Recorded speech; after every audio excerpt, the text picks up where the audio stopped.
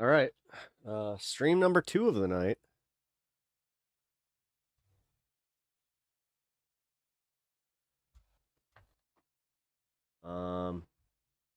Oh, good. I'm glad that my bitrate is still completely low. Awesome.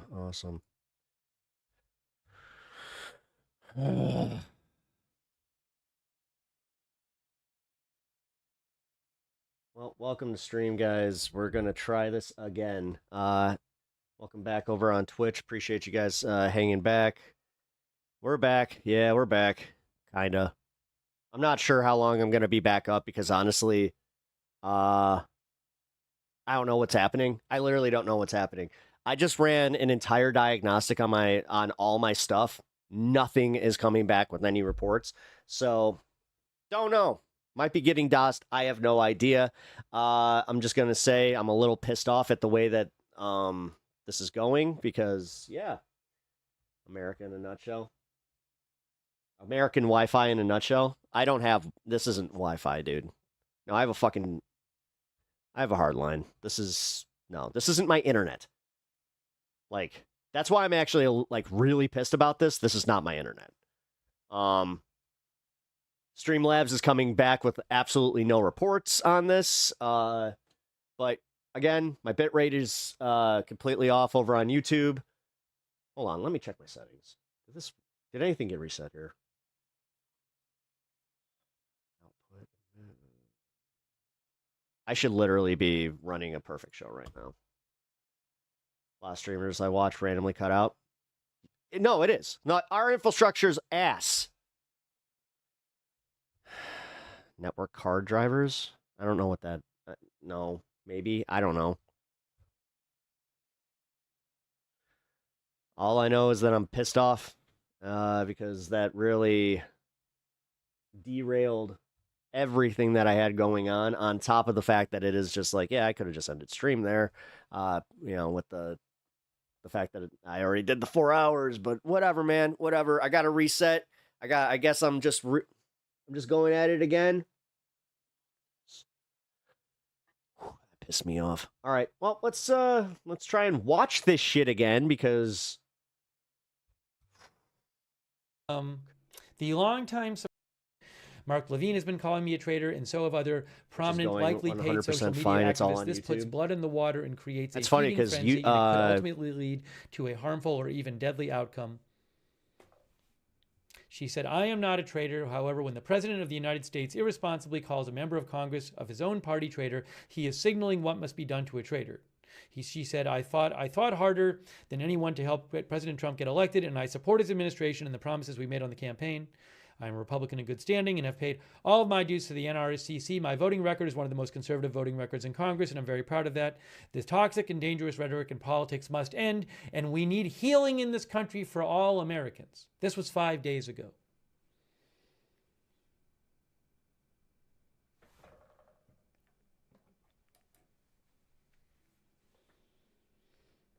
Okay.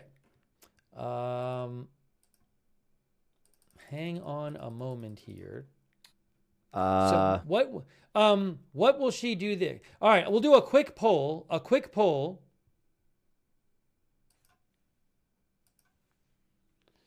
do that in a minute. Will Marjorie Taylor Greene run for Georgia governor? We'll run this as the fun half of the stream tonight. I'm gonna smoke here in at the 20 mark because that would be the 420. And then yeah, we're just gonna ride the. Now, I don't even know. We're just gonna ride it out. Like whatever, guys. I don't care what the viewer count is tonight. We were doing really well there. How many did I end with that stream? Because yeah, pretty good. But whatever, man. Said about this in the past. Maybe she said she won't run or whatever. But at this point, the new stream. I mean, hell yeah, please do. She hadn't resigned before, so yes, we're back. Hey, Tony, Pinkerbell, Etch, Natch, LT. Thank you for for all making your way back here. Everybody over on YouTube or on Twitch as well. Appreciate that. Just to do it, just to ask the question. Sorry, not to sidetrack there is you. a Georgia No, it's governor all right. election. It's not sidetracking, but I'm not going to run that while I'm streaming. Even if it needs to be updated, then it needs me to restart my computer. There's no point in troubleshooting something when I restarted stream. Oops. Oh, my gosh. Sorry, I'm salty and I'm like in a bad mood now because that really took the wind out of my sails. Half of our audience is in stitches right now laughing, and they'll be laughing for hours and hours about my misspeaking, because it was so funny. Ew, he has something on his lip. That aside, there is a Georgia governor election in 2026. I was worried about spitting a piece of popcorn. This guy's rocking something on his lips. For those of you who do not think that was the funniest. Is Steve the basis for Tim Pepper's voice? A little bit, yeah. Thing you've ever heard.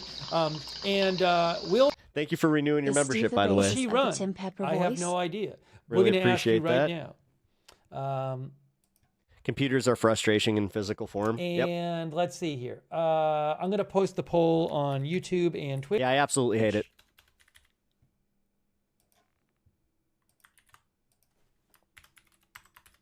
Also, shout out Kaz for being technically my my techie. Okay, let's see what he helps me anytime I have an issue like that. Wait, Kaz, what's going on my computer? I said, will she run for governor in Georgia in 2026? Now, there's a Senate seat available. Well, there's a Senate election All right, we got in 3 Georgia minutes. in 2026. Obviously, presidential election in 2028. Will she run for any of these things? But my question specifically was, will she run for governor? I have no idea. She could run for governor and also run for president. Or she could run for senator and run for president. But whatever, I guess that made it a little more palatable. Our YouTube viewers say, here's what our YouTube viewers say. Oops, that's not how I wanted to do it. Let's do it this way. Here's what our YouTube viewers say.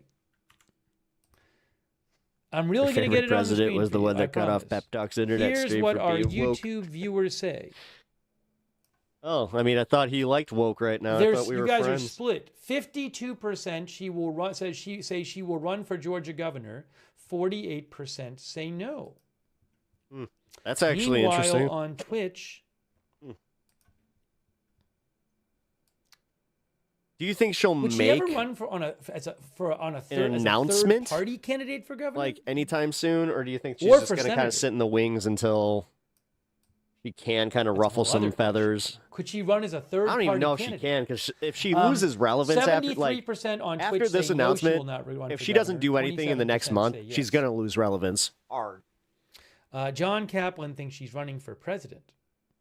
Some of our viewers think she's going to run for president. In a third party? John, our viewer, says she's not done yet. All right, I'm gonna in a second I'm gonna play her statement again, because I know some people didn't see the start of the stream. And again, I think the best way to understand what's going on here is to listen to what she said. I'm gonna go check what the betting app is saying. Oh yeah, herself. Definitely. She made a nice bag. Did President might just go Trump off into the sunset. That was kind of my thinking. About her. Write a book. Nothing from President Trump about her. Yeah. Now, another interesting thing about all of this, oops, you know what? I messed up. Another interesting thing about all this is she's going to leave on January 5th. How long does it take Georgia to replace her in her seat? I don't know what the Georgia law is about. If she resigns, can the governor appoint a replacement? All right, no. You don't get to do news too and then not use Google for this answer. Come the fuck on, man. I'm a stoner streamer. You don't get to do this. There have been numerous cases in recent years when somebody left or died and it took a while to replace them. If it takes a while to replace her, that will reduce the slim Republican majority in the House by 1 seat. I don't know, again, how it works in Georgia. I'll try to find out. I hate that I put in more work than this asshole. Okay, so thanks for voting in our poll. All right, let's watch what she said again. You know, just to understand where she's coming from here. Oops.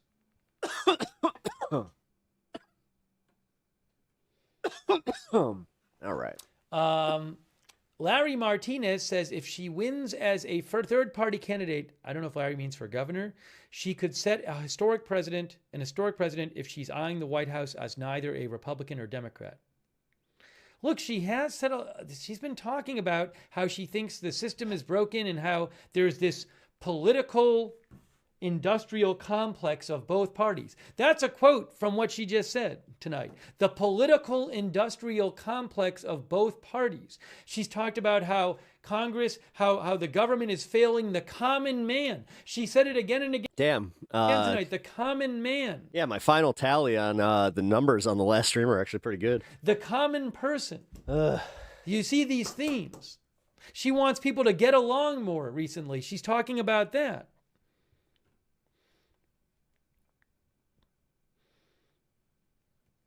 Quick thanks to Rita. Rita says maybe some kind of deal with Real America's Voice, who her boyfriend Brian Glenn is a White House correspondent with. But the thing is, I guess, Rita, isn't Real America's Voice known as more of a right-wing outlet? See, yes. I guess my point is, if she has been talking... Yeah, she's about to get cooked by the right wing. A lot lately about... I mean, she says she's a Republican. She's for these MAGA policies. But at the same time, she's also been saying, both sides should get along. She thinks there's too much, hostility on both sides. There's this political industrial complex of both parties. So I feel like, if she goes to like a left-wing affiliated outlet or a right she won't. Oh my God, TYT is it. It seems a little off-brand. TYT fits the mold for her, if she's trying to kind of appeal to people on both sides. Now, yeah, with Anna Kasparian, oh my God, she's going to be the replacement for Lindy Lee. That doesn't mean she couldn't. It's just my thought on the matter. If she goes to an outlet that's known for supporting way more one side, I'd say the same thing if she ended up on MSNBC. That's not going to, that seemed, just what I'm hearing from her seems like she wants to bring. Sylvie, all this is still so new that, like, we are literally breaking the news here. That's also why I was bothered by that stream drop in the way I was. Wants to attract supporters from both sides with what she's saying. That's a thought, though. You might be right, Rita. Thanks, Rita. Thanks, David. David L3, who thinks Trump is furious about the Epstein vote. He thinks Trump yelled at her, called her a traitor, and now she's resigning. Thanks, Tyler Martin, for your support. And Gringo, thanks, Gringo, for being a member. Thanks, Spring Wallace. Spring Wallace thinks Trump broke her. She's populist, America first. She's not thinking straight. Wow.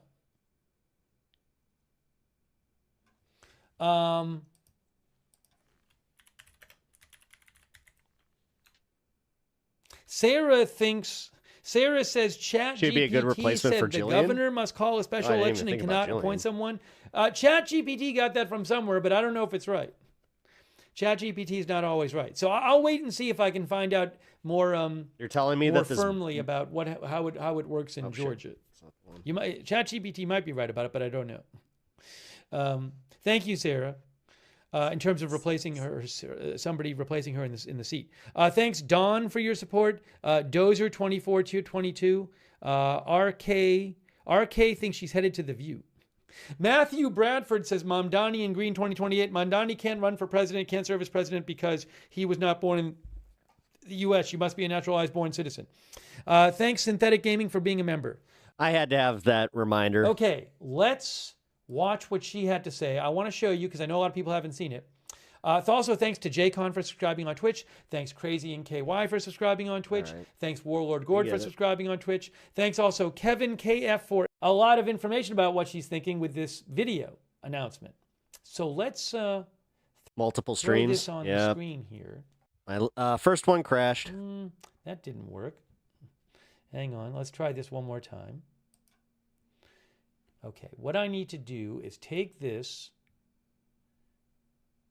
do this, do this. Not exactly thrilled about it. We're good to go. We're good to go. We had a Here it is. Here we is really Marjorie did. We had Taylor a good Greene's announcement. We had a good flow going. I was ready to cover this for, again, You know, the what next I'm few gonna do, hours here, if I'm gonna needed. And grab this and yeah, have the time so you can see that she posted it at 8:01 p.m. Eastern time is when she posted it. There it is. now I see that I'm There it is. literally competing with some of the, yeah. So here is a listen, a stunning, stunning announcement that Marjorie Taylor Greene is resigning from Congress. All right, let's take a look at a few more streams to see if anybody else is covering this stuff. Not even streams. Just some live updates.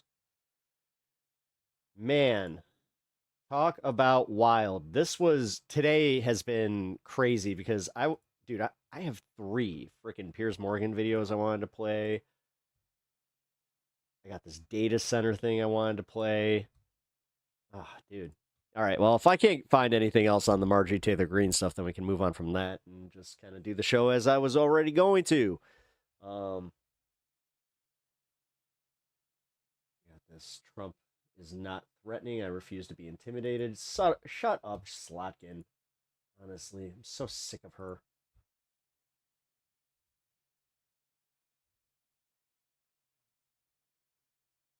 All right. That's right here. All right. Doesn't look like there's anything really coming out about it outside of print publication.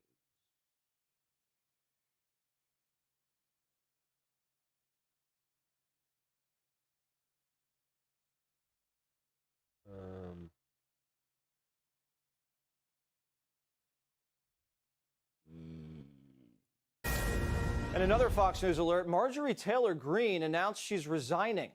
Her last day will be January 5th. MTG is a powerful voice in the party who recently had a falling out with President Trump, and she put out a statement today. I have too much self-respect and dignity, love my family way too much, and do not want my sweet district to have to endure a hurtful and hateful primary against me by the president.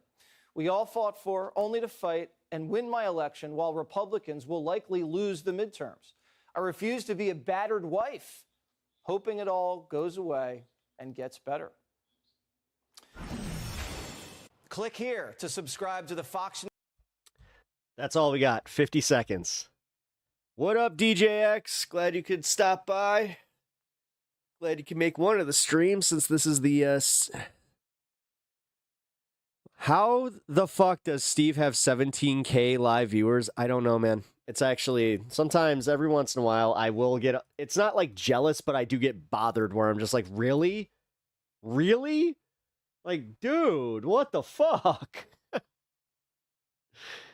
This is why I say, guys, share the stream as much as you can. The big thing is, like, yeah, I found out that, like, when you guys renew memberships and gift membership, like, memberships apparently play a big deal over in YouTube, so always appreciate that. But like I have also been saying, it's the like button. You got to hit that thumbs up and then share the stream. Make sure you got the notification bells on, all that fun jazz, man. Her last day is January 5th. Oh my. Unborn babies, because I believe got health insurance over the past 5. The district is filled with some of the most wonderful. I spent millions of my own money. I missed precious time with my family that I can never get back. And I showed up in places like outside the New York courthouse in Collect Pond Park against a raging leftist mob as Trump faced Democrat lawfare. Meanwhile, most of the establishment Republicans who she want to just, like, I don't know, give me a K, secretly hate him and who stabbed him in the back and never defended him against anything have all been welcomed in right after the election. And I do have to, like, will never forget the day I had to leave my mother's side as my do that. Hey, you like this? You will like this guy. Father had brain surgery to remove cancerous tumors in order to fly to Washington, D.C. to defend President Trump in true conviction. So absurd and completely unserious. I refuse to be a bad path ahead. I'll be resigning from office with my last day being January 5th, 2026. and I look forward to seeing many of you again sometime in the future. May God bless you all, and may God bless America. There you go. So, I mean, many times in that speech, she talked about the common American, common people. She says that both parties are not serving the common person. Government's not serving the common person. You have to own this because you're the one who let the Republican Party go to hell in a handbasket because you reaped all the benefits along the way of getting to pack the judiciary. That's what you wanted. And you got it. She says that there is a political and you industrial sold out your own party to do it. Parties. You made alliances with these hate groups. You made alliances. Separating the two, they are one and the same. That is what they have. Cori Bush to the party to do it. This isn't coverage. This is her worst moments. Thank you, though.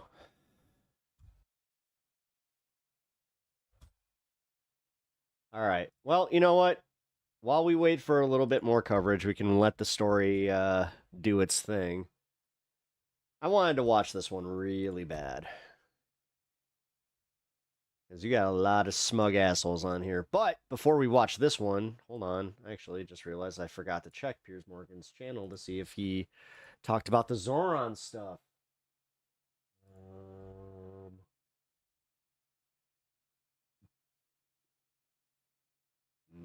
No. All right, cool, perfect.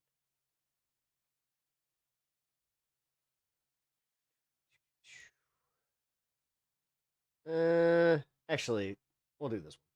Turning now to some of the other big questions which have roiled our viewers all week. I fucking won. I defeated the cancellation. I defeated the blacklisting and the censorship. I'm the #1 political streamer in America. Oh, now they want to talk to me. He's the #1 political streamer in America? Great. It's been a pleasure getting to know you, and I hope you will be there for the rest of my life. I hope you'll let my friendship be one of the things that you're learning how to let in. Let me explain something to white people.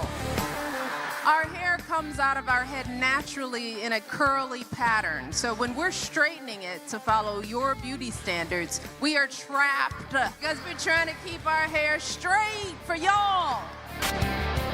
Quiet. This is the end of These are the Trump administration. This is the beginning of the lame duck presidency. Turning now to some of the other big questions which have roiled our viewers all week. Does everybody need to be educated about black beauty? Michelle Obama says yes. MAGA cheers Nicki Minaj for backing Trump on Nigeria's Christians. Do we care what somebody thinks again now? What a weird comment. Tim was on Piers? No, he's commenting on Tim Dillon turning on Trump. Movie stars. And after Piggygate, is the US president sexist or just rude? More importantly, is he losing the manosphere? Tim Dillon says it's over. Let's look at Trump here. And I do think, unfortunately, this kind of is the end of, and I say unfortunately, not because I care, truly, but I say unfortunately because it seems to not be doing anything good for anyone. This is the end of the Trump administration. Yeah, I'm just figuring that out. You know, I was too focused on my own grift to recognize Trump's grift. This is the beginning of the lame duck presidency. I had an awakening. You know, I had to get some new paneling behind me first. Then I also had to get another paycheck from some bigger company. We're not going to go into it. But I had that, and then I had an epiphany. Well, join me to debate all this are Andrew Wilson, host of The Crucible, Isabel Brown, host of the Daily Wire's Isabel Brown Show, the lawyer and commentator Paula Roan Adrian, and Brian Shapiro, host of Pushing the Limits. Well, welcome to all of you. A perfect panel. It's my hat, brother. All this stuff. I'm putting on many different hats today. All right. Is it over? Extra, read all about it. Piers Morgan's covering a gamut of subjects that no one cares about, stoking the culture war. Extra. For Trump, has he lost the manosphere, the broligarchy, and is that therefore the tipping point for the beginning of the end? Donate for the pepper hat. Yes, the pepper hat that I have hung up, so well here. Yes, the pepper hat. We hit 100. We hit the pepper hat. And then I wear it until I can no longer no, wear he it. hasn't lost This it. thing's itchy as fuck. The thing is unless Trump, the main thing Trump needs to focus on is mass Did he get migration. divorced? Oh, did he get divorced? Did he have to move to a smaller place? That's what people put him in office for. That's what people want to see. They want to see him address that Watch me eat crow, and it's like, no, he went and bought a mansion. singular issue, especially the younger voters, especially the younger men. Until he does that, he's going to always be Chainsmoker slipping McGee. in polls with them. And I didn't know that his wife was technically, with child by other men. I didn't know that he had bastards in his family. he's going to be slipping in polls with his base, period. That's The harlot wife that he just, what he's there to do. So Tim Dillon's point that he's making here, he says, look, he's losing support for you. Fuck. My mom lost a friend over getting remarried because technically that's against the religion. Younger men. That is true. He does need to address the mass migration issue. That's the issue of the time, and that's what people put him there for. Yeah, Brian Shapiro, I mean, on immigration, many would say that what he's done on the southern border has been a big success. They would agree broadly with the principle of deporting undocumented people in the United States who commit other crimes, separate to their visa status. Where the big flashpoint has been over just rounding up people who are undocumented. Why does she always look like you just flashed a bright light at her randomly? And either threatening or deporting them. But, I would say his base have been quite happy largely with what he's done there. One of the big things that's become a stick to beat him with is It's actually exhausting to do this face. whole issue of transparency, be it on the Epstein files, be it on, the JFK files, be it on the murder of Charlie Kirk, Like an owl? She does look like an owl. all these things. She looks like she's on something.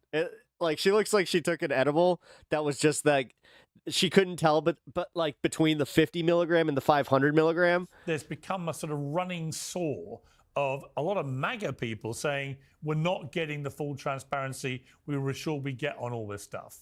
How damaging has that been, do you think? I think it's extremely damaging, Pierce. The idea that this is the most transparent president and administration in years is absolutely absurd. They campaigned on it. Donald Trump and so many of his supporters. He has a room window. Released the Epstein files. We saw what they did with Jack Posobiec and so many other Trump supporters out there in D.C. with the binders. We know what Pam Bondi said. Now every single time a reporter asks him about it, he attacks them or they're Miss Piggy. He's unraveling by the day. I do use Tim as a barometer of how normies and mainstream is perceiving things. If Tim thinks that Trump is fucking up, that tells me the majority also think that he's fucking up. Yep. Hey, we all know why Donald Trump doesn't want anybody talking about the Epstein files. We know why. Because he's all over them and he Extra. Read all about it. Tim Pool removes beanie, revealing he has a bald head. Extra. has something to hide. The entire administration Betting markets were flooded. has been hiding this for him. Pam Bondi, One guy that was just like, you know what? He has hair. Who was asked under oath 7 times, did you tell Pam Bondi that Trump is in the Epstein files? Couldn't even answer the question. So the idea that this administration is transparent is like saying that the earth is flat, Pierce. All right, Isabel, I saw you putting expressions that suggest you didn't entirely agree with that thesis. So your response? Well, of course, transparency should be important to every American of every background, and we should be fighting for that in any presidential administration. Those of us who have been paying attention. Tim ditches the beanie. This motherfucker's out of a job. For years, Piers, we're asking where the heck is the president of the United States at 2:00 p.m. every day under the I have children to feed. You didn't know I have little peppers to feed. Oh, kickflip. Admin, when seemingly he went to the residence to take a nap and called a lid on the media almost every single day in the press briefing room. So regardless of where you fall in the political spectrum, it's something important to fight for. But the suggestion that President Trump is somehow unraveling before our very eyes, I think is really shallow and very silly. Like the jar, right. What's interesting to me is people are I've been so preoccupied with all the news going on that we can still guess. Yes, look, not quite sunken yet. Almost. Ooh. I cannot wait to actually in an approval rating among the Trump administration, specifically zooming in on young people. And from my perspective, I think we're really missing the mark on why that dip in approval rating is happening. It's not because young people are abandoning the cause of MAGA or being Why does she have a picture of a Mountie? America first or suddenly jumping ship. Anybody realize that the White House with the Washington Monument behind it totally looks like a dick? To embrace the Zoran Mamdani. I mean, it already kind of looked like a dick, but I mean, now it really looks like a dick. And radical socialists of the world. Rather, I would argue, I think young people are frustrated because the administration hasn't yet been conservative enough with the expectation of governance on offense that young people resoundingly voted returning President Trump to the Oval Office. People are looking for an immigration moratorium, giving H-1B visa job opportunities appropriate to American citizens. We're looking for more mass deportations. We're looking for the ability to buy a home so that we can revive the American family again. And we are seeing the baby steps to get there start happening at the White House. But I keep staring at it now. Thanks, Pep. Hey. We're looking for a full court press ahead, not just baby steps. You're welcome. If I got to see you guys. I just want to ask Andrew specifically, actually, about Nick Fuentes' role in all this, because he is gathering a lot of momentum, indisputably, capitalizing on all this. How significant is he in this ongoing debate?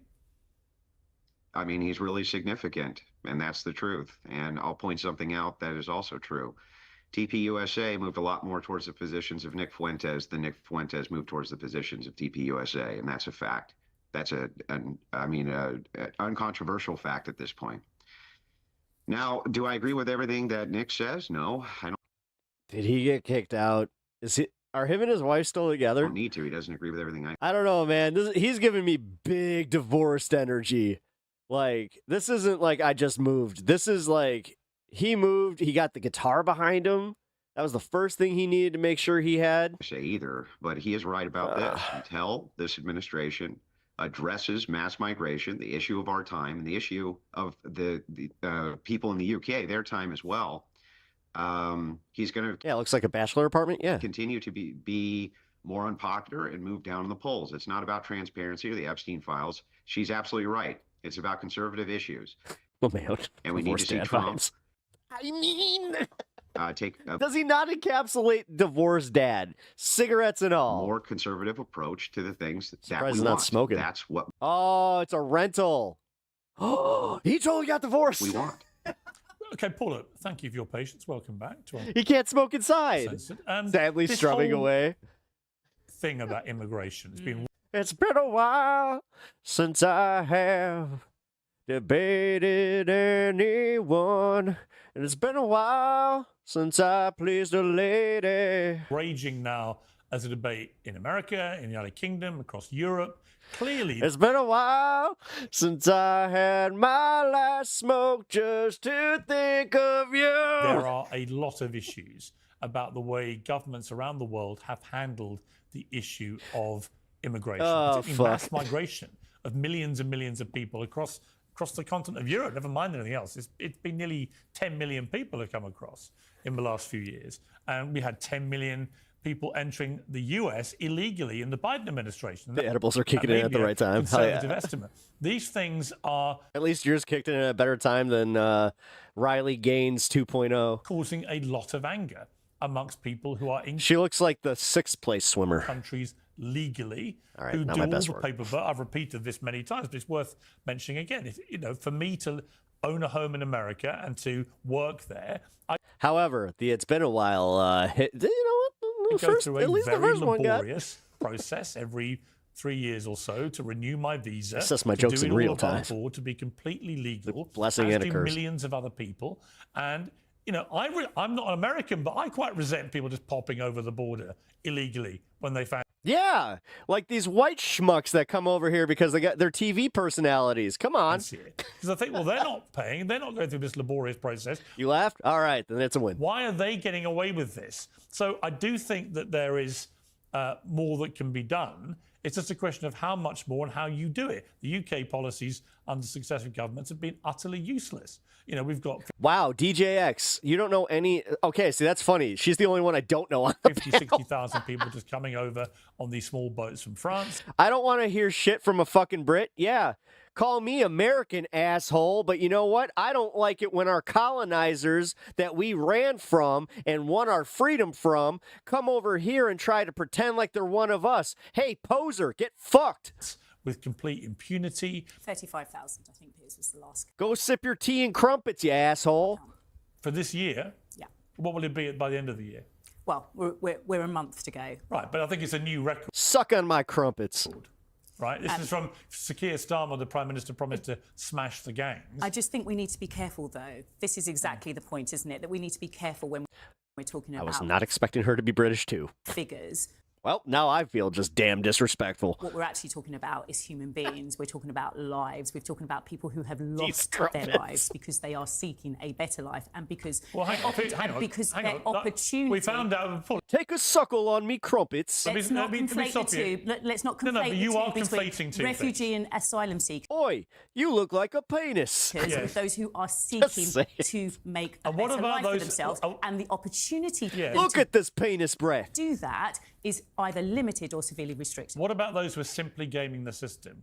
There was a purge, for example, specifically with people coming on into Britain illegally from Albania. Turned out 15,000 Albanians in 1 year were just coming over who were young, perfectly fit, healthy people, male predominantly.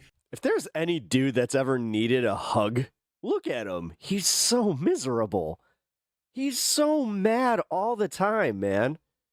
Like, he can make fun of me all he wants. He can make fun of all of us lefties or anybody he's ever debated. But my dude looks just fucking straight up pissed off all the fucking time. Who wanted to get a better economic life for themselves. They're not asylum seekers. They're not refugees. Robin, her accent surprised me. Hello, what are we watching? We'll catch up. We're watching Piers Morgan just randomly talk to our boy Andrew, and I forgot her name, but I think my theory is she took an edible and it kicked in at the wrong time. And then you've debated him? Yes. He was my first online debate ever. Refugees. They're people who... It was a tag team, so I'm not sitting here pretending that I was a main event. I wasn't the main event that night. No. Gotta. Yeah. Tag team action it was. We had the mega powers with pep talks and some other guy. Didn't quite catch his name. He debated pretty well, yeah. Had COVID during the debate, But it was him and this guy. Speakeasy, yeah. Gonna be debating on his platform coming up here soon, But yeah, no, for real. I actually, I debated him on Modern Day Debate. Who live in Albania who just want to come and try their luck in the UK. I don't blame them for trying. And that's where, I'll spill the tea. Yeah. In the green room, when we were, preparing for the show, he couldn't have been nicer. But a system that just allows 15,000 to come in as we did in that way. And we had... He seemed, annoyed that we were actually debating. A word with the Albanian government, did a deal, and suddenly it was stopped. But it should never have been happening to start with. Every so often, there's a piece of cinematic entertainment that just feels bigger and bigger. Not another Hollywood reboot, but an epic story of courage, faith, and meaning. The Daily Wire has gone all out. Oh my God. He's intrigued. He's doing the Daily Wire movie. You don't blame them for trying because, of course, you understand what it is to have ambition. No, I don't blame people. So, you know, I don't blame people I'm for trying grateful to get... that you've said. You know what, though? I do recognize your voice in one of Jake's animated wrestling videos. That must have been you. Yes, that was. Let me clear. Let me clear. That was me. Well, hang on. Let me be clear. Uh-huh. I don't blame anyone for trying their luck, right? The world is full of people that do that. But Jake's awesome. I love Jake. Multi-millionaires and billionaires who try their luck. But as Ronald Reagan so do another crossover coming up here. put it, if you don't have a border... Next time I'll just have him on, though. Don't have... I'll break it up where I have him and Alex on, and then we can do, a fun show. A country. Right, and that is obviously true. I honestly want to have Christina and Alex on at the same time, and we can do some comic talk. True. And the way that I'll have maybe 6 viewers, but it's okay. We in the UK have tried to manage our border has been ridiculous. I mean, there's a great irony today that new figures came out about legal immigration numbers, which are now falling quite precipitously. No, I deserve a hug more. No hugs for him. In the UK, from a net migration in 2023 of nearly 1 million people in a country of just under 70 million. So a vast number of people coming in with the government's endorsement. My report came back. It's my modem. Coming in legally. Yay. Mainly people we wanted to come in, bringing in all sorts of dependents. So nearly 1 million people in 1 year. Obviously completely unsustainable on already creaking public services. And what's happened in the last year since the Labour government came into power?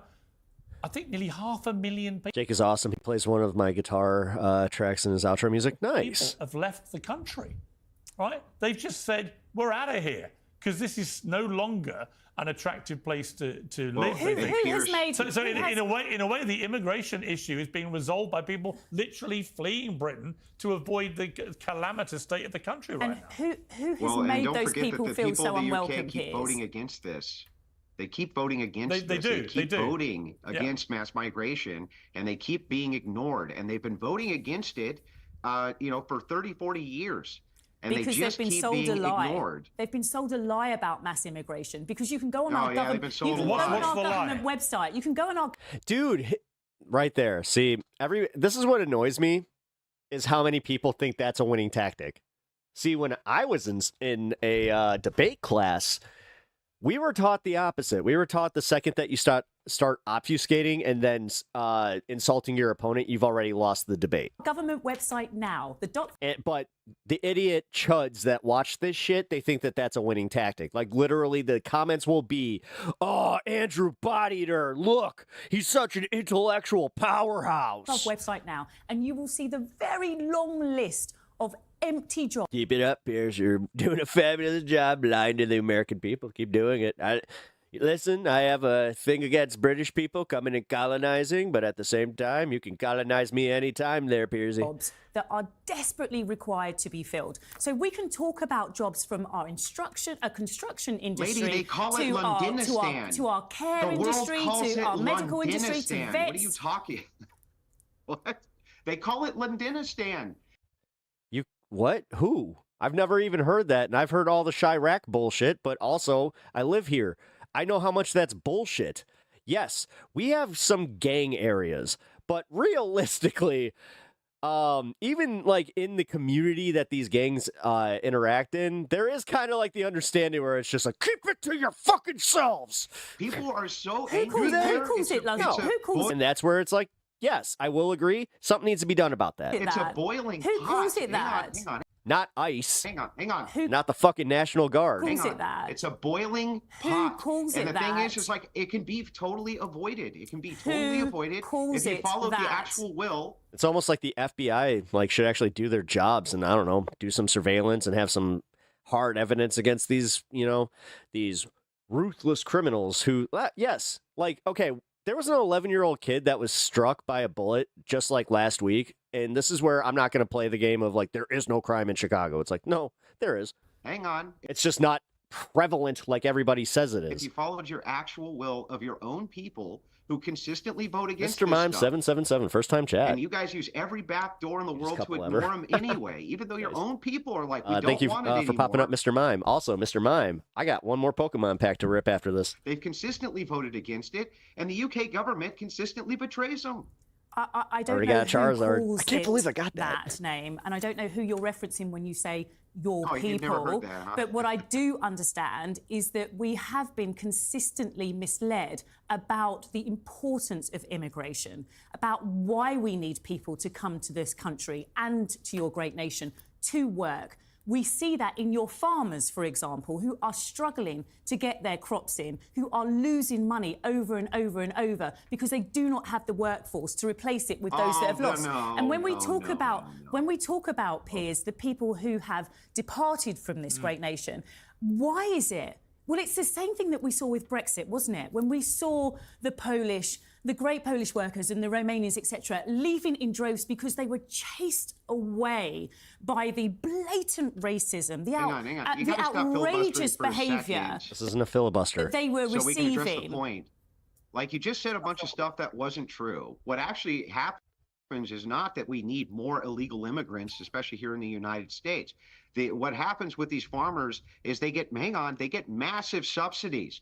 Roughly 72%. We were looking up stats during Looney's stream today. Out of 76K detainees of ICE, 72% have no criminal convictions. Yep. There's more, actually, because of the criminal convictions, a lot of it was traffic infractions. The people is that we don't want mass migration, and a country is made up of its people. Our people don't want mass migration. The people in the UK. This guy would be easy to debate. The thing is, he's easy to debate on the merits of like everything, like, and also he is easy to shake because if you match his energy, he does kind of go like, whoa. That's what happened with me. Like that was my winning move. If I won any part of that debate, it was when I called him a dick to his, like I just called him a dick, where I was just like, Andrew, why do you have to be a dick about this? He's like, what? I'm like, you're being a dick and I'm going to match your energy about it. And he just kind of like stopped. Okay, don't want mass migration. And he did. He kind of like got a little bit nicer to me after that. GDP argument is not going to help you with that. You understand? Every country, there's more important things than second-class slave laborers to fill your pockets. Of mass migration. They don't want mass migration. Every country has grown great from mass migration. So to deny that is misleading society. You're letting them control the narrative by even saying the term mass migration. It's not. Because when they hear mass migration, they think thousands and thousands of people coming over the border. We continue to need There's a reason that they use these terms and they create these visualizations. Mass migration to grow our economy. It's a very basic fact. It is not misleading to say we have let too many people come into Britain, both illegally and legally, in the last few years. You would agree with that? I accept that there is regular immigration and irregular immigration. I do not accept that human beings are illegal. All right, I agree with you about Brexit. I voted against Brexit. My worst fears are being materialized. And you talk to any hotelier, restaurateur in any of the major cities, they can't get the staff anymore because they've all disappeared, right? And that is that's been a real problem of that. But there's another issue, which actually we can discuss as a group, I think, here, which is if you look at the numbers of people who are out of work on benefits, in other words, the state is paying for them, a very large number now in the UK, it's like 5 million in total, over 1 million of those are off work with anxiety. When did we as a society, Paula, allow millions of people... Andrew can't know if people have voted consistently against it because there's no public voting record in the UK. People to simply say, I'm feeling a bit anxious, I can't go to work, the state has to pay me. This is ridiculous. Well, I don't recognise what you've just said. I just told you. I don't recognise what you've just said as what is happening. Well, you sound like a politician. I appreciate... You're not denying the facts, surely. Well, what I understand is that to get signed off sick from work, you need to go and see your GP. So what you're suggesting to me is that a professional is now complicit in defrauding... I'm saying it's a load of old baloney. But that's what you're saying. I'm saying it's a load of old baloney. Is complicit in defrauding our benefit system. Well, I'm not suggesting that. I'm saying a lot of people So that means that the people who have been signed off work sick have been signed off work sick because they are sick. And let me tell you, Paula, it's a load of old flannel, and you know it, right? Anyway, let's get back to the bigger picture of Trump here. Isabel, Donald Trump came in with a very clear mandate to do a number... All right. You know, I said something about mouth breathers recently because I have a deviated septum. I don't think she has a deviated septum. Number of clear things. From your perspective, how many of those things is he getting right? And where do you think the peril is for Trump? Yeah, I want to come back to that in a second, Piers, because I just have to say, as an American watching this, and we try to lend our platform on... How in the fuck you going to have the best mic setup out of all these people and have the worst sound? My show and the Daily Wire to amplify the British plight right now that is happening with the complete invasion of your country and the it was our internet. Never mind. Destruction of British culture. But by whom? Sorry, who are we being invaded by? I'm an immigrant. Are you suggesting that I've invaded Britain? If you are immigrating to a country appropriately and assimilating to that country's culture, more than welcome with open arms. But what we're watching in the UK right now is not immigration. It is immigration without assimilation, which is by its very nature... I'm telling you, he got a new apartment that he can't smoke in. Invasion. We are watching the destruction of British culture to the point... Either that, listen, either that, or this is the fairest assessment I'll have of it. He's out of town, he's staying with his family or his brother or whoever, and he can't smoke in their house, but he needed to do this interview. That Christian singers on the street are being told... His sensu cigarette. It is illegal for them to sing Christian gospel music while you can play the Muslim call to prayer. Vegeta? What is that? times a day. It's my sensu cigarette, Kakarot. Sorry, can you just identify to me? Oh, did you know that smoking's really bad for you? What you understand British culture to be? Shut so up, that I shut can up, then shut respond up. appropriately, because I don't understand that British culture is in any way being diminished by immigration. Called a radical extremist. People are being called racist and xenophobic for flying the Union Jack. No, you dummy. No. You realize that that's because they don't have an American sentiment. You're so used to flag waving and like patriotism. They don't have that in England. They don't use the Manchester cross and go like, woo! We love that white cross on that white flag. Woo, boy! Because you're also a fucking moron and you don't understand that that's not Britain's flag, you absolute buffoon. In their homes or out on city streets. The Union Jack is for the UK. You are so stupid. People are being thrown Not in their homes, they're not. I'm not aware of that in their homes. But are you saying that it's a part of British culture, that that's what you're saying has been under threat? To raise the flag within our homes, because that's not something... God, she's being so American right now. Yeah, she's proven that she's an absolute R word. I'm getting better, guys. I'm getting better. I recognise. I almost said it, because she deserves it. In order to identify the problem here, British citizens are being thrown in prison for years and years and years for retweeting concerns about their inability. Explain the culture like you know it better than someone who actually lives there? Yes, that's exactly how that goes. To seek a job in the workforce. She might have been there one time, too, which, you know, she's an expert. Being taken over by someone who just showed up. Why does Andrew look like he has a third eye that closed permanently? 5 minutes ago, or their taxpayer dollars being used to pay for social services for those who are not legitimately seeking asylum or refugee status. We are watching the United Kingdom crumble before our very eyes. Well, I would say, all right, hang on. Let me put up a little hand for my country here. I'm in my country. I don't know, when were you last here, Isabel? I was last there last year. I was there in Scotland. Okay. Oh, Scotland. And did you feel in fear of your life everywhere you went from this invasion or not?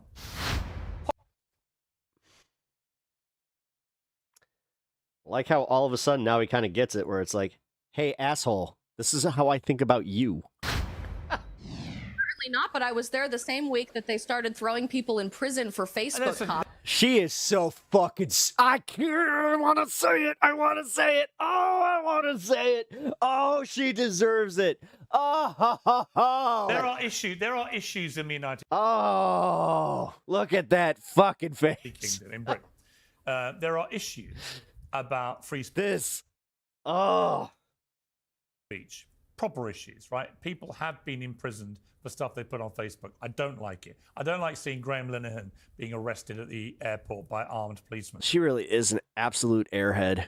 For jokes he put on X a few... Like, why does she look worried all the time? It's almost like she knows that she's full of shit and she knows she knows nothing. Months before. All that stuff is ridiculous. I don't like the fact that seemingly a quarter of all the people now on benefits in this country are people suffering from anxiety. We've become a soft, weak country, and we're enabling people to play that card to avoid putting in a hard day's work, and they're getting paid by us to sit at home. I don't like any of that. Dude, you're on TV. Shut the fuck up. Shut the fuck up. While you put in hours, it's not necessarily hard work. Don't. Right? I do think there are some issues on the immigration thing which are... She's a scared Karen. Oh, yeah. Serious. The small boat scandal, which it is, the tens of thousands of people just coming in on boats all the time, especially when the weather's good, is terrible and has to stop. We lost the plot completely with legal migration, allowing way too many dependents to come in. Our public services simply can't cope with the avalanche of people that were coming. However, the idea that we're living in some kind of Islamist state now and that nobody can walk the streets of London without fearing for their life is massively exaggerated. So I do think there's good... Well, that's literally what you do, dude. You do the same to us. This is actually kind of rich. And it's been... I hope that one of them calls him on that. It's up a lot in America, I have to say, where I say to my American friends, you really need to come to London and you need to sort of walk around. I mean, just walk around. Trust me, I was in... Dude, I got robbed in Piccadilly Circus. New York LA. It's one of, dude. I had more of a violent mugging in London than I did that I've ever had in my own hometown. In Miami. Have I been mugged in my hometown? Yes. I don't feel any more right in front of the House of Blues. Or a fear than in London than I do any of those things. That sucked. So we've got to get perspective here. However, let me keep my phone and my ID though, because I just asked. I was like, dude, my phone's worth nothing, and you here, just take the other stuff. Can I have my ID? I don't want to go to the DMV. There are fundamental points about things like free speech, about I looked at me like I was crazy, but I was just migration, which there are legitimate concerns being raised by legitimate people who actually are right. These things have to be dealt with, and they're not being dealt with. Absolutely. And I think often our media tends to exaggerate some things as well, Piers. I was in New York 2 weeks ago and had a lovely experience. And I think the fear certainly is reaching an all that sucks. Yeah, it did. All new time high in old media, which is why new media like this matters so much. But when I see took my fucking keys, I had to have my dad come out with an extra key. They didn't even try to go to my car because there was no way they were gonna find it. Mom from San Diego fucking took the L, you assholes. For example, take a trip to Birmingham in the UK and proudly proclaim on the national and international stage. I had to get a new lock on my fucking home door. The UK will become a Muslim country. America will become a Muslim country. But why would you give that any thought whatsoever? Why would you give that any credence? So if I came to your beautiful nation tomorrow and stood on your try to censor that next time. I allowed that a little too quick. Street and said, use the star. Like, can we start using the star method if you get like the first initial ban or like the not ban, but you know, my fist held censor. high. This is it. I am now going to conquer America. Honestly, you would take me seriously and see me as a threat. Of course you wouldn't. So why are you taking this individual as somehow gospel and that they must be listened to? All right, look, it's feeding into a fear that doesn't exist. Okay, I'm actually sorry, Brian. You want to say something? Yeah. I'm sorry, Pierre. I was just going to say it's interesting that she didn't answer the original question, which was, do you feel Donald Trump has fulfilled his promises? I didn't get an answer from her on that. And I just want to, if I can respond to that real quickly, is the war over in 24 hours? I'm just curious, have prices been plummeting or has inflation been up for the last 5 months? How have those jobs reports been? I'm just wondering, I'm just curious, is there peace in the Middle East? Remember when he said there was peace a few weeks ago and we had a ceasefire deal? I mean, the only promise he really kept was he was going to, pardon a bunch of January 6th insurrectionists, some of whom beat police officers with their own batons. Some of them are back in jail. So I noticed she didn't answer that question.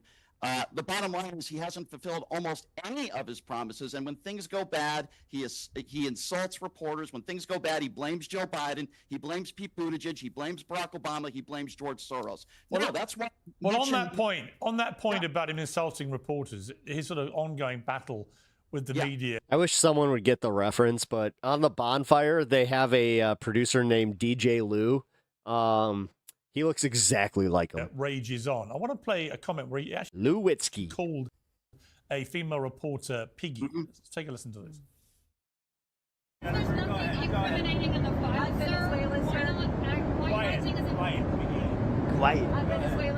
Quiet. It's Brian, the fucking what did you weird. feel when like, you watched that? I'm absolutely repulsed by that. First of all, he's the president of the United States. To call somebody Miss Piggy, he's supposed to be a leader.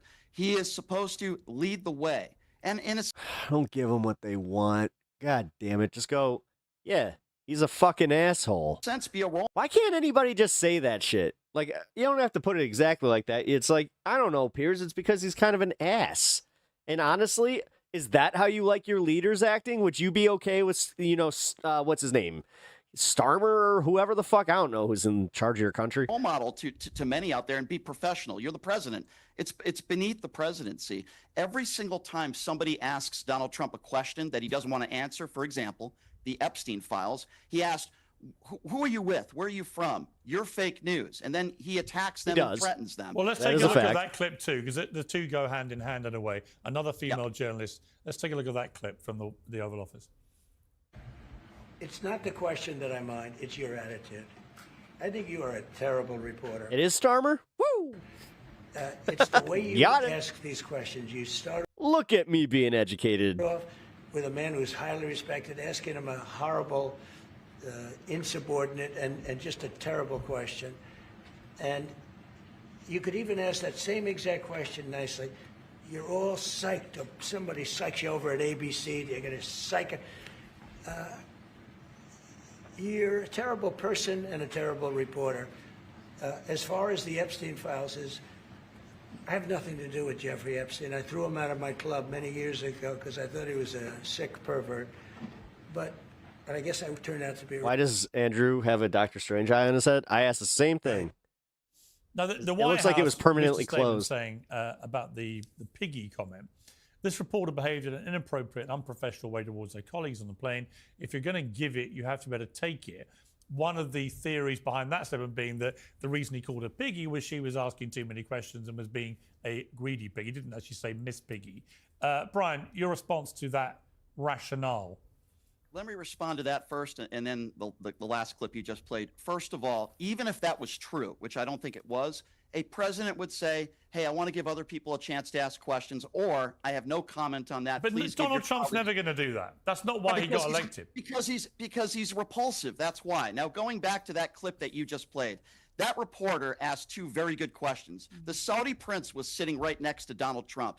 Our own FBI concluded in an investigation that he was responsible for the murder of an innocent journalist. That's a good question. The second good question she asked, respectfully, by the way, why won't you just release the Epstein files today? Why do you need all these Republicans' approval on it? She asked it respectfully, and even if she was disrespectful, if you don't want to answer the question, then just say, next question. Can you imagine if, I'm going to tell you something, if Joe Biden or Barack Obama called reporters Miss Piggy, or if Barack Obama or Joe Biden, or quite frankly, any Democrat answered a question in that If it winks at us, I'm dipping. fashion, I'd be calling them out as well. But MAGA Republicans, so many of them don't seem to have any problem with that. It's beneath the presidency. Okay. He proves it every single day. Let me ask Andrew what your thought is of the piggy comment in particular. That was hilarious. Yeah, who cares? These people call him a fascist. They call him a rapist.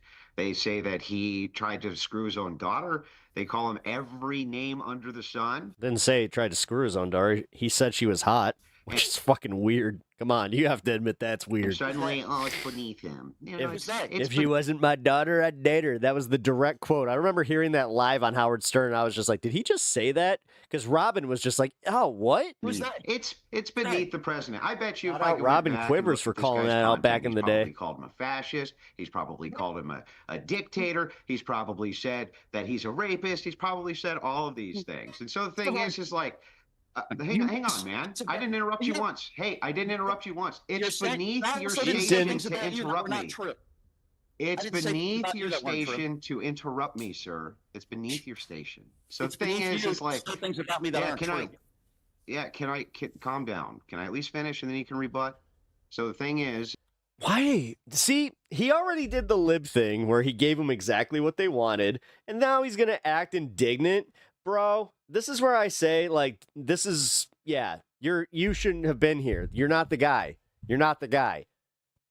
Is that they call him everything. Like, fuck. Stop giving in every time. Look how mad you are at this guy. You don't have to like him, but you apparently do this professionally enough to where you signed up to go on Piers fucking Morgan. So you would think that you're comfortable enough to debate somebody even reprehensible as Andrew.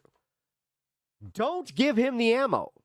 Don't be outraged at the fucking, like, the gotcha. I thought it was reprehensible. He called her Miss Piggy. Under the sun, and this guy says one thing crashed anybody. Fuck, dude. Just say, yeah, is that becoming, again, my point was way better. Would you be fine if Keir Starmer started saying that about reporters that are on your side? No? Well, then shut the fuck up. You understand how bad that was. and everybody loses their mind. It's like, these are not good faith. Did he jam a coin up there? At all. He might have. This guy knows. I know that was a thing. Even if he specifically hasn't, his entire party has been calling this guy a fascist and everything else, and a totalitarian dictator, and saying that he's a rapist, saying that he's a multiple felon, and they do all of this and run these hit pieces on Trump. So, of course, occasionally he gets upset and he says something back, and then suddenly he's like, oh! Let the paper boy talk.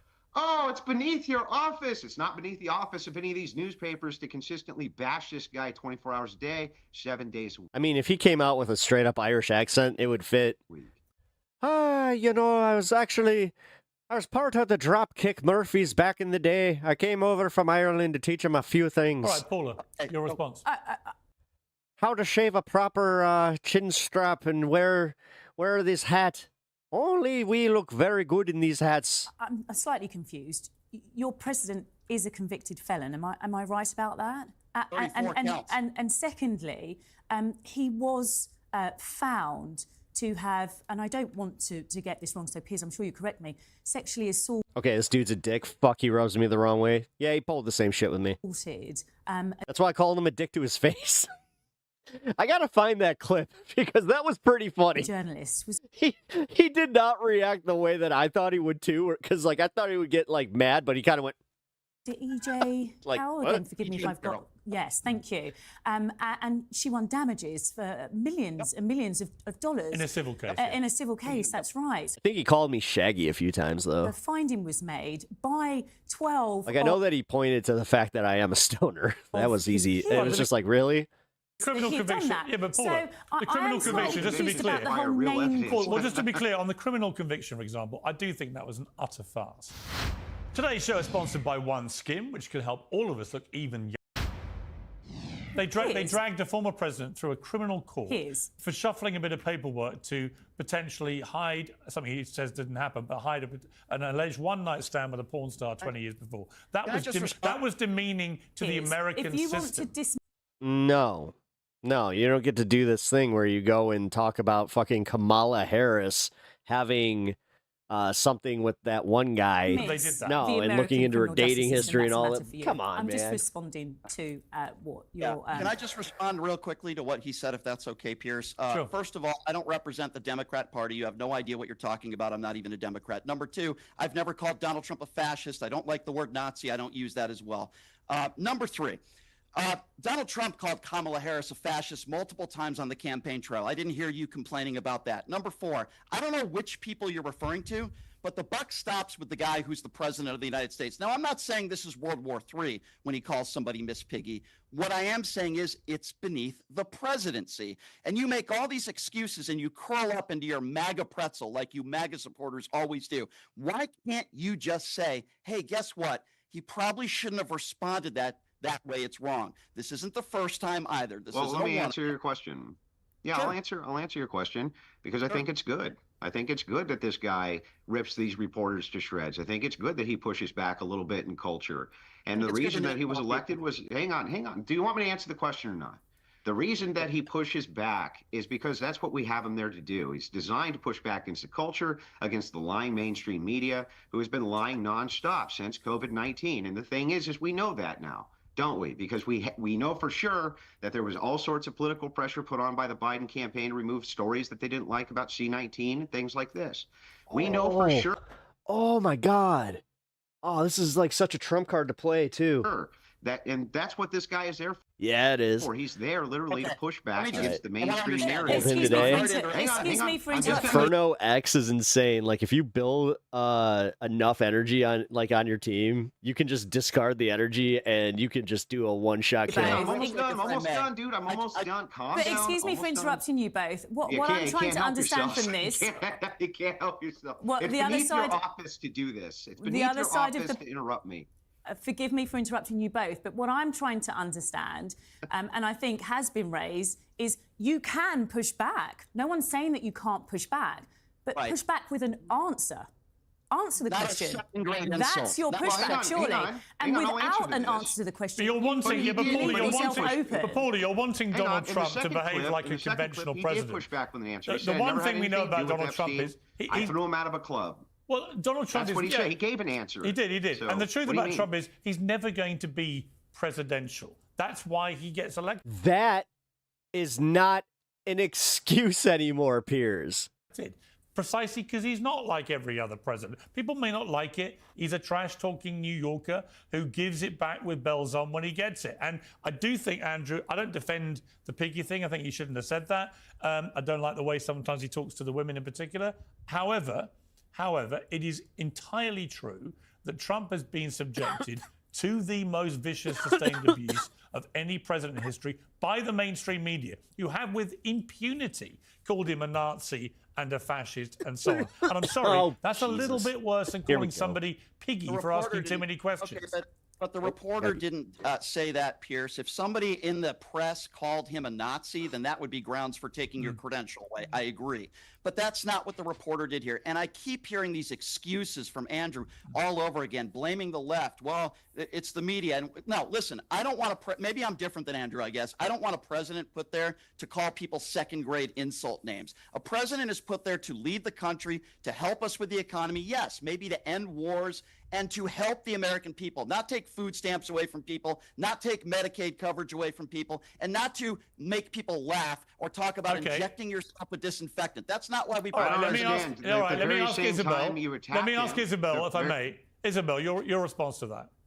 On that note, it was brought up. Could you imagine if Joe Biden would have ever said something like this? Let's not forget, Joe Biden said to the face of a voter, one of his constituents, in December of 2019, he called him fat. Look, fat. And he was upset with a question that he was receiving as the sitting president of the United States. So again, we play this game all the time of breaking news. Donald Trump is being Trump. But we refuse to acknowledge the ridiculous double standards that exist in American politics. And we pull the wool over our eyes when we have seen for the last decade in American history, virtually every single legacy media outlet call Trump a Nazi, a Hitler apologist, a radical right-wing fascist, someone who's going to literally start World War III, every single name under the sun, with the clear objective to villainize him and villainize anyone who has ever supported him. It is that type of villainization, for the record, that led to the radical...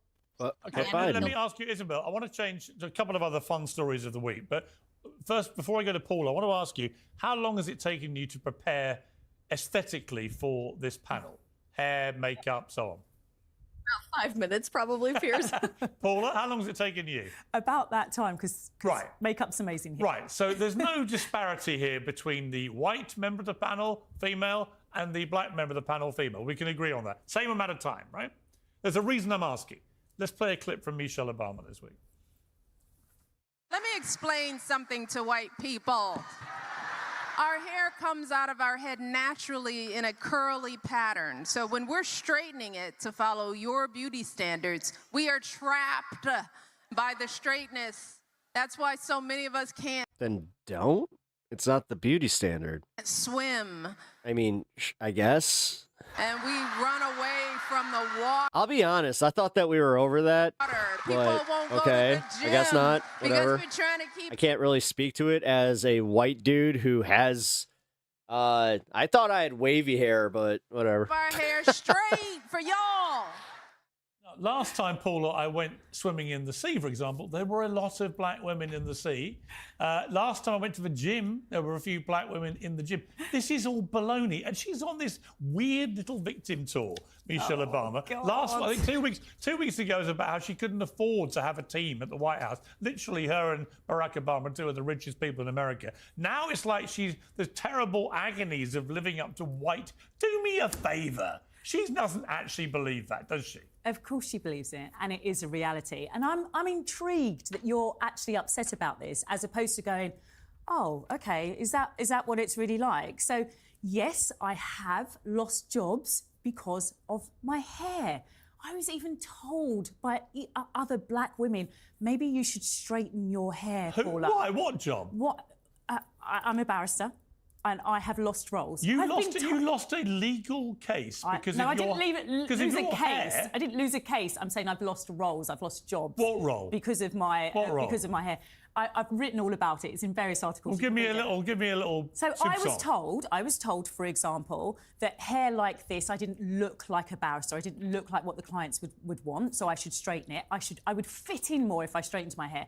When I got my hair braided, I was told that it looked messy, and that I should straighten it and just keep it tied back in a bun. I was told that relentlessly. And as I say, I was actually told that not only by white women, but also by black women, because we feel as if, and this is this kind of subconscious message that we're fed from a very early age, that to look perfect is to look like a white version of yourself. Honestly, all right, Andrew, I'm going to bring you in here. Yeah, no, Rebecca Azor has talked about how they were asked to change their hair and nails in journalism school. That makes sense. Yeah, broadcasting school was the same thing. I don't buy this. I don't. All right, I see. You tell me that. I kind of actually see like the whole thing that Obama was talking about. I can't wait to hear this. Somebody as successful as Michelle Obama on the global stage had one of the biggest selling books of all time. Yeah. But it's not a weakness. It's not a weakness, Piers, that she's evidencing there. It's not a weakness. It's a false playing of the victim card. Why is she playing the victim? It's not a victim. It's bringing up that she had to put a little extra time into her look. You perceiving that as a victimhood is actually kind of what's fucked up. Victim card. Because she's saying all this pressure to conform to look like white women. No, she doesn't. But there was a pressure. I'm telling you that it is. It is. It's literally where it stems from. This is where like you speak of this like it's just a new problem in 2025, where this has been a systematic problem. You guys, like, you do this thing where you don't recognize the system that put people in the places that they're in and why they push back against it, like segregation and how that built the current neighborhoods that we're in, and how now they're outpricing people to even let them live in those neighborhoods. Like, bro, I hate when white dudes, specifically fucking colonizing Brits, give the fucking crown jewels back, asshole. Do you really believe Michelle Obama doesn't go swimming because of her hair? I don't believe it. She didn't say she didn't go swimming. I understood that there were occasions where she didn't go. There's definitely been occasions. Andrew Wilson occasions where I haven't Andrew wanted Wilson to may get have my hair actually wet. just self-immolated in fury about this. So we've lost him very temporarily. Well, let me ask Isabel. You're a white woman. Do you think that black women you know... His face.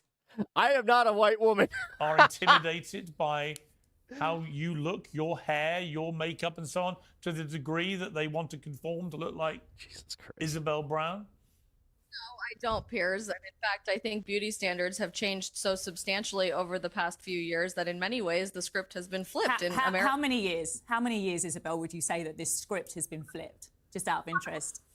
Throughout the course of my lifetime, I'm 28 years old, and I certainly don't see any sort of institutionalized conversation happening in America today. Truly, if you have... You're not a natural blonde. What are you talking about? You have to get your hair colored so you understand what it means to meet a certain standard.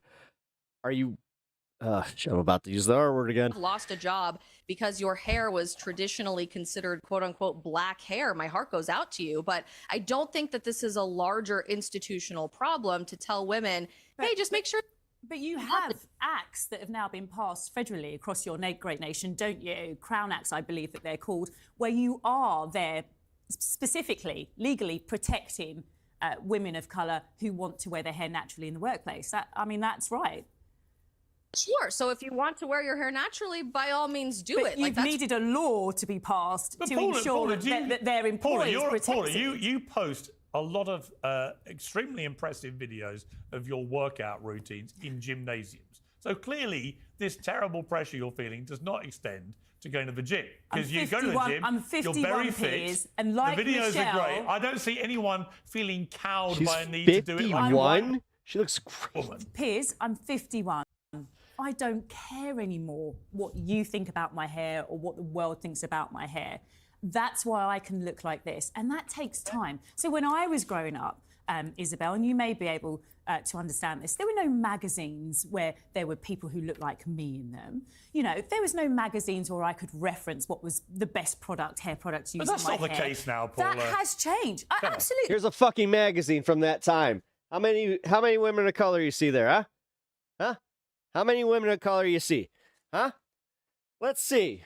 Let's see. Can I find a woman of color? White baby, white woman, ham, white woman, white woman, white woman, white woman, white woman, pancakes, antiques, spaghetti, mac and cheese, white woman, white man, white man, white man, white man, white man, white man. Not a single person of color. Peers. That has changed. But your suggestion that what Michelle is saying is somehow wrong and that she's feeding into So I keep that handy.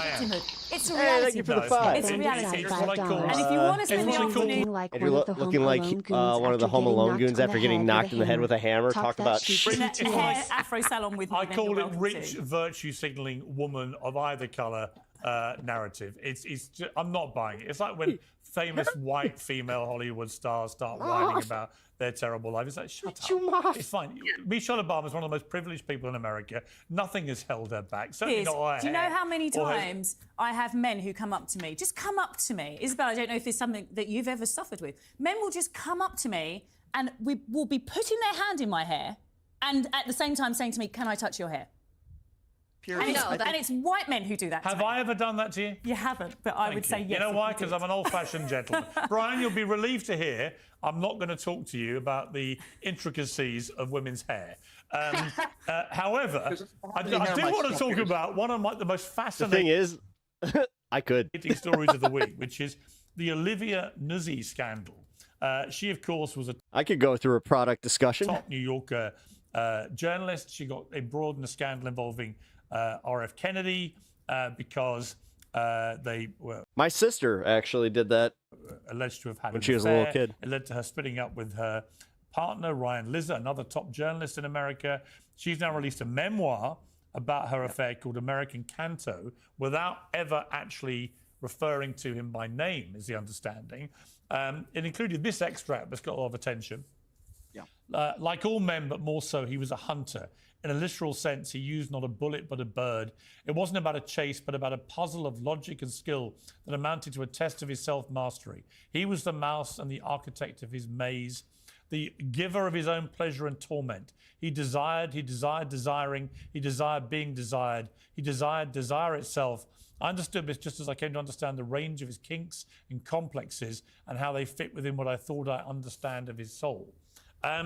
He has dropped a piece, and now he's just thinking he's find more. I mean, this is heavy-duty stuff. Ryan Lizzer responded by saying that she had... Again, thanks for the 5, man. I really appreciate that. ...a previous relationship, sexual relationship, with a U.S. politician, and she hasn't responded to that yet, and there's more coming. I feel like I should do it, but just real quick, you guys, just remember that when you guys renew your memberships and when you... gift memberships and just memberships in general, memberships, that really helps me out. I kind of saw something recently that, from Ryan Lizzer, without going too much into detail, also subscriptions over on Twitch, but like button, most important. Hit the like button. American media is agog with all this. Do you care? Well, the reason why I don't care too much about this is because we know who Robert F. Another thing that you guys can do for me, just like a solid, a little favor to your, one of the streamers that you guys frequent. If you guys are in a larger streamers chat, don't be afraid to, throw a shout out there. Kennedy Jr. is, right? We know who he is. We know his past. We know the cheating. I hate this game. And the lying, and his ex-wife who sadly committed suicide in the diary. Love y'all. Hate the game. So I believe her, but I think coming out there and doing this memoir is... Does it make a difference if Chad is more active or less? More active. More. Maybe That's why they pushed me to do like a whole bunch of things where they're just like, you should do some Q&As. You should do... It's just like, oh my God. Tasteful. Can't I just watch some stuff and hang out with my chat and just kind of have a good time? Why do I have to worry about all this shit? Yes, that's the word that I would use to describe it. Do I... Like I said, it's the game. Care? Well, Robert F. Kennedy Jr. is in a pretty powerful position under the Trump. But I appreciate every single one of you guys, participating in chat, being here, liking the stream, even if you just lurk.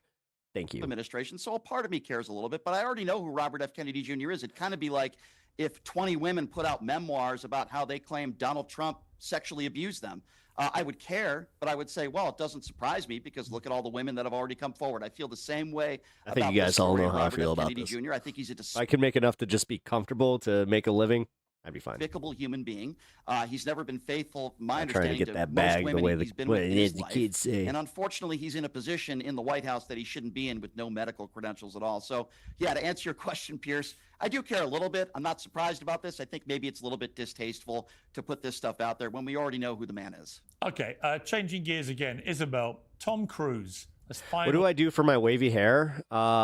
It's actually pretty easy. I think actually somebody in chat might have even recommended it. So, I wash my hair first. I brush my hair before I get in the shower.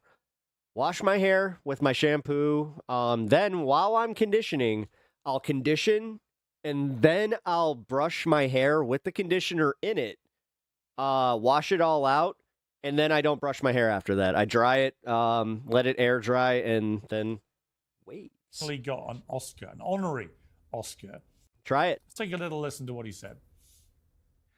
So cinema, it takes me around. I'd say it's the product I use, but I've used different shampoos and conditioners, and it always does the same thing. In the world, and it helps me to appreciate and respect differences. It shows me also. You gonna try? Nice. Our shared humanity. Let me know if it works. How alike. Yeah, I swear to God, if this works, then I'm gonna just be like, "Woo! We are in so new technique." So many ways. And no matter where we I'll take credit for it because unless you step up, then you can have all the credit. come from, in that theater, we laugh together, we feel together. You know, there's a moment, Isabel, when he said, "Can everyone who's ever worked with me stand up in the room?" And literally like half the room stood up, and it just made me think, why has Tom Cruise never won an Oscar before? Is he not? My hair is already pretty naturally wavy, but it's been less wavy in the lengthier it gets. Possibly now. Yeah, I have noticed that like the waves come like when it's a little bit shorter, but like yeah, this is all my natural. All Pound for natural. pound, the greatest movie star of them all. Not actor, but movie star. Layers. I mean, he's still doing it. Top Gun Maverick is one of the I haven't had a haircut in about a year, so great sequels ever made. He's doing it in his 60s. There ain't no layers here. The idea he's never won an Oscar. Split Or ends? Never received Sure. the GOAT status for being a movie star, I think is a travesty. Your thoughts? You know, there's a whole lot I wish I could explain about Hollywood, Piers. There are literally infinity. Did you really just wax on why Tom Cruise hasn't won an Oscar? Brother, you gonna bring up the Scientology angle? You gonna bring up the fact that he's a mid-actor at best? He's a good stuntman, but he's a mid-actor. Examples of things that don't make sense to me in the upside down of Hollywood. But I actually really appreciate what he's saying there, too. Real art does have the capacity to share our differences in culture, to expose people to You realize he's talking about Xenu, you dumb bitch. the beautiful tapestry that is humanity. I think that's why young people are struggling so much with this multiculturalism, globalism thing, because we're just diluting all of those beautiful. Oh my God. You don't get it. You don't get it. She doesn't get it. She's. I can do this. Cultures, and I'm hopeful to see art continue to highlight the beauty that is humanity all over the globe, whether that's in a Tom Cruise movie or anything else as well. Oh my God, she gets paid so much to say this garbage. Paula, should he be getting more recognition for his movie GOAT status? I mean, he's pretty cool, right? As you say, he's in his 60s and he's still throwing himself out of does a lot of his own stunts, etc. I still don't get Vanilla Sky. You're a fucking 10. What are you, 10? Like, I'm sorry. No. He's made some mid-ass movies. The last two Mission Impossibles were fire. I will admit, Maverick was good. But the Jack Reacher movies were mid as shit. Like, bro, he's mid. Admit it. Total turkey. Really Total don't. turkey. But Pierce, one I don't think he deserves it. I'm going to be honest with Really? you. Yeah, well, listen, I love a lot of his movies, but I don't consider him one of the greatest actors No. of our generation. I said movie star. No. Deliberately. Okay. Why does it? We're not rewarding movie stardom. It doesn't matter. It doesn't matter how many people saw your movies. You fucking jabroni. So do you think a movie star deserves an Oscar It doesn't matter what your name is. just because they're a movie star? I think someone deserves. Sometimes. What matters is if you smell what The Rock is cooking. Because they're a great actor. Actually, sometimes, yeah, I do think like for Top Gun Maverick, I felt that was God, he loves that movie. He's so dude. He gets hard every time a jet takes off. such a Fucking Christ almighty. It's pathetic. This is so sad. It's like if I went to Piers and just been like, oh, I love Dunkirk. Dunkirk, actually, Tom Hardy all day. Brilliant. Which, by the way, Dunkirk's a great movie. Tom Hardy rules. Brilliant film. Gross No, Dunkirk, brilliant film. Brilliant acting. over $1 billion. He was great in it. And he's a very good actor. Because it's a mid-fucking movie. But I do think you should. The jets made you go, ooh, ah, but his acting was still shit. Hollywood should sometimes embrace being a movie star. And No. What is this movie star actor differential here? What are you doing? what that does. He's almost single-handedly saved Hollywood post the pandemic. Pierce, I hear what you're saying. I hear what you're saying, Pierce. What? You're saying that the failure that was Mission Impossible fucking 9? You mean the one that they lost over $31 million on? He saved Hollywood with that? Okay. But when I hear the word... I just, I should be an entertainment. Like, I literally pulled those numbers just from memory because I know how much bullshit that is. And I actually like the Mission Impossible movies. I liked the last two. But you're a fucking... I want to say it! Oscar? I don't think, wow, movie star. You R-word, you. I think great performance, great actor. And listen, he's had a lot of great performances. I agree with you. He's a good actor. I like his movies. I think he's a good guy. But when I think of the word Oscar, I think people like Robert De Niro, those types. I mean, Robert Downey Jr. Robert Downey Jr. in Tropic Thunder deserves an Oscar. People that have been doing this although he already has an Oscar. For a long time, like Tom Cruise. But I think of You'd have to say De Niro of 35 to 40 years ago. Nothing since then.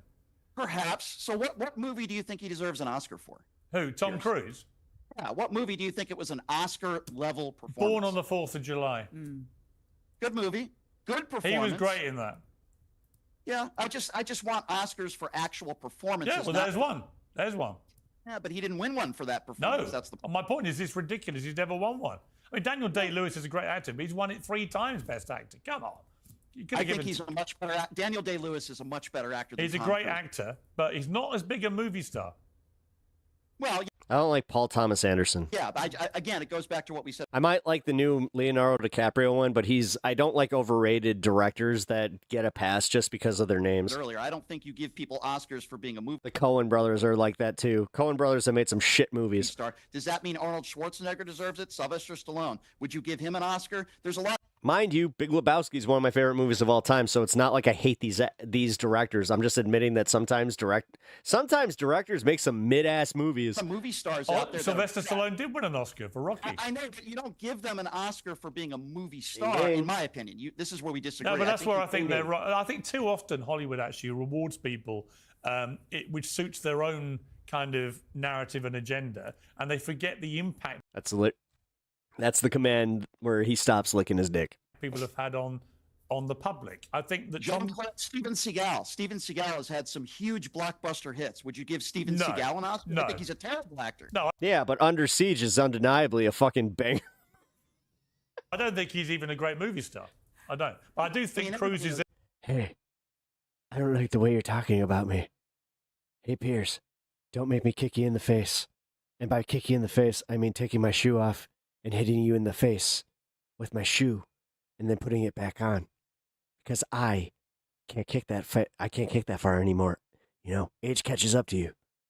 But you wouldn't know the difference. In that unique thing of being. I'll whip you with my ponytail and strangle you with it. You don't know what you're talking about, you British asshole. A genuinely great movie star. Who I think even it's an now. interesting conversation. Maybe they need to change their criteria a little bit. Maybe a best actor and best movie star. Right. I just want to talk to you weird Hollywood. Paula, I want to play you a clip. This is of Paul Rudd. There's a new Wicked movie. Anything Paul runs it. Wicked for Good coming up. Pretty much sums up our panel, I think. Wicked and good in equal measures. And once again, we got... Yeah, Mad TV, Steven Seagal. I'm literally doing Will Sasso's impression. I'll just admit it. Will Sasso fucking, it's so fire. It's Ariana Grande and Cynthia Evera. My two favorite skits and impressions ever. Norm Macdonald as Burt Reynolds on the Jeopardy skit, and then Will Sasso as Steven Seagal. Let's take a look at what's been going on here. This is something where they went even too weird for themselves. Let's take a look. Turd Ferguson. It's one of the funniest fucking skits ever. I absolutely love that fucking skit so much. I watch it probably 2 to 3 times a year, I'll admit it. Not the time, helicopter. It's been a pleasure spending time with you. It's been a pleasure getting to know you, and I hope you will be there the rest of my life. Is it bad that I'm actually worried about Ariana to the point where I'm just like, please get screened? I hope you'll let my friendship be one of the things that you're learning how to let in. That joy he wanted to infuse in every frame. It's a bit creepy, isn't it, those two? I salute No. them, and I just filled with joy when I watched Damn, they really touchy with each other? Okay. their friendship unfold like that before us. And yeah, that's what female friendship is all about. They've clearly... I see nothing weird about this. My wife has a touchy, few friends actually, got each other's backs. where they kind of do that shit. Even though my wife, my favorite's when she's not. She's just like, okay. At the New York premiere. What's weird about that? Well, at the New York premiere, Cynthia announced she wouldn't be doing interviews because of Were they making out? No. Shut the fuck up. sore throat. Yes. You're trying to say they're gay. Shut the fuck up. Ariana said she would then stop speaking in solidarity. Many are speculating that this may have been a secret edict from the studio for them just to shut up. Gossiping. When you say speculating, what you mean is gossiping. I actually won't hear a bad word about Ariana Grande. We shared a night together, and not that kind of night. We shared a night in a restaurant together, unexpectedly in Beverly Hills a few years ago. That went on for hours and hours and hours. Look at his red cheeks. And we became bonded friends forever. I've never seen her since. Did you also murk her like Merkel? Never. Since she turned you down? Saw her before, but we had one night allegedly in Beverly Hills in a restaurant that was the stuff of legend. So I won't hear a bad word against it, but some of that stuff with Cynthia is a little creepy.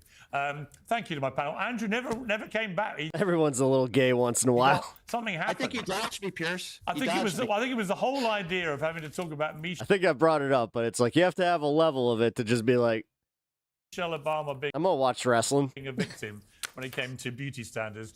Eventually it wired his brain As so an adult, much he at least. exploded. So hopefully. Well, maybe not, because I gotta be fair. We'll have an update on Andrew Wilson's. I gotta be fair. I got my stepdad into watching wrestling specifically because of the women's division, and he was just like, "This has been a thing." I'm like, "Yes." He's just like, "I like this." Health after all this, but thank you all to my remaining panel very much. I appreciate it. Thank you, Pierce. Appreciate it. Let's put it this way: if my niece decides, if she comes out, I wouldn't be surprised because she has a thing like. Where the way she talks about certain women wrestlers, I'm just like, interesting.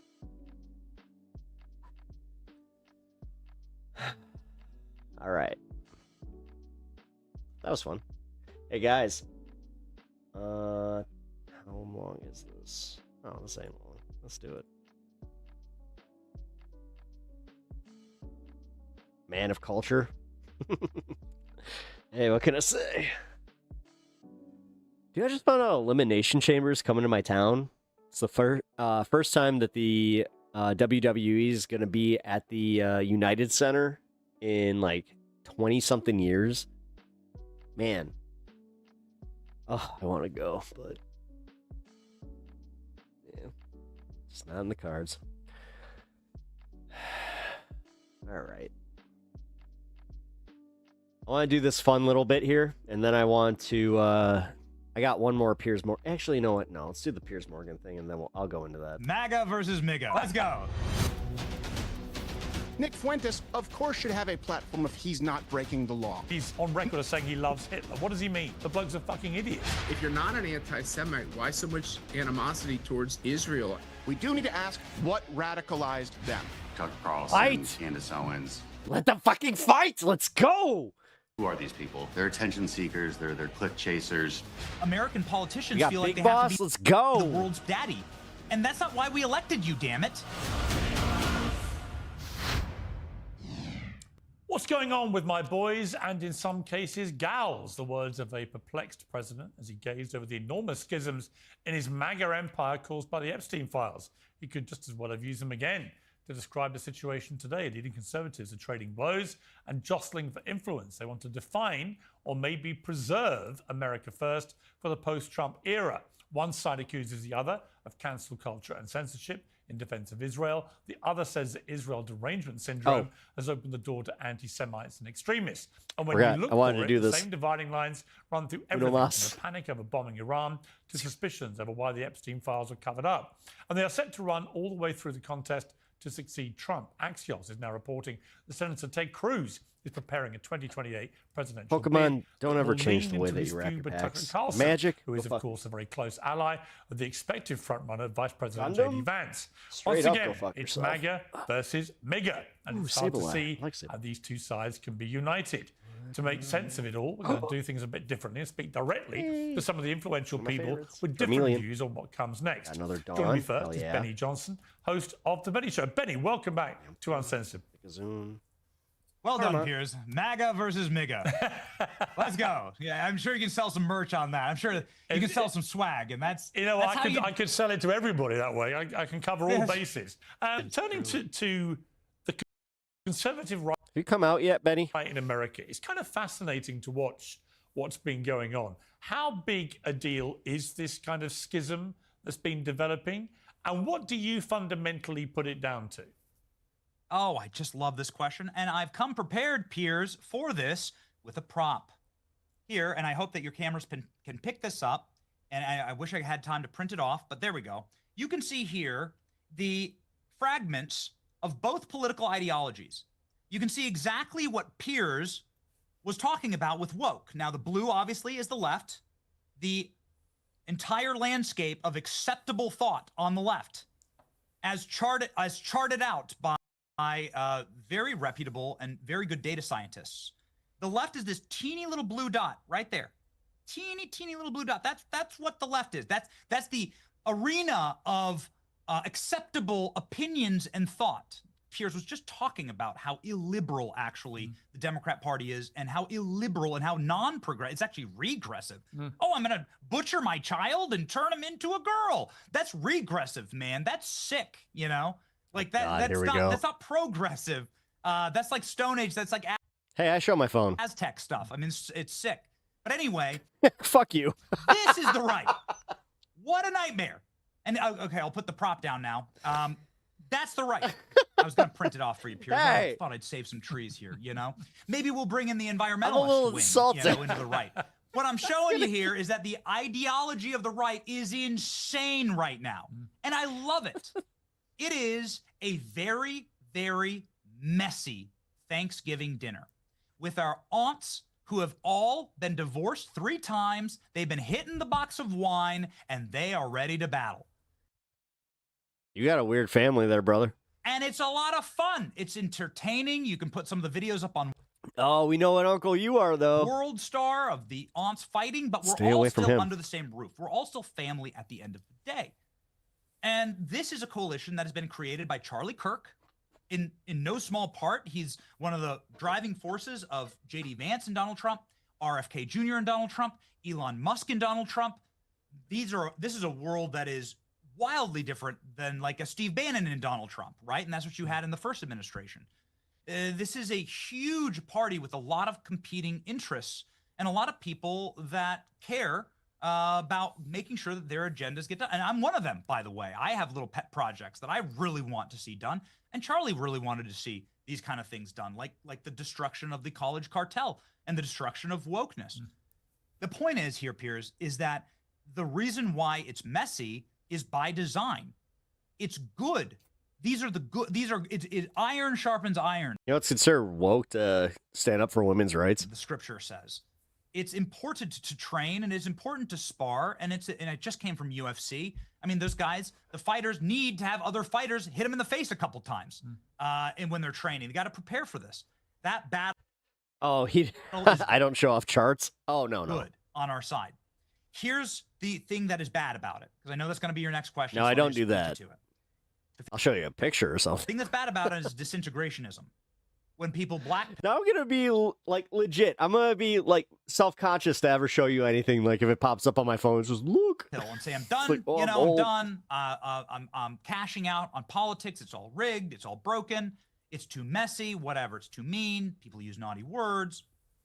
No, I can't wait. Don't leave the family. Man. It is a fun Thanksgiving dinner. I hope that does he have a show tomorrow?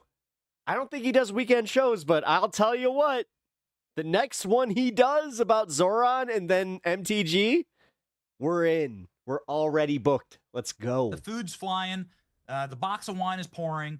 But in the end, we are all still family. You know, just because I have an aunt that likes a little bit of box wine doesn't mean that every auntie likes a little bit of boxed wine. We all still won.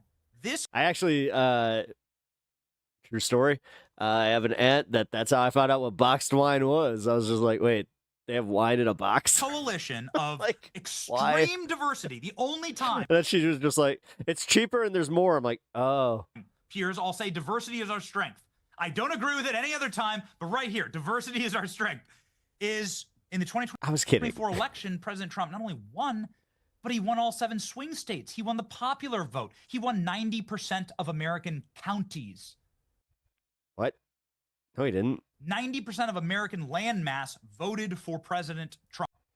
That's a blatant amount of bullshit that I'm just going to call out there, buddy. You do know that counties, right, in effect, make up districts.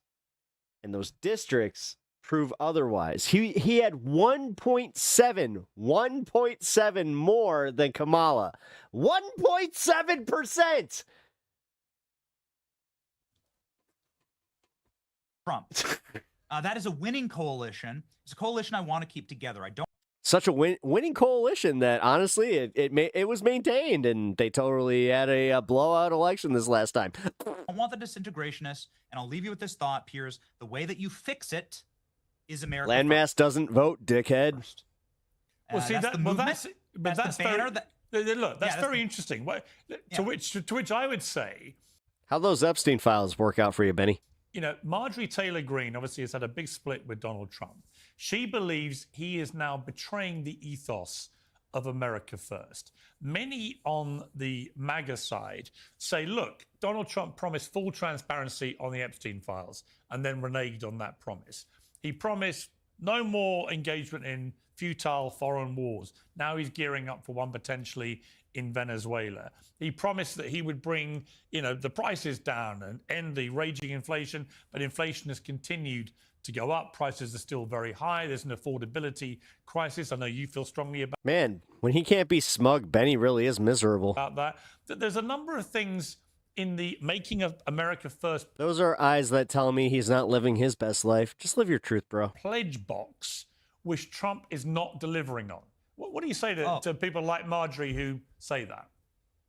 And Marjorie did go on CNN and apologize for that, and I think she's going to try and make good with President Trump. But you're, of course, right about this, and it's the constructive criticism that makes it such a messy Thanksgiving. Listen, if you love your friend, are you just going to watch him go home and beat his wife? No, you're going to try and stop it. You're going to try and prevent something bad. I'm going to do it.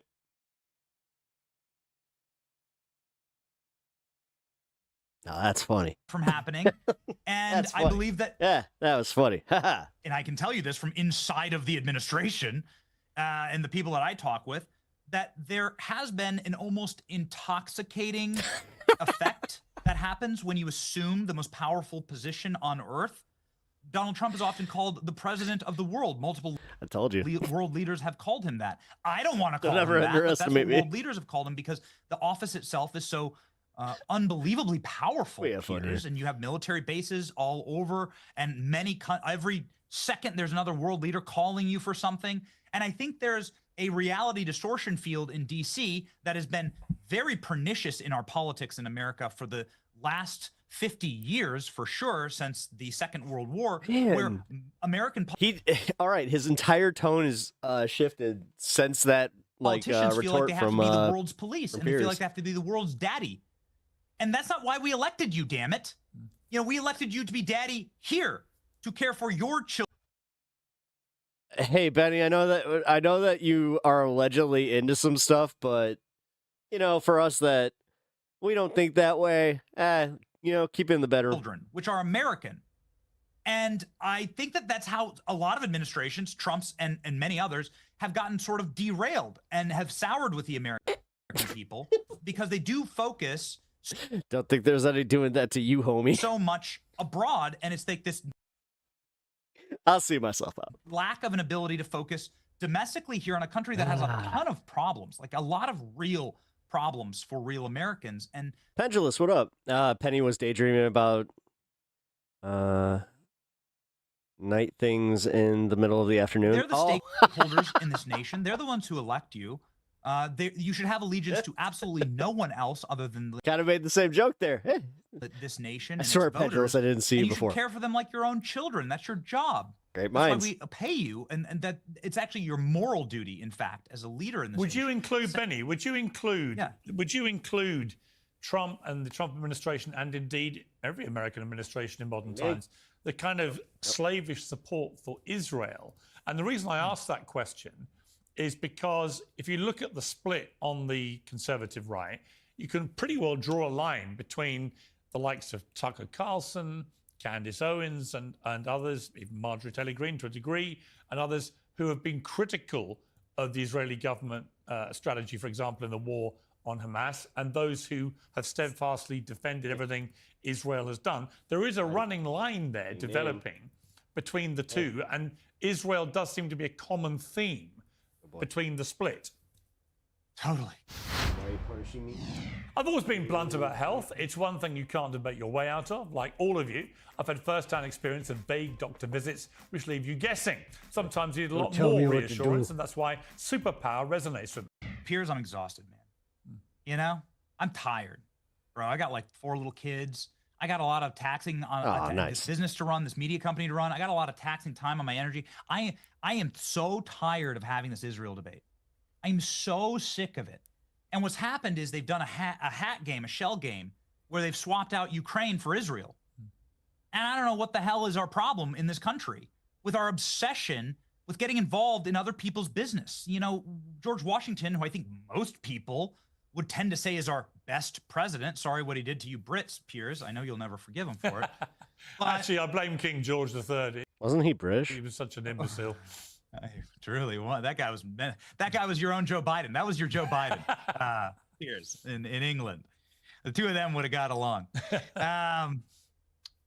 George Washington, his final words to the American people, his final words, his last speech before he went off into the sunset, something Barack Obama refuses to do.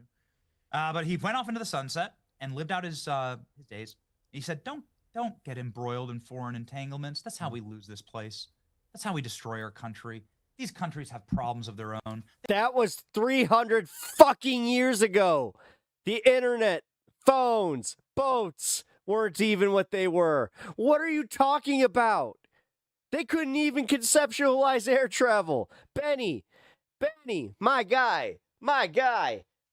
Are we going to live by the standards of a bunch of shit that was written 300 plus years ago, and we're not going to modernize it? We're not going to do the amendments thing? Are you one of those Americans that's just like, we got to live by the original American Constitution, which by like all standards, you would not be able to function? They have blood feuds. I'm talking about Israel and Ukraine here, by the way. Blood feuds that go back.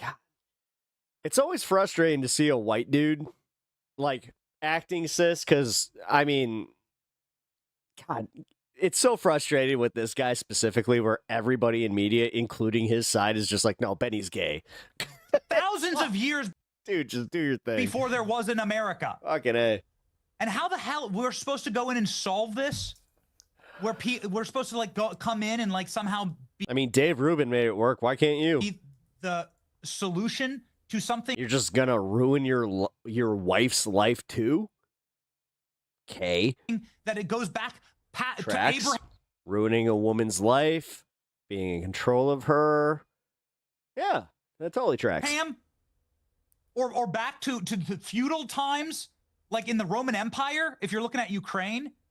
This fanatic obsession. I was enraged, by the way, when somebody put up a Ukraine flag in my neighborhood. Yeah, I live here in Florida. That should be illegal, actually. Dude, I got like 60 of them. What are you talking about? For real? Like, this guy's for real. Like, we got the Ukraine American flag on a few houses here. Somebody put up these Ukraine flags. Like, I would see them popping up all over my neighborhood. You go to D.C., dude, you're more likely to find a pride flag or a Ukraine flag or an Israel flag than you are to find an American flag. It's almost like we're embarrassed of our country, you numbnut. What the hell is that, Piers? Dude, you're flying the fucking, the original. What are you talking about, you cocksucker? You know, it Not that that's a bad thing. It's self-loathing. If that's what you enjoy, Benny, by all means, but you have a fucking you don't have the current American flag behind you. So shut the fuck up. It's this, I think what it really is, if I were to diagnose it, and Dude, how does nobody call him on his bullshit, ever? Like Piers, this one's obvious. He's talking about the American flag. Right behind him. What's that? What's that? You know, I'm no good at this. If I would have the most empty therapy couch on earth if I opened up a therapy practice.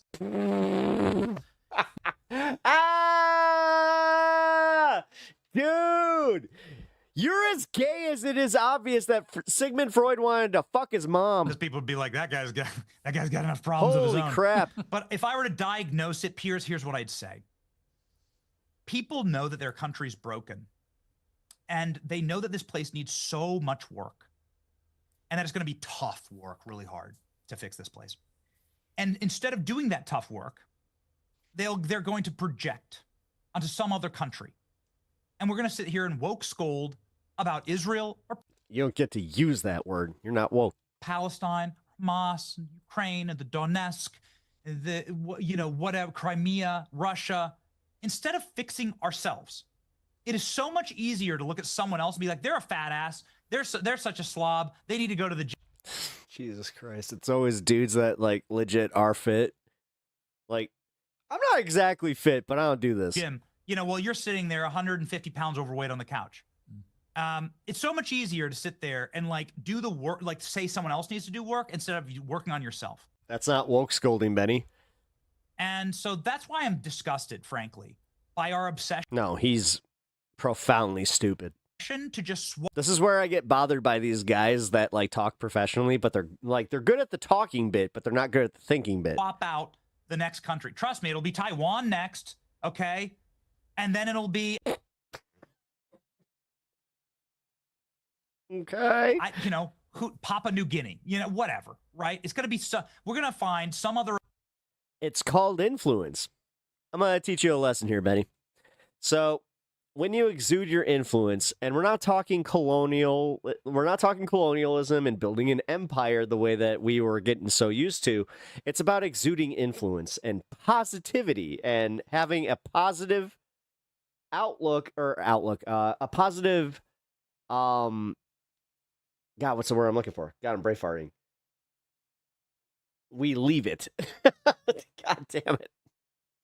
We leave it. Impact. That's the word I was looking for. A positive impact on the rest of the world. You guys don't want to do that. And then you're going to be shit shocked when China took over. We're about to be taken over by the Chinese. It's like, yes, because they exerted their influence. Wow, I am all over the place. Stop hitting the Benjamin. Obsession of some other little country. I like how he just doesn't piece that together. That we're going to spend our time and our treasure on. Most GOP does not. Like, it's the Panama Canal thing over again, where it's like, you do understand that China spending more money on the Panama Canal is going to give them more benefits in the Panama Canal.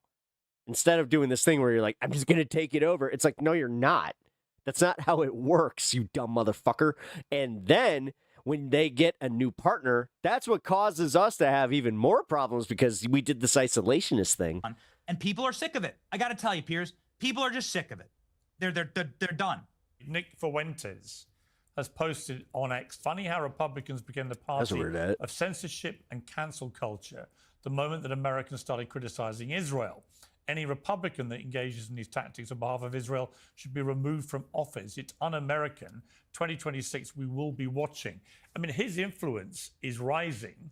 Many people are That's a problem. Horrified by that because of his obvious anti-Semitism over the years. His It's almost like he's taking your audience, Betty, and you should reconcile that. I'm not losing people to Nick Fuentes. Of Adolf Hitler and so on. But you can't deny that he has a rising influence. And when he says that... To Letterhack, maybe. For example, there'll be many people who may agree with it. Letterhack! About the fact that you cannot criticize Israel. And people that are trying to have an open mind about what's happened, for example, in the war, and have been critical of the Israeli government, myself included, have been immediately branded anti-Semitic, which I think is... How dare he not ask me if I just wanted to do a collab so he can have, like, we can do something where we share our audience. Duh. It's absurd. But talk to me about Fuentes for a I am kidding, guys, by the way. moment. What is your view of Fuentes? Well, what do you think? I mean, by the way, that's insane. Okay, so like, I just want to take this to its logical fallacy, Piers. I have spent a considerable portion of the last few years. Why is he feeling the need to wear shirts that accentuate his muscles? Who's he showing off to? On your show, criticizing Joe Biden and the Democrat Party, and I believe that they deserved a enormous amount of criticism. I personally believe that Joe Biden was the worst president of my lifetime. And will go down in history as somebody who was so severely destructive to our land and our nation. So I'm criticizing Joe Biden and the way he's running the government. Does that mean I hate Americans? Right. Technically, the way that you speak about the Democratic, like the Democrats, and then you say that we need to, like, I don't know, abolish them. Yeah, Benny. Yeah. That's how that works. Yeah. And then you turn it on us and say that we're coming after you, and then you do this like fallacy bullshit where you're just like, the left is coming for us. It's an insane thing to say. Yeah.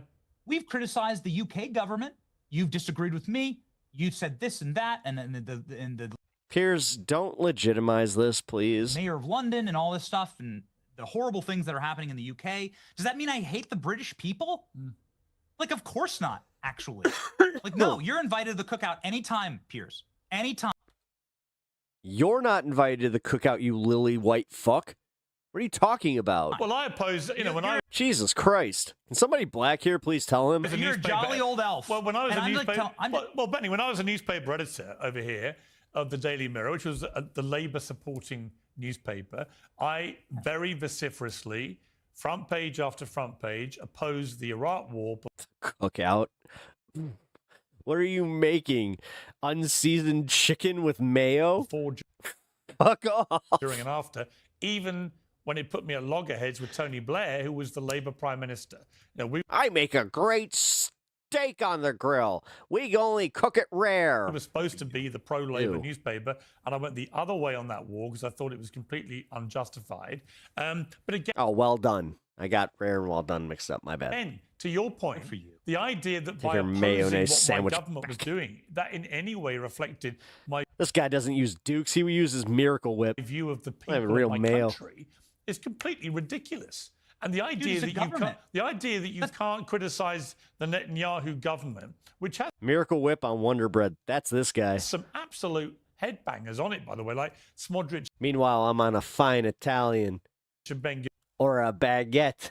The idea you can't cast a critical I'm on a freshly made baguette with some Duke's mayo. eye of some of their decision. I'm proper white. Making without people assuming that you hate Israelis or Jews is just, to me, completely absurd. Well, yes, and our taxpayer dollars are going to fund it. So, in fact, we have a moral obligation. Green River all day, though. Obligation. In fact, we have a moral duty as Americans to ensure that where our taxpayer dollars go, there are not horrific things being done with them. We have a moral obligation as PAPS. What's PAPS? Americans to demand all of the Epstein evidence. I want to know that we're not paying for a pederast ring. I want to know that the American taxpayer dollars are not going to fund and support and to protect people that were involved in the world's most evil pederast ring. Oh, man. I think I'm having a stroke. That we know of right now. Like, I have oh, man, he did it. Right. Damn it. As an American. Death by Benny Johnson. Ah, crap. I'm out. To know that. Yeah. So yes, give us the files, obviously.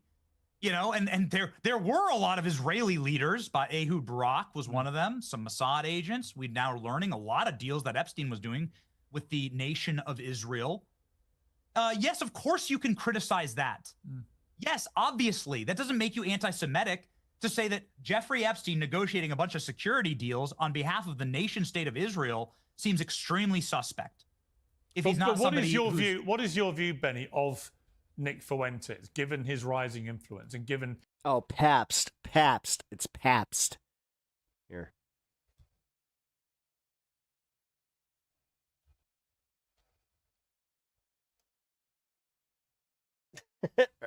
I spelled it wrong. It's sort of become central. There's a B in there. To the debate about where the right should go in America. P-A-B-S-T. What is your view of him? Pabst. Yeah, so we're in this country. I know there's other countries that have different opinions, but in this country, I may not have been in a frat, but I went to enough frat parties to know that. We are given by God. See, I was poor. I couldn't drink that. It was Natty Ice. A right to Don't judge me. Thought and association. We're also given by God. Natch got it.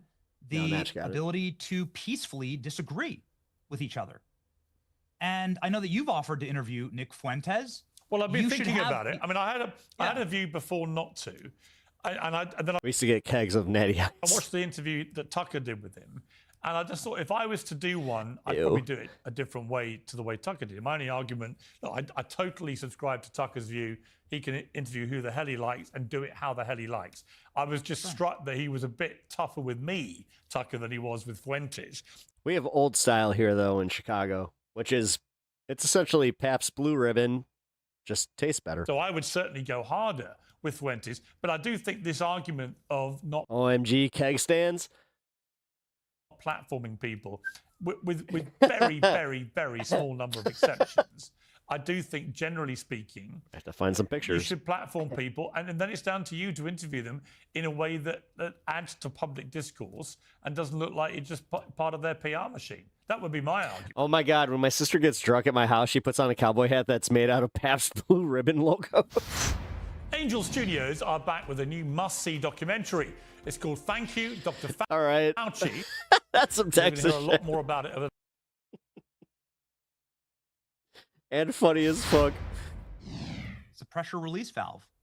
That's like the old, every once in a while, I'll see like an old style bikini where it's just like, really? Society. And that's how it's always gone. And that's how the good ideas rise to the top and the bad ideas fall to the bottom of the barrel. That's how you know you're dealing with a real woman. And inside of societies that don't have that pressure release valve, a Chicago woman, she knows exactly what type of hot dog she wants. Ew.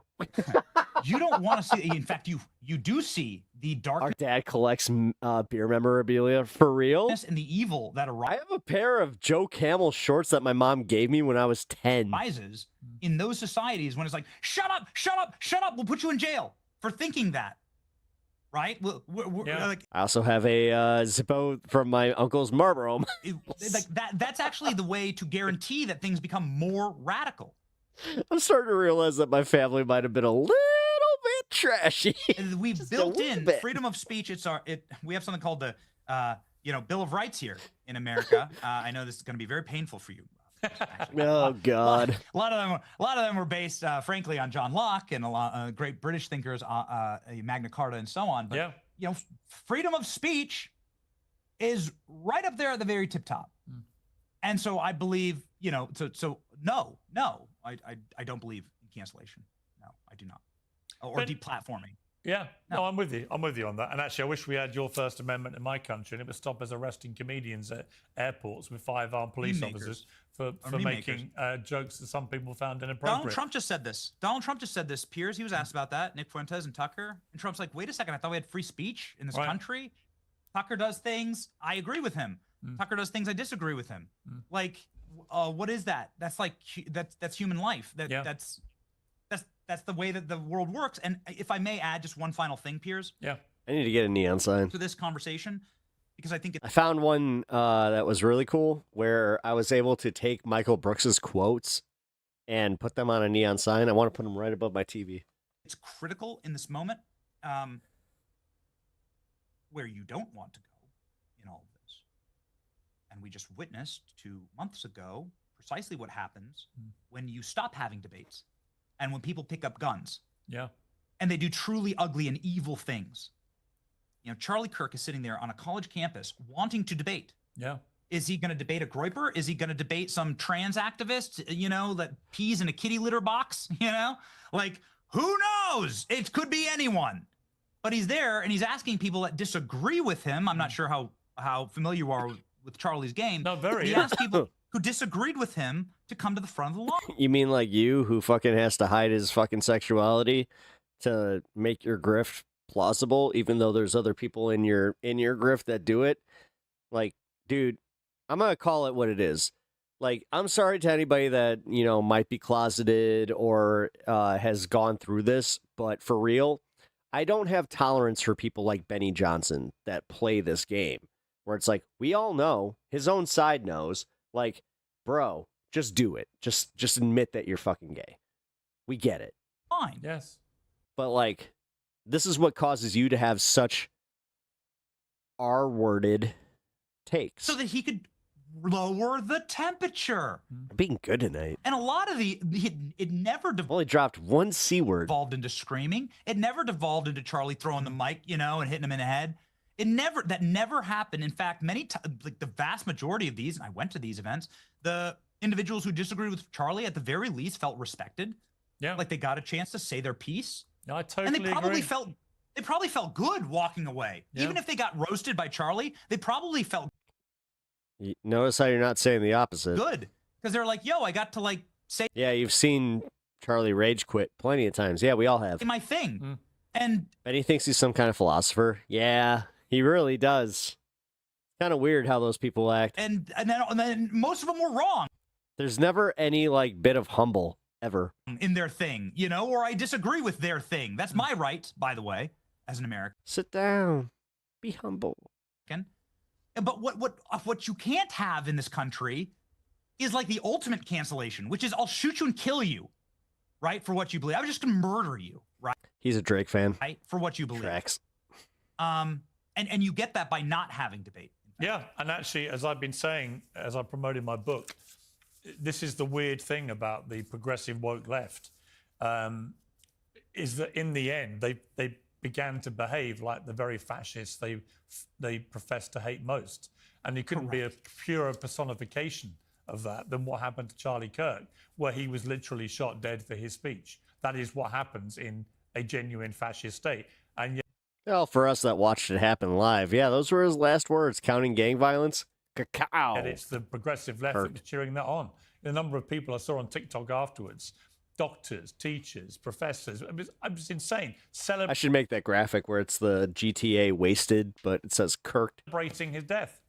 It's like, what the fuck is wrong with you? Right? And then you remember, these are people. Oh. Let me clutch your pearls for you, you right-wing fucks. Shut up. People identifying as liberals. You're not liberals. You're fascists.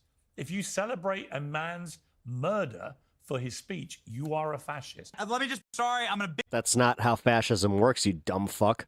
Bigfoot you on your own program, Piers. I'm known for doing this. What up, Sean? Well done on your woke book, man. Woke is dead. You've been on a barn burner, bro. It's a critical book at this time. I think it has to do with some of what we're going to talk about today, frankly. Yeah. No, well, thank you. Because take the cock out of your mouth, bro. I mean, what you're really seeing is a changing of the guard. Wait, it's Piers's right? cock. Hold on.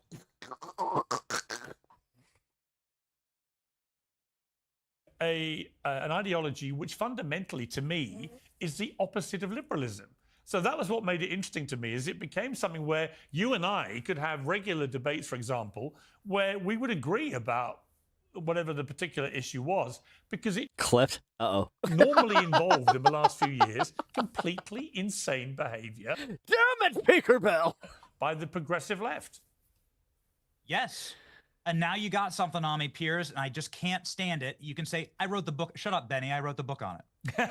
Shut up, Benny. I wrote the book on it. And you can say that. And that's just I don't know what happens. As I said, in England, but that's a deal. That's Jesus a deal Christ, killer dude. over here in America. Slurp that If you can noodle say a little that bit at more, family bro. dinner, boy, you're cooked. Fucking A. You know, I gotta hang it up. I appreciate finally getting one over you. That's right. I thought I was the one who killed woke, Piers. No. Son of a bitch. You would No, but the gay guys who fuck you do. definitely Have some self-respect. party to it. Don't you worry. We can share the assassin's blade about an ideology Unless you're getting that bag. And I'm not talking about his ball bag. I'm talking about the money bag. that was so disastrous. Benny, great as always. Thank you very much indeed for I'm getting canceled, aren't I? joining me. I appreciate it. God bless you, Piers. I'm just so happy to have gotten one F-bomb. I will pin this on my wall as like a career highlight to get the F-bomb. The only bomb that I want to have America be dropping around the world will be Piers. No, you want a dick bomb dropped in your ass, but we get it. Morgan F-bombs. Benny, good to talk to you. All the best. Godspeed. Godspeed, man. Well, joining me now is Stephen Crowder, the host of Louder with Crowder. Stephen, great to have you on stage. So I imagine you probably were I feel bad nodding now. away, certainly for the last bit of I keep telling Benny to live. that conversation I had with Benny Johnson. But there are real issues going on with the conservative right in America. Man. It seems to me the timing of all this is not unconnected to the fact that we're soon to be heading into midterm year. And then after that, into... It's classic case day on Piers Morgan for real. One classic case doing the next. Oh, no. general election. We should call this episode Monsters in Your Closet. Mayhem for 2 more years. It is the beginning of the end of Donald Trump as president of the United States, assuming he doesn't try and uproot everything and run for a 3rd term, which I don't think he will. Grinders just... And what you might be seeing now is a kind of battle for the heart and prepping, just like, all right, where's their next appearance? And soul of where the conservative right in America goes post-Trump. Now, am I right? Am I wrong? What's your view? Well, thanks for having me. I think you're right. And I think, look, and I know I just saw the tail end of Benny. We all know that we have the First Amendment. We all know that we have freedom of speech in the country. I don't think that's what we're discussing here. Like you said, we're discussing the future of this country. And there are some rifts on the right, but I want to be clear, there's far more of some civil fracturing on the left than on the right. See, guys, this is why anytime that I hear people doing the infighting, shut the fuck up. The through line isn't really... Assholes like this are the ones that win. Anytime that you need to picture a face about, like, when I ask you who wins from this, picture that face. And then you can scream. It's okay. Just someone's extreme or someone's old guard. The through line is clickbait. The through line is you have a lot of people who have taken both sides of every issue so that they're kind of on, they kind of can't be attacked. You know what? His hairline is receding. Now that I look at it. And your position is indefensible. What I would like to focus on is a prescription for people at home where they know how they can filter through people and these commentators out there and maybe people they can trust. It's 5 points. I think 1, people need to ask themselves if we agree the woke left is a threat, because this is very important. They're still out there. They just killed one of our friends. And in doing these Change My Minds on campus just 2 weeks ago at Oklahoma University, I had to be escorted in an armed vehicle 3 times because of threats, close calls. They're basically on their deathbed, figuratively, everyone, just to be clear. And instead of finishing it, the right now is deciding to infight. So number 1, people need to look at this commentator, whoever it is, whether it's Ben Shapiro or Nick Fuentes. I went to a game and came back and found out MTG's retiring. Today has been insane, guys. Today, like, this is my 2nd stream. I covered the MTG stuff at the end of my 1st stream, and I'm still processing. Whether it's someone at Daily Wire. Wait a minute. Or Tucker Carlson and say, this commentator, this host, what have they done? Between the Zoran stuff and all that, it is kind of nice to go back to just yesterday and see this. To fight the left. We have clear examples with Scott Pressler, with people like Charlie Kirk, people who've actually made a difference. What kind of coalition can they build without compromising fundamentals? Let me explain to give you a really clear answer. Israel. I don't think it's as big of a wedge issue with the half that elects presidents as people think. My position, said it to Ben Shapiro over a decade ago. Defund all sides of that war. Okay, we shouldn't be sending money to Israel, nor should we be sending it to Syria, Iraq, Jordan, Lebanon. Here's the thing. That's a very reasonable American position firster. that many Americans hold, and even my Jewish friends have no problem with it. Can the people out there, these commentators, build a coalition with that? If not, they're not actually looking to build a future for the country. Let's take H-1Bs as an example. Ben Shapiro out there defending it. I cannot imagine how anyone could defend this at this point when 80% of the program is antithetical to the reason of the program because they're being put into junior positions. We need to do away with it. Can the people, the old guard, can they build a coalition with that? And finally, will these people show up to defend their viewpoint in hostile territory? I can tell you this, I've extended an invitation to Ben Shapiro, to Mark Levin, to Tucker Carlson, to Candace Owens, to Nick Fuentes, and I've heard every kind of response out there except I accept those words. So I don't know what happened to the anyone, anytime. I would platform Mao if he was alive today. Doesn't mean I would agree with him. If Xi Jinping said, hey, you know what, I want to have a chat, I'd make really clear where I line up. Sure, we have freedom of speech, but we do have to decide where we want to move forward as a country. And if we get rid of Donald Trump, who's very flawed, who's made some missteps, we can talk about that. Who are we going to replace him with? Because now people are going after J.D. Vance. Do we just want to serve leftist masters? Because I will tell you this, I'm an extremist on that. I think that modern day leftism is a death cult. And if you're serving them by fracturing the right, and you're just going to die. And I don't want to do that. I don't want to die. I think there's still some wins to be had. Do you think Marjorie Taylor Greene is a traitor, as Donald Trump has called it? Today's show is sponsored by OneSkin, which can help all of us look. Well, that's exactly what, which Marley. You think they're a little bit more alarmist because we're not like sitting here going like our whole movement will die if Donald Trump wins? It's like, no, technically it's growing. Which Marjorie Taylor Greene am I? I think that he's being disingenuous and he knows that technically the right would be doing much better had the left won and vice versa. But this is the media game. We can't do that. I admit it. I'm probably doing much better because Donald Trump won. Let's be honest. Am I talking to the one who said, you know, we can't deport people because it would hurt my construction company? Or am I talking to the Everything he just said was about themselves. Yeah, I know.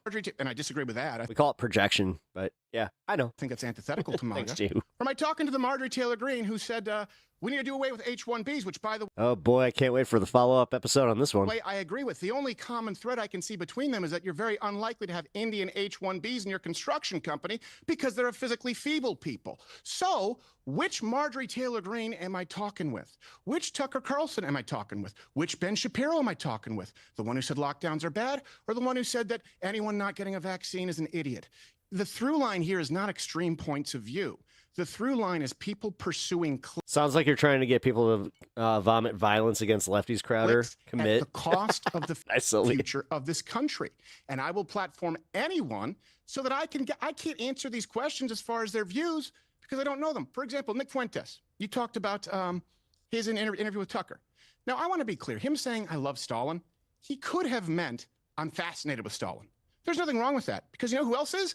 This guy. I've been doing a deep dive on Stalin and Trotsky and this sort of infighting that was taking place between them. By the way, spoiler alert, I can summarize it. Two assholes fighting.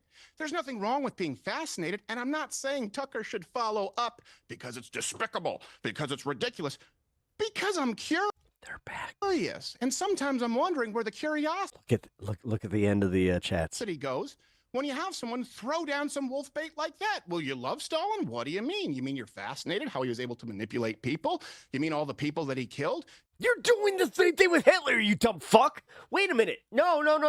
You don't get to skate this one just because it's fucking Stalin. What? You mean studying him to make sure we avoid it in the future? Or do you mean that he had some cool threads and smoked some cool pipes? I don't know the answer because a lot of these people are so fucking stupid. Republicans who rightfully people have a problem with them. And this sort of new group of people, they're not actually communicating. And they'll say that they'll have these conversations, but in my experience, they very rarely will. And I have a track record of wanting to make that happen. So again, I extend the invitation, and I hope that you do too, Pierce. I hope you have Nick on. and then send him my way next. I actually am moving to inviting him on. Ha ha. Sip nervously, motherfucker. Because I think there comes a point where you can't ignore somebody's rising influence. He is getting talked about so much right now that he's exuding an influence over people. You know, I had the same argument really with someone like Andrew Tate, who I've had on a few times. Yeah, but Andrew Tate's irrelevant now. You're the only thing keeping dumb fucks like that relevant. I think it's important when someone has a big following and are Honestly, it's saying some of whatever the they want to say unchallenged, that they come onto somewhere like here. The people that like are anti-Tate, whose like own kids have moved on from him, are the ones keeping him relevant. Where I don't come at things from a partisan political ideology, and I challenge everybody, right? And I think that's actually a valuable exercise in public discourse. We don't live in the old days where... Hey, Crowder, remember when you had that debate with Sam Cedar? Oh, wait, you dodged people that. only had mainstream media outlets to do this stuff. Hello, I like money. Yep. You know, people online now can have exponentially if he would just say it, higher audiences, like Fuentes. And as their God, if any of these fuckers would just say it. influence rises, so, in my opinion, does the legitimacy of talking to them and finding out what they really believe in. You know, I don't know. I mean, I agree with you. When he's on record as saying Crowder looking emotional, I mean, when doesn't he? he loves Hitler, what does he mean? If he genuinely, Well, he said he loves Stalin. Adolf Hitler, the bloke's a fucking idiot, right? But if he's talking about, as you put it, as you framed it, about what he may have been intimate, I don't know. But I'd be interested in having that conversation. In the same way that when I have Tate on, I agree with some things Tate says, but I hammer him over his obvious misogyny. I think the two, you know, someone can be right and wrong about two things, right? Even Churchill, my great hero, wasn't right about everything. If I was interviewing him, I would find some things to criticize Winston Churchill about, right? It doesn't mean to say I think he's a bad guy. I think he's an absolute hero, my all-time hero. However, everybody is flawed, right? Right. Yeah, and plus if you were interviewing Churchill, he'd probably be drunk. And you'd go, oh, well, I guess that's true. No one is perfect. But I will say, yeah, look, we need to be able to have these conversations, but this litmus, these do matter. What have they done to defeat the left? What have they done to fight the left? Can they build a coalition? Something else that I think is pretty important. Can these people, whether it's Ben Shapiro, whether it's the people who say they're funded by Qatar, or these other people say, you're a Zionist shill, no matter, can they take opinions at face value? Can they take a disagreement without resorting to, you're paid by Israel? I can say this, not one dime from a foreign nation. I own everything about this company. I've been here since 2009 with a blue bed sheet when there was no money out there. If people say you're paid by X, in my experience, those are usually the folks with something to hide, something else too. I would call and I would ask you to do this. Everyone out there, be transparent with your references, with your sourcing. We provide a bibliography every day. I know it's a lot more work, but you'll have a lot of people who say, I claim this and take my word for it. We don't do that. So if you put people through this filter, and then you have to ask, what's the end game for this country? If we want to do away with Donald Trump, because by the way, 600,000 Chinese students, why? Uncapped H-1Bs, why? It's asinine. Pam Bondi with the Epstein files, there's a reason that I'm not a fan of hers. There's a reason I never covered her confirmation, namely she's an idiot, but she has no idea what she's doing. These are legitimate grievances. But then to go after J.D. Vance and say we're going to throw away our MAGA hat, here's the thing. You can do that online. It's not going to be the half of this country that elects presidents. These people, though, Pierce, I do need to tell you, people like Nick Fuentes, they have a legitimate grievance. There was some gatekeeping going on. And I've experienced this too, by the way. It wasn't over the Israel thing, but you have some conservatives who are cozy with big tech, where they're fully monetized, their views are permissible, and people like Nick Fuentes, they're deplatformed. I'm at Rumble. I obviously would have pull at Rumble. I've been there for a long time. I have been painstakingly clear. Nick Fuentes, of course, should have a platform if he's not breaking the law. That's the difference between some of the old school conservatives who say free speech, but behind the scenes, they glad hand a little bit. And if these people are radical, and I don't know that they are, that's why I'd like to have a conversation with them. We do need to ask what radicalized them. That's a valid, if we believe that they're radical.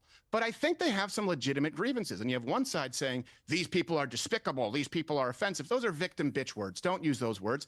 And then you have people trolling saying, I love Stalin. I don't think that anyone who's right-wing or conservative loves Stalin, but I'd like to follow up. I think it's interesting. But you love Hitler, right? Yeah, you know, I agree. What is with these weirdos that are like taking these historical figures and they're just like, yeah, you know what? Maybe the other guy wasn't the bad one. A lot of what you just said. Here's you're totally playing into Trump this. Betraying his campaign promise to make America great in the way he said he would.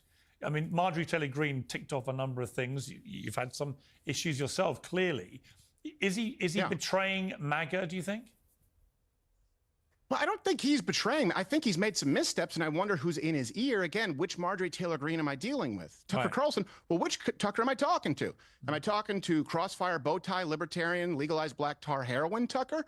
Or am I talking to Tucker Carlson who dresses like Curious George goes fly fishing, Mr. Populist? I don't know. These people have taken both sides. That's Catholic. It's on every issue. I do look like think that the Chinese exchange student, or sorry, not exchange student, 600,000, that's a mistake. H-1Bs. I'll give them that. I don't want to see a bunch of people replacing Americans at lower wages, certainly not when the bulk of them are coming from India, because I don't want us to look like India #2. And I think the problem that we've seen, too, is you have one side who've said that race has nothing to do with it, and then you have people saying race has everything to do with it. These people are wrong. Race and culture and the country, especially when you're dealing with the country of origin, when you're dealing with third world slave wage labor, it is relevant. It's a conversation that needs to be had. And when you silence it, you pique that curiosity gap. I think Trump is wrong on that. I also, again, my issue is a lot of people who are pissed off about it now, we're all in on Elon. I always said Elon has done some great stuff. Buying Twitter, turning it to X, that's great. He's always had the policy of uncapping H-1Bs. That's not America first. I'm just wondering why it's an issue now, and with Marjorie Taylor Greene, when only a week ago she was saying we can't deport people because of my construction company. Which one am I talking to? That does matter. People can change their minds. But going back and forth in the span of a week and then refusing to have the conversations with people who will legitimately test them, that's always concerning to me. And like I've said, the invitation has been extended to everyone. So far, no takers. I'm basic bitch, pumpkin spice latte conservative. Really, it's not that extreme. Who is the next standard bearer for the Republican Party, do you think, in America? Well, obviously, the natural sequence would be J.D. Vance. And I think he's been very... Now you got the Kamala problem, bitches. Have fun with that. Very impressive as of late. I think you still have people like DeSantis waiting in the wings. You know, Charles Krauthammer, when I was at Fox News, he was there. Okay. There. And I've always said, if Charles Krauthammer, one of the most brilliant political minds of our time, guys, if he was I honestly think that this might have been their last shot for a while. Potato chips don't really have a shot. But I think anyone who places the needs of Americans first, and that doesn't mean, by the way, that we have to follow lockstep, but I do think Israel is a legitimate issue where people have legitimate grievances. I don't think that Israel's security is tied to that of the United States. That being said, we should defund all of it, right? And people in the comments, let me know if this is reasonable. Defund all of it, but I would personally have no problem if the IDF gave every member of Hamas a dynamite suppository. Because I believe that Islam, radical Islam, is a far greater threat to the West and Christian civilization than Israel. Doesn't mean that either one of them are perfect, are angels. I think people like J.D. Vance, people who've made it clear that they'll place the first stream crash. I'll needs and the wants of the American people first. In 2028 shit. presidential bid that will lean into his feud with Tucker Carlson, who is, of course, a very close ally of the expected frontrunner Vice President J.D. Vance. Where the fuck was I? Oh, fuck. I didn't mean to fuck that up. Give me 1 second, guys. I will totally fix this. I didn't realize what time it was, and I was just like, oh, shit. I kind of need to eat.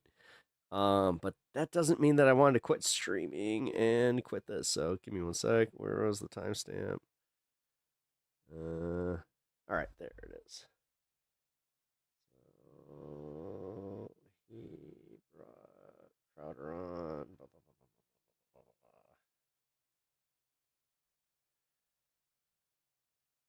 Here, let's go here. Sorry. They have no idea which way to turn. Their sort of new superstar is basically a brazen socialist, if not a communist, in MAMDANI. And you just think they don't know what they're doing. And right at that moment, you see the right beginning to splinter, when actually if they could reach the kind of coherent unity that you're talking about, you got to think there's a very good chance they win the next election too. But not if they're broken in two, which is the way some people seem to want to take it. It's a very odd piece of timing, given how vulnerable the other team is. No, you're absolutely right. To sort of distill it, the left is like, hey, and you can bleep this. We want chicks with dicks medaling at the Olympics. We want them on the podium. We want kids transitioning. We want never-ending funding for SNAP, where you have $9 billion a year being spent on Coca-Cola. Over 60% of these people have no business being on SNAP. If you can't cut Fanta from SNAP, you can't cut anything. They are lowest ever, like you said, in their polling. And then people on the right going, you must be paid by the Jews to point that out. Or you must be paid by Qatar. It's like, are we adults? Let's all have this conversation. But I do, again, my big issue is the facade of anyone, anytime, as far as debate and conversation, but they don't live it. They don't follow it. So I'd like to hear one name come out of their mouth, and that's mine, and I would welcome them and respectfully host them, but I don't know why that doesn't happen. I know that they'll go on sometimes shows that give them softballs. I cannot imagine a world in which any guest, if it was you, Pierce, and you said, I love Stalin, I would go, wait a second, Pierce, let's explore that, right? Like maybe I'm your therapist or something. That's pretty interesting. You know, he killed a whole lot of people. I just wonder where the curiosity went at the time when we should be winning. And yes, Donald Trump has stepped on a few rakes. I don't know what he's doing. I don't know who's in his ear. But here's the one thing, too, I really want to drive home. We have something with President Trump that we've never had. And that's a feedback mechanism, right? Kind of like I was talking about DoorDash earlier. Donald Trump, President Trump, listens, meaning the conservative side can voice their opposition to his policies, and he will adapt. Yeah. And Funny how the left did that before you guys. instead, we're focused on flinging shit at each other. Yeah, I couldn't agree more. It's fascinating. Stephen Crowder, great to have you back on Uncensored. Thank you very much. Bring me in when you're president of the BBC. Thank you, sir. Well, joining me now is Matt Schlapp, the chairman of CPAC.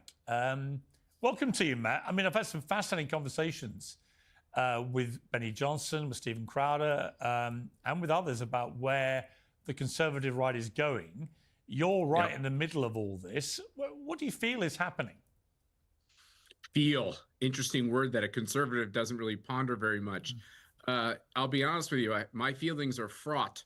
I'm anxious. I don't like these public squabbles. I'm looking at the Democratic Party embracing Marxism and completely crazy public policy and candidates. And I think the Democrats that I know in Washington, D.C. are really worried about what's going on with their party. But yet publicly, it seems like the focus is on these splits in this Trump coalition. And, you know, in candor, I am very worried about the splits. How much of that has been self-induced? And I would give, as an example, the Epstein files and the way it's been handled.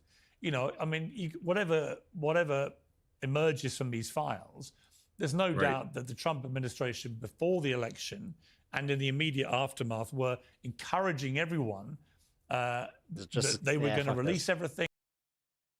We got the good parts of that. All right. So, we got that. Now, let's take a look and see what some of the coverage from the breaking news has been. Waters, a communist dictator, walk into a bar. A communist and a dictator walk into a bar. I've had a lot of meetings with the heads of major countries. Nobody cared. This meeting that you people have gone, you know, outside you have hundreds of people waiting. This is just a small little group. For some reason, the press has found this to be a very interesting group. He really is like into Zoran. You know, somebody said it about how he reacts to like good-looking dudes. I gotta say, it seems to be a thing. I don't know. All right, here we go. We have some breaking news on a Friday evening. Marjorie Taylor Greene has announced that she is resigning from Congress. Yes, you heard that right. Marjorie Taylor Greene is resigning from Congress. This is not a drill. She is leaving. January 5th will be her last day, and she put out a scathing video criticizing MAGA, the Republicans, and basically the entire political system.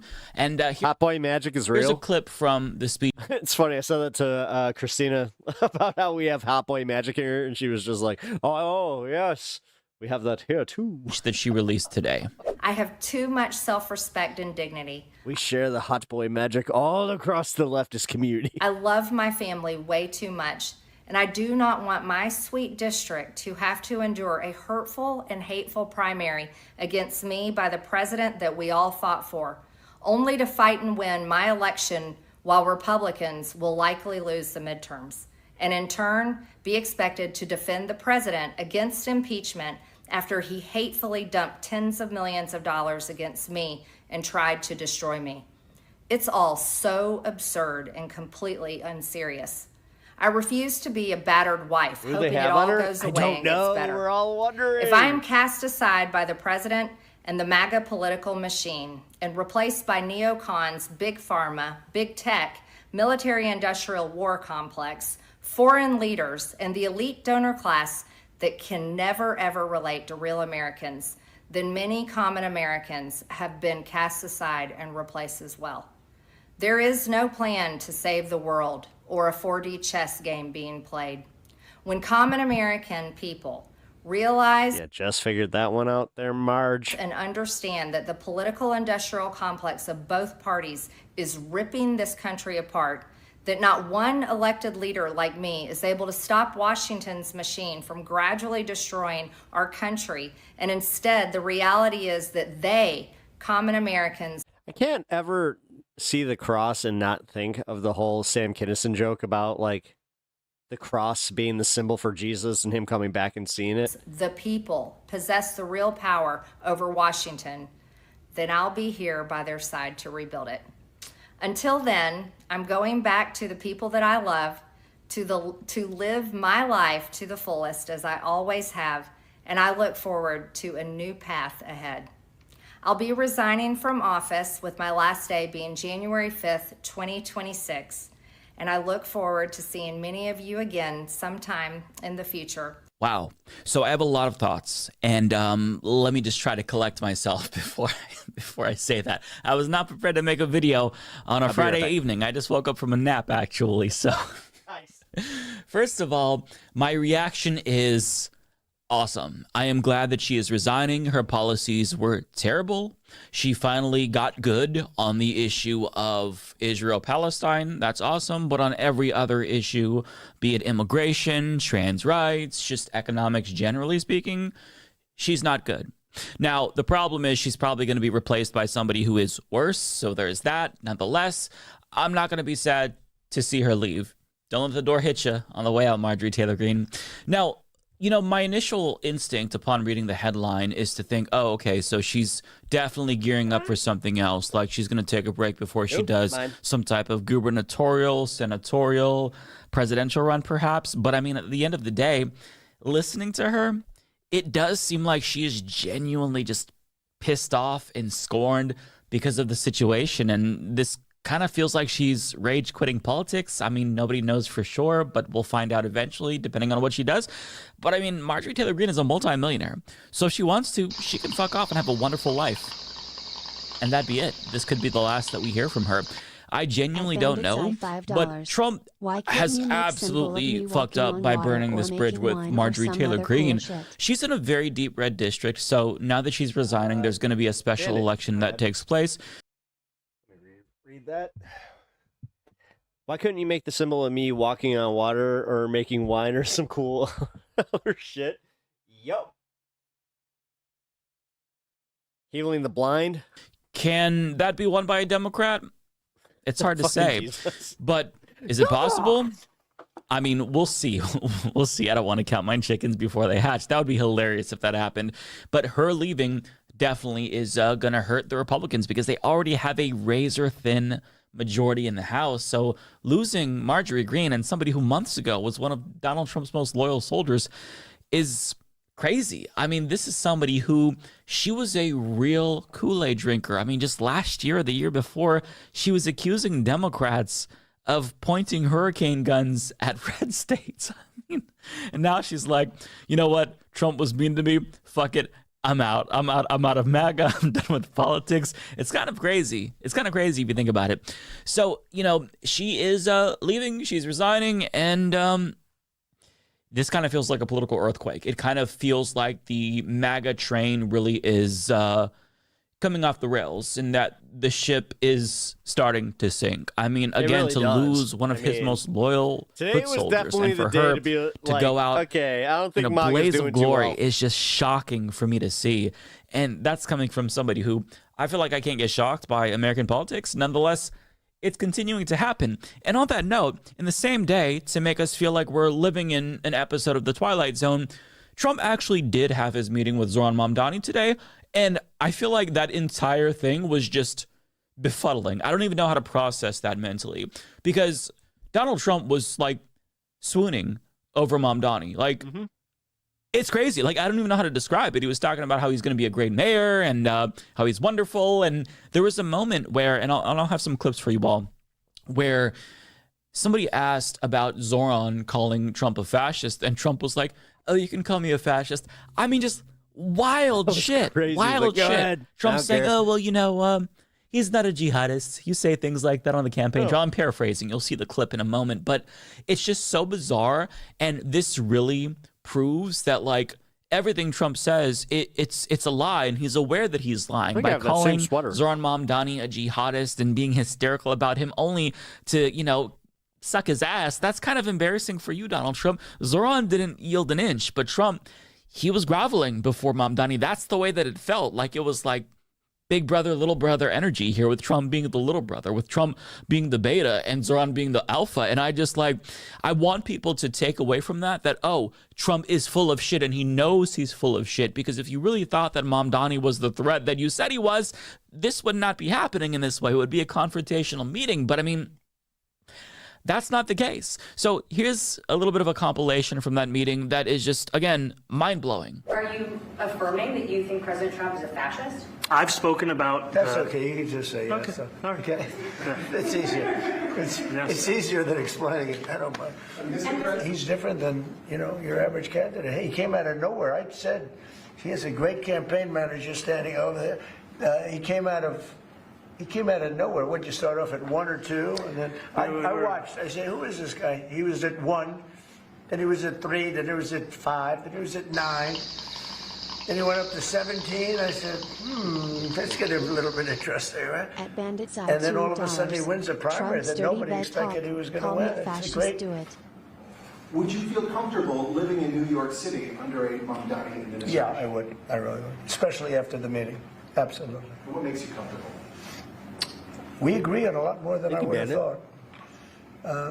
I think I want him to do a great job, and we'll help him do a great job. He may have different views, but in many... Come on, guy. Call me fascist. Come on, guy. Ways, we were discussing when Bernie Sanders was out of the race, I picked up a lot of his votes. Who's your people daddy had no fascist? idea, because he was strong on not getting ripped off in trade and lots of the things that I've practiced and been very successful on. Tariffs, a lot of things. Bernie Sanders and I agreed on much more than people thought. And when he was put out of the race, I think quite unfairly, if you want to know the truth, many of the Bernie Sanders voters voted for me. Republican Elise Stefanik has campaigned multiple times by calling Zoran Mamdani a jihadist. Do you think you're standing next to a jihadist right now in the Oval Office? No, I don't, but she's out there campaigning, and you say things sometimes in a campaign. Isn't that sort of She's a very capable person, but you really have to ask her about that. But I don't particularly. I think I met with I met with a man who's a very rational person. I met with a man who really wants to see New York be great again. And I can say again, because New York was great. We were having some telltale signs. The Epstein files broke and reset them. Was not doing a great job, but today has been wild. I don't know what to think. And come Monday, maybe I'll have a better opinion about it. It really went, pretty bad. And he can. I think it's been at lower points, but it went pretty bad. I think he can bring it back. Now the question is, will he bring it back all the way? Will he bring it back greater than ever before? Which is, I guarantee, that's his wish. I think he wants to make it greater than ever before. And if he can, we'll be out there cheering. I'll be cheering for him.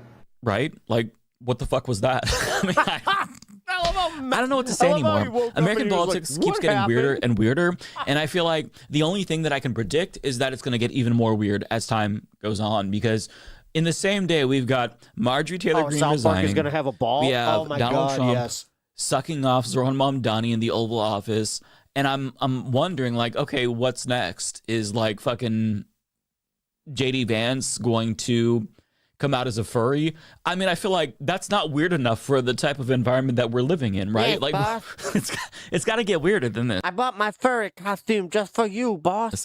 But there you have it. I mean, on a Friday night, all this shit is going down. Secret squirrel. Marjorie Greene, I'd like to say, you know, it was nice knowing you and whatnot, but it really wasn't. So have a nice life. I will be happy that you are out of Congress. And yeah, really interesting to see what happens with Zoran Mamdani in office, because, you know, this little honeymoon with him and Trump, it's not going to last long. Obviously, Trump will want to do authoritarian shit. And regardless if Trump explicitly okays it or not, you know, DHS, Kristi Noem, Stephen Miller, they're going to fuck with New York City. And so the question is, does Zoran have enough pull with Trump now to kind of rein him in?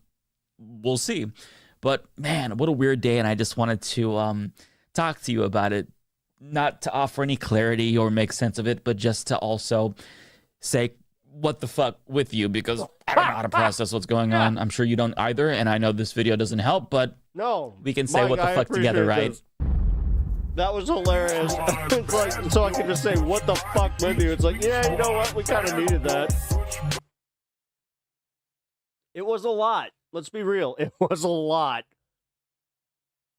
President Trump welcoming the mayor-elect of New York, Zoran Mamdani.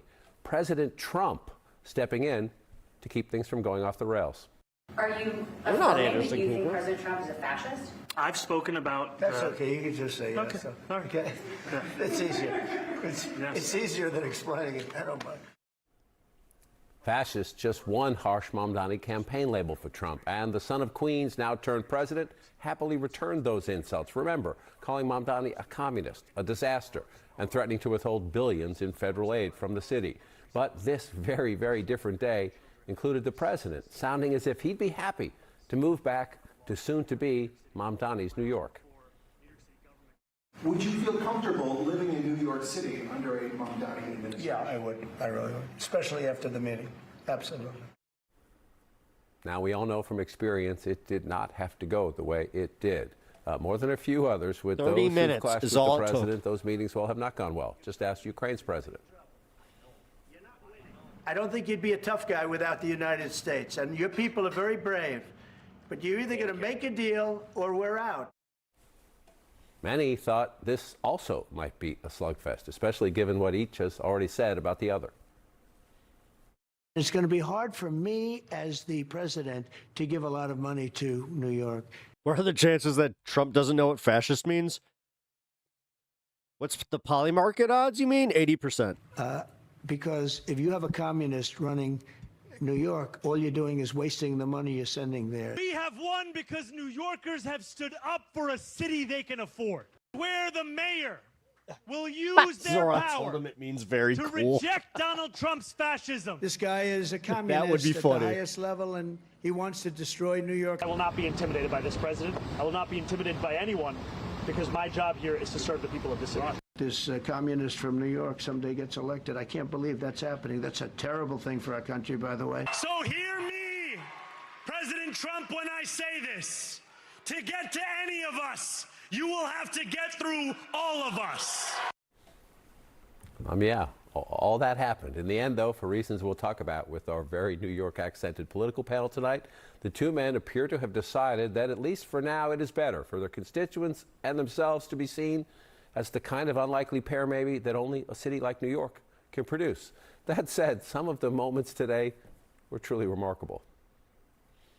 We agree on a lot more than I would have thought. I am really looking forward to delivering for New Yorkers in partnership with the president. Man, CNN pissed. On the affordability agenda. So we're going to work together. I've spoken about... That's okay. You can just say yes. Okay. Okay. It's easier. It's easier than explaining it. I don't mind. We're going to help him but I really think here. he has a chance He's to a do tinfoil, great job. dude. I'll be cheering for him. Didn't mention anything about America or... I think he is going to surprise some conservative people, actually, and some very liberal people. I think I met with a man who's a very rational person.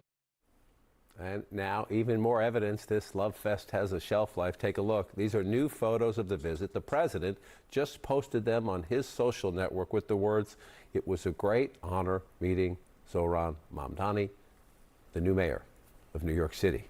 Wow. Did you just say a shelf life? Perspective now from the executive committee chair of the New York City. Dude, CNN wants this to fucking last as long as this dude's tenure on Anderson Cooper 360. State Democratic Committee and the president and CEO of WIN, Christine Quinn, former senior advisor to President Obama, and our CNN chief political analyst, David Axelrod, and Republican strategist and CNN political David Axelrod on that Ozempic.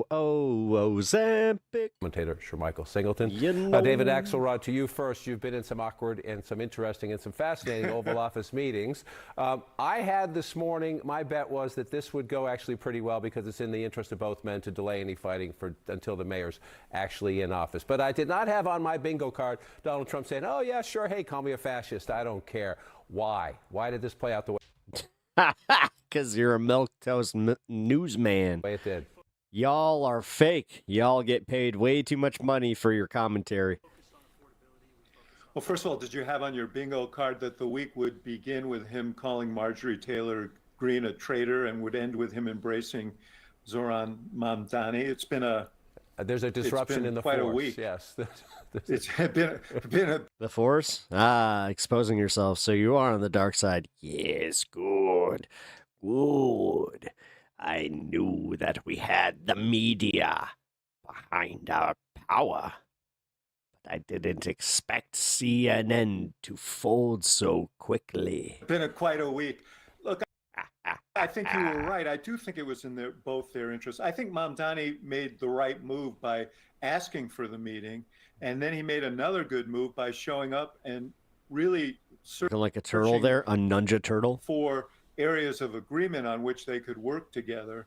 He can be a very charming guy. The New Yorkers discovered that, and I think he brought. He looks like the guy who repaired Woody. That with him, but he also, I thought brilliantly, for example, focusing on dealing with overburdensome housing regulations in New York, so that you could build housing more quickly. That was going to be an idea that Donald Trump would embrace, saying, yeah, we do want to get violent people out of our city, and there are 170 laws that on which we can work together with you on these. A socialist being the only Democrat to cow Trump is hilarious. Immigration issues, but we don't. It really is. Don't want innocent people being harassed. Dude. These pictures, my God, dude. He didn't have a picture like this with JD Vance. This is kind of crazy. Came with a strategy, and he understood Trump's psychology, and the combination of deference and understanding that psychology produced the result you saw. So, Christine, how do you build on it? He looks like he's at fucking Disney World. The new mayor. He needs help from the governor and the legislature, the assembly here in New York, but he also does need I love this guy. Help from the president. The president had said if Mamdani wanted to withhold billions to build the tunnel, for example, a tunnel New York needs. How do you take all these good words, the tapping, the backslapping, and what would your strategy be? What your advice to the mayor-elect be to say, now turn it into substance, turn it into money, turn it into support and cooperation, not fighting? Well, look, he needs to continue to reach out to President Trump. President Trump likes when people call him for advice. He likes to get phone calls from people. He needs to use him as a sounding board, someone he seems to be getting advice from. And look, I'm still relevant. My kids love me. Look at me. I'm not a complete failure. I'm surprised that this meeting went well. Please don't put me in a retirement home. At all. Donald Trump is a New Yorker, and it is in his interest to see the city that helped him make his fortunes succeed. He also is. She sounds like Marianne from Brooklyn from Howard Stern. Always always very impressed by people who do well, who can command a moment. And certainly Mamdani has done that beyond anybody's expectations of what he could do. He's a political outsider. Trump was a political outsider. I think he has a lot of respect for that. And I think today's meeting was handled by both of them brilliantly, and it really creates a foundation where the mayor-elect can go back to the president and say, they hate this so much. They wanted something totally different. hey, when we talked about housing, I need this. When we talked about the price of groceries, I need this. When we talked about X, I need Y. And I think Mamdani, who is amazingly charming, is going to be smart and strategic and continue to call on the president. Man, they really pivoted to Fox News real quick on CNN the second that it was a socialist versus Trump. Well, wow for the city of New York and its challenges if they can actually have a productive relationship. But sure, Michael, we're watching those pictures and listening to the president. Getting a guy with white hair with the same cadence as Anderson Cooper to handle his show was not a great idea. Words. And then he adds more tonight on Truth Social about rational guy, liked it, happy to meet him, proud to Anderson Cooper. meet him. What happened to the Republican strategy? He's like Bizarro Anderson Cooper. Of this guy, Anderson Cooper, is a socialist. The entire Democratic Party is socialist. Don't vote for the socialists. Why does that Lincoln statue look like the Batman one where you could lift the head and there's a red button that takes him to the Batcave? 2020. Come on, Zoran, you're my new Robin. Let's go. I've already got the Batmobile ready to go. They'll never know. They'll never know. You've already got the haircut. Let's go. Did Donald Trump just blow that up? I look at this a little differently, John. I have to be honest. Look, it's going to make things more complicated. Fat man. Easy joke. For Elise Stefanik, who's running for governor. I'd watch that. The state of New York. But what I think strategically the president has just done, he just disrupted, I would argue, who's Alfred? Let's Democrats see. Overall. Scott Bassett. Bassett? All right, I'm calling you Alfred. Alfred, I need you to do me a favor. I need you to call Commissioner Gordon, tell him we'll be there pronto. Messaging strategy next year on affordability and the price and the cost of living. I think the president can make the case that Republicans can work with progressive Jesus Christ. Democrats, who, by the way, don't typically get along with their sort of Democratic establishment. Who's the Joker, though? Oh, that's a good question. Marjorie Taylor Greene. Their friends to say, hey, if they can't work with you, Republicans will where we can on affordability. Let's cut that red tape. Let's decrease the level of restrictions in New York to make housing more accessible. And by the way, let's also employ more native New Yorkers, young men, to build those houses. So the strategy doesn't go away. The strategy changes, John, in that 2.5 weeks ago, we got our butts kicked by Democrats at the local level. We lost 2 states. Mamdani got elected. The American people made it clear. We elected Republicans on the guise that you would deliver on affordability and the cost of living. We haven't necessarily delivered. So what did the president do smartly? And be nice to your biggest enemy. So they hesitate to fight back and look worse than they do. Wisely, in my opinion, Vance is the Red Hood. He really is the Jason Todd of all this. Poor Jason Todd. He's pivoting, and the entire Republican Party should get behind. Such a badass character, but nobody respects you. Behind the president to tackle the demands for the American people. You were the one who got crowbarred by Joker. If we do so, I think Dick and Tim. Sorry, bud. We can maintain that very unique coalition that gave us. Then you got Damien. That majority last November. But see if you're right. Yeah, it's real, kid. But a whole lot of ads planned by Republican ad makers just hit the cutting room floor. David Shermichael mentioned Elise Stefanik. She is running for governor here in New York. And Trump was asked about her criticisms of the mayor-elect today. Take a listen. Mr. President, Republican Elise Stefanik has campaigned multiple times by calling Zoran Mamdani a jihadist. Do you think you're standing next to a jihadist right now in the Oval Office? No, I don't, but she's out there campaigning, and you say things sometimes in a campaign. Isn't that sort of she's a very capable person, but you really have to ask her about that. But I don't particularly. I think I met with a man who's a very rational person. Stefanik responding tonight, David, on social media in part saying we'll have to agree to disagree on this one, and again calling the mayor-elect a jihadist. Again, did the president of the United States just pull the rug? Wow, she sucks. Out from under her. This is weird. where President Donald Trump and Governor fucking hopeful Elise Stefanik, who is a CIA op. You're a fucking bitch. Fuck you. Go away. Yeah, no, I think it makes it. No, seriously. You got to call him a jihadist. I hope that you just saw your way out of politics, you dumb. It more complicated. C word. For sure, and especially if this relationship continues. But I love the observation that, you say things when you're campaigning. Boy, do you ever. You look at these two guys. Yeah, but look at this dumb broad. I'm going to say what fucking all of them wanted to say. Look at her. And everything that she was saying. She deserves it. I remember, you remember Mario Cuomo used to say you campaign in poetry and govern in prose. But really, these days, apparently you campaign in battery and yeah, that's how that used to work too, man. Govern in prose. You grew up in the 90s. They beat the hell out of each other. grew up in but the 90s. They both have an incentive, as you He came up in the 90s. said at the beginning, to work together. And I just Did he? want to second I what actually don't know. I just remember he had a mustache. Christine said. You could see Donald Trump looking at MAMDANI as he did and saying, the guy's got moves. The guy is good. And, he's always been sort of the producer in chief, not just the commander in chief. He is the casting director, and he always comments on how people do on TV and how people perform. Well, Mamdani is a good performer. And as Christine said, another guy who came from the outside and humbled the establishment. And I think Trump respects that. Yeah, you know who doesn't? You know who doesn't? Everybody on that fucking panel. They're all pissed. That was not the coverage that they wanted.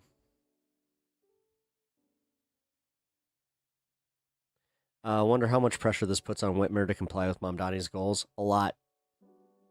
For real, a lot. All right, guys. I saved this one just for you. This has nothing to do with politics. I'm about to tell a funny story. Because I found this video and immediately I was like, all right, we're going to go through this and then I'm going to tell you guys exactly what happened to me. A JetBlue flight just this past week that resulted in a diversion. When you hear what happened, the fact that it happened on a JetBlue flight is also kind of funny. With this passenger, you're going to think, what's the big deal? It's a huge deal, and I'll explain. New York, JetBlue 1191. Yeah, go ahead. Due to customer disturbance, will be returning to Boston, requesting diversion to Boston. Okay, so the main player in this is JetBlue 1191. It's an Airbus 321. They're out of Boston. They're headed to their destination. They're going to return back to Boston. He's just told us now that they've had a passenger or a customer disturbance. What is that disturbance? Let's listen. JetBlue 1191, you're diverting to Boston? Affirmative, requesting direct Boston, back to Boston. JetBlue 1191, you have an emergency? Negative at this time, we did have a customer disturbance. Okay, so he's not declaring an emergency. Yeah, customer disturbance. Just yet. But he keeps saying they have a customer disturbance. But he's not saying exactly what that disturbance is. When you hear what it is, you're going to scratch your head and go, why is that a big deal? All right, I'll explain. A customer disturbance, JetBlue 1191. Roger, descend and maintain for level 300. Have your turn shortly. All right, 300, JetBlue 1191. JetBlue 1191, send maintain, I'm going to also maintain for level 310. 310, JetBlue 1191. All right, so they've started their descent. They're going to start a turn back now to Boston. 1191, out of flight level 330, turn left, fly heading of 190. Out of 330, turn left heading 190, JetBlue 1191. All right, it's all stuff they've got to do to get turned around and go back to Boston. They've got to avoid New York. To Boston Airport via radar vectors, fly heading of 140. I clear Boston via radar vectors 140, JetBlue 1191. We still haven't heard what the problem is yet. What is it? JetBlue 1191, amendment to the route. Ready copy. Ready copy, JetBlue 1191. Okay. JetBlue 1191, cleared directly with JFK and join the Robux 3 arrival to Boston. All right, direct Kennedy Robux 3, JetBlue 1191. All right, so this crew's busy. JetBlue 1191, I just have some questions. Is the cockpit secure right now? Okay, so he's got some questions, and here they come. It always happens, especially when you either declare an emergency or, like in this case, a quasi-emergency. He hasn't said the words Mayday yet or even pan, but he said there's a customer disturbance. So they've got to fill out all the paperwork and find out why are they diverting this aircraft back to Boston. Now the details are going to begin to trickle out, and here's where you're going to find out why did they divert exactly, and why is that a big deal? Listen. Hey, for cockpit secure, we had customer vape in the lab, and smoking marijuana in the lab, which is like to turn it off. In the lavatory. Oh boy. All right. Okay. Smoking marijuana in the lab. That's what happened with this passenger. Now, your first response might be, well, isn't that legal in a lot of places? Well, yeah, it is. Not on airplanes. Not on airplanes. All right. And so you're in federal territory when you're on an yeah. airplane, and federal law prohibits the use of marijuana. It's still illegal. It's according to federal law. Now, this isn't just a legal thing. This has many more ramifications than that, especially to the crew and their livelihood. I'll tell you a story here in a minute. Something happened to me years ago that's similar, but let's listen in. Oh boy. 1191, Roger. All right. New York, JetBlue 1191. We'd like to burn some fuel. We get a lower altitude. That'd be appreciated. JetBlue 1191. If he says that he was the pilot of a plane going from Vegas to Chicago, oh boy. Maintain flight level 290. 290, Jet 1191. Right, so this crew is really busy. Not only have they been dealing with this passenger disturbance of whoever it was in the lab that's been smoking marijuana, and it has a very distinct smell, as you know, and everybody is now alerted to that. They've taken the passenger, put him back in his seat, and they're starting the diversion back. So now they got to communicate with their own dispatch and tell. Oh, come on.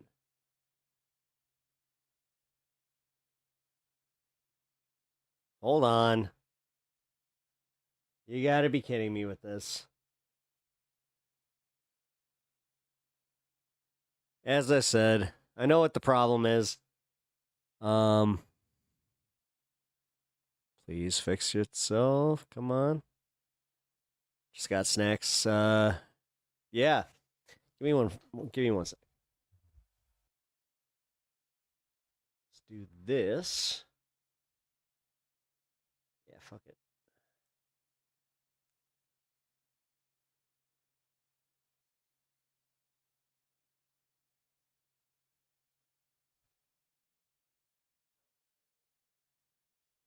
That should fix it. There we go. Now diverting, so they have to do the precautionary landing checklist. They have to talk back and forth with the flight attendants in the back of the airplane to make sure that everybody's okay and they've got the situation secured. Meanwhile, they're putting the Roebuck arrival back into Boston. Everything is really busy, and they're overweight. So they want to get down as far as they can to burn as much fuel as they can so they're not more overweight than they need to be. All right. So these guys are really, really busy. Now they're going to get barraged with questions, but there's a lot more to come, and there's more ramifications here of this incident with this passenger. And we'll take as well as we can get to the 1191. Roger. Okay. We'll be right back, but first a quick. So. Oh my God, he does a full minute for Norder. Okay. Quick bit of story time. We'll get to the end of this story, but so on my 21st birthday, my dad decided to take me and my roommate to Vegas on a whim, by the way. Like, he just told us, like, hey, are you guys busy this weekend? You don't want to be busy this weekend. And because it was my birthday, we already did, like, plan a party. But we canceled said party, went to Vegas with my pops. Great time. Another story for another time. I have plenty of stories for that one. But fast forward to the end of everything. We're coming back. My roommate decided to buy another illicit substance.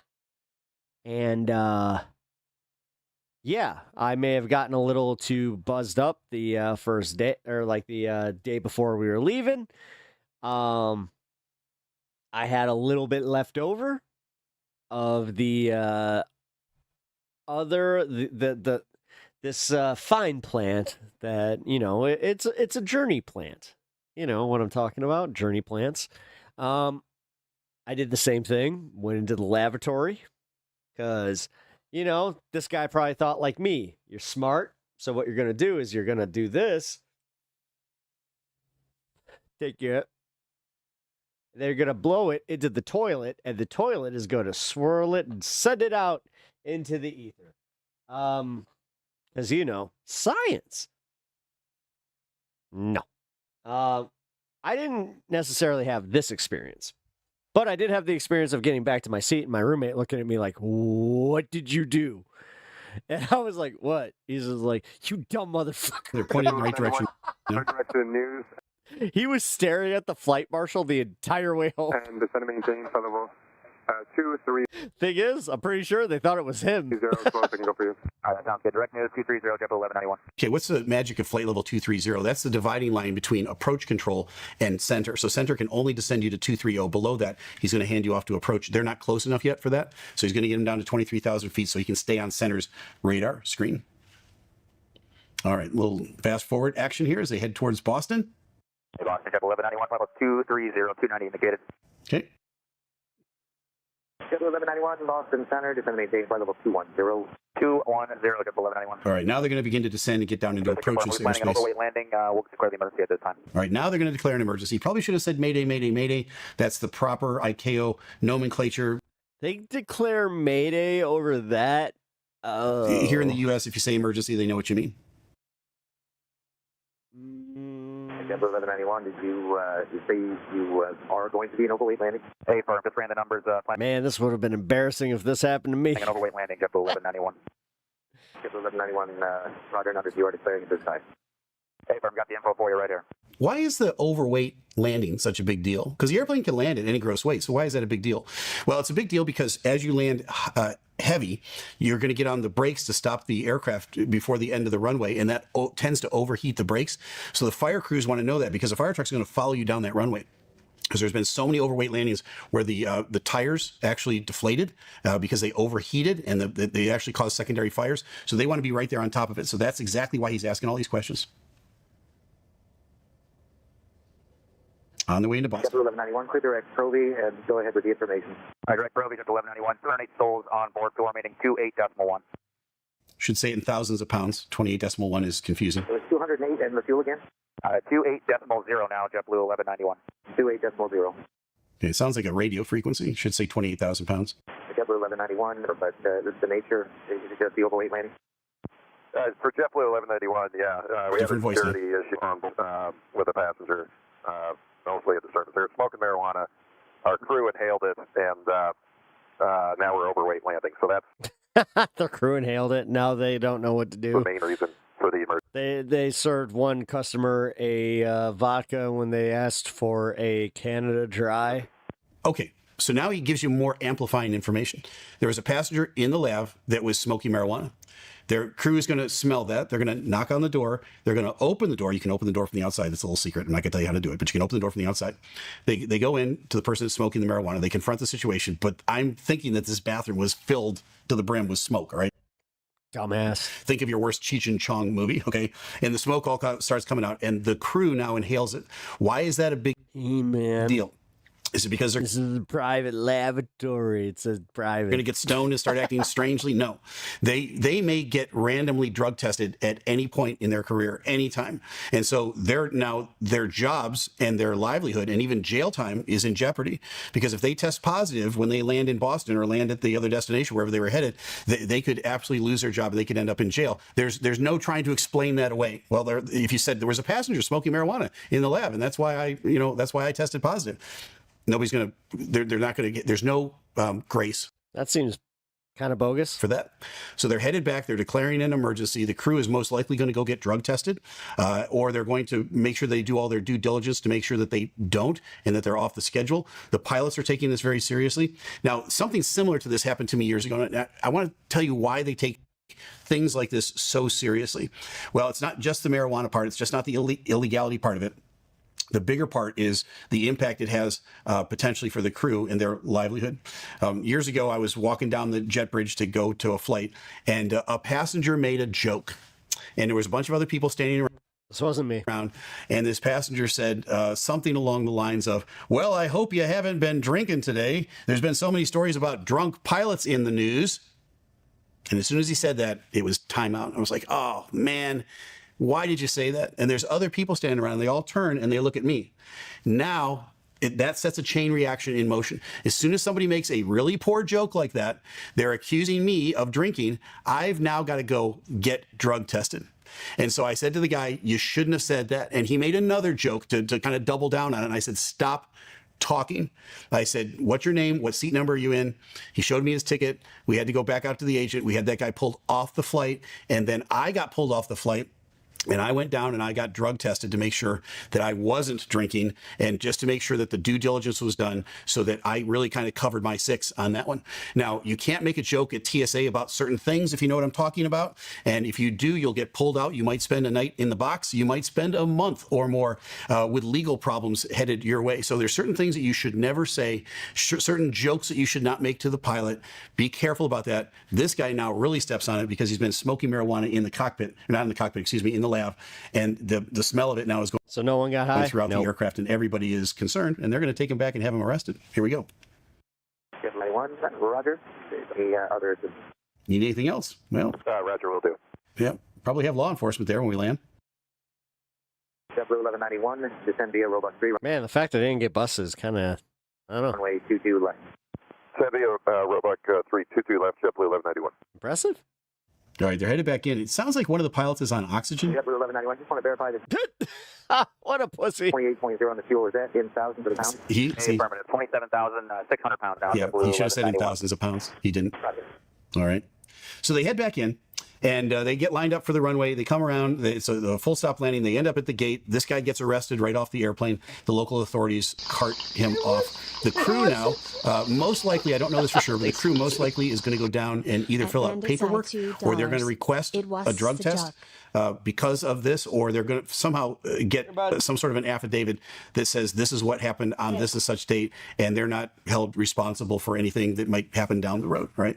Now, is this over the top? Yeah, it might be a little bit, but you know what? There's got to be an abundance of caution at times where your livelihood or jail time might be in play. If I get arrested off a flight and I get drug tested and I test positive, if any pilot tests positive or any crew member tests positive, that's a crime. And so now they're going to face legal action. Not only are they going to lose their pay in their job, but they're going to face legal action. And that's just a domino effect that nobody wants to go through. So again, if you're thinking, you know what, you're going to go get on an airplane and you're going to get up to altitude and you want to get high, no pun intended, all right, think twice about that, because this guy's got a lot of money that's going to be coming out of his pocket real soon if he doesn't spend some jail time, and it sends everybody else into a tailspin. All those passengers are inconvenienced and the crew is pulled off the schedule. All of that from somebody that just wanted to go in to the bathroom and get stoned. Well, now you know. I'm Captain Steve. Fly safe. So if you'd like to see some more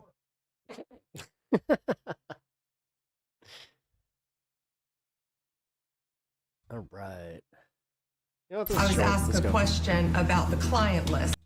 Pam Bondi didn't just walk into the Epstein saga. It's sitting on my desk to be reviewed. She's been orbiting this universe for years. The Jeffrey Epstein case files controversy continues to persist with the Trump administration. Former Florida prosecutor, Trump impeachment lawyer, and now the attorney general in charge of deciding how much she really does look so evil. of the Epstein files you actually get to see. And here's the part that keeps me up at night. This is the same Pam Bondi who emerged as perhaps the most openly political and partisan attorney general in modern American history. So today we're asking the only question that matters. Is Pam Bondi the woman who finally opens the vault, or the one who decides what stays hidden forever? Florida's favorite prosecutor turned political weapon.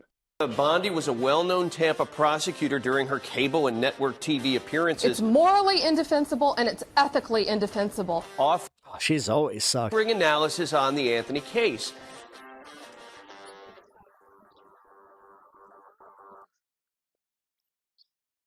She had the cadence, the punchy phrasing, and the Fox-friendly blonde prosecutor aura. I believe it's unconstitutional. I believe it violates. Damn it. Don't do that. Our temper, and I would be on behalf of that music. Television that she first on MSNBC, and I was debating someone in defense of him. Dude, this is the second time. Oh my God. I want to support Channel 100 so bad, but for real, like, you can't.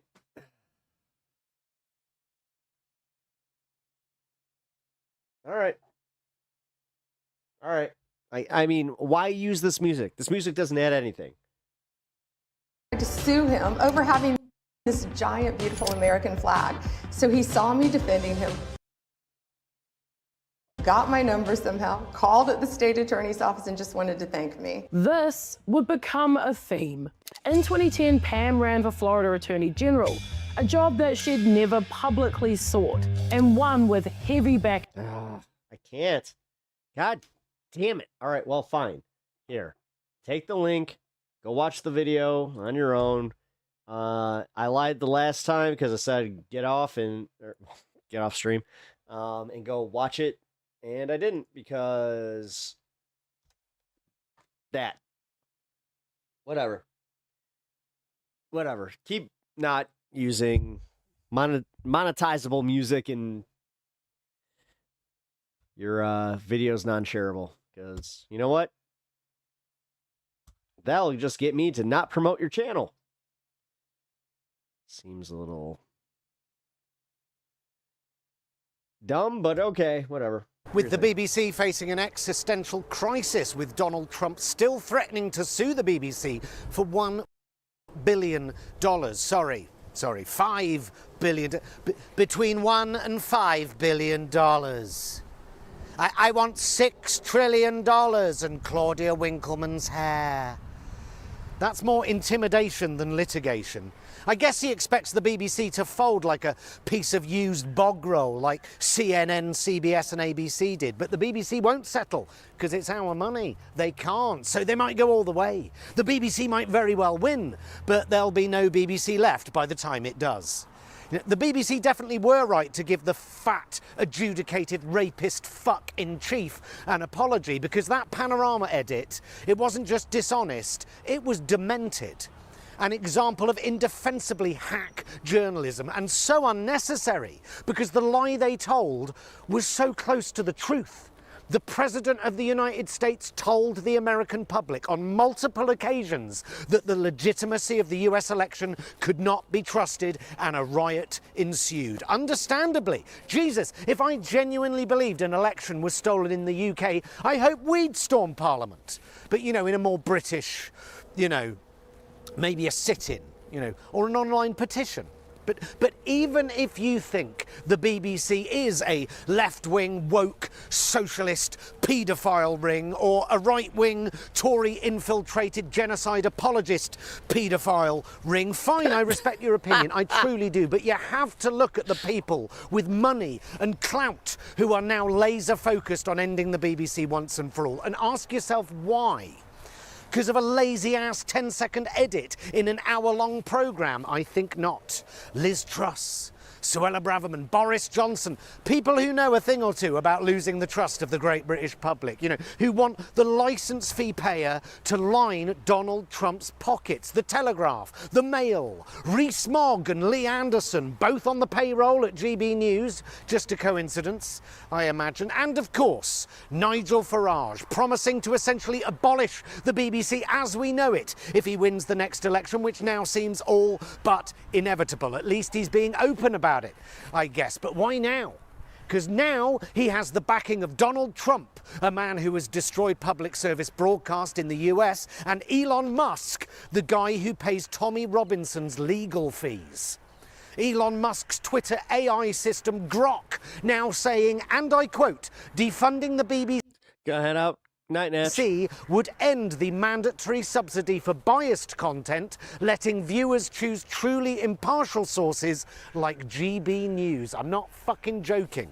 And so it came to pass that GB News got the first question in the White House briefing room last week, along with an exclusive interview with the president himself, where he was asked many questions about the BBC and none at all about Jeffrey Epstein. Just the way he likes his impartial news, with reporters that salute him as his motorcade goes by. Yep. Quite right too, with an ethically dubious nightly current affairs show hosted by our next Prime Minister Nigel Farage, waffling unchallenged nonsense 3 times a week into the homes of people who like listening to Nigel Farage, waffling unchallenged nonsense into their homes 3 times a week. The most powerful man in the world, along with the world's richest man, along with the UK's UK's most sinister man attempting to destroy the BBC and elevate GB News to the status of national broadcaster. Even if you hate the BBC, even if you love GB News, or you list your hobbies as liking flags and shouting at hotels, you must surely see that this attack on the BBC represents a wider attack on our journalistic sovereignty, our culture.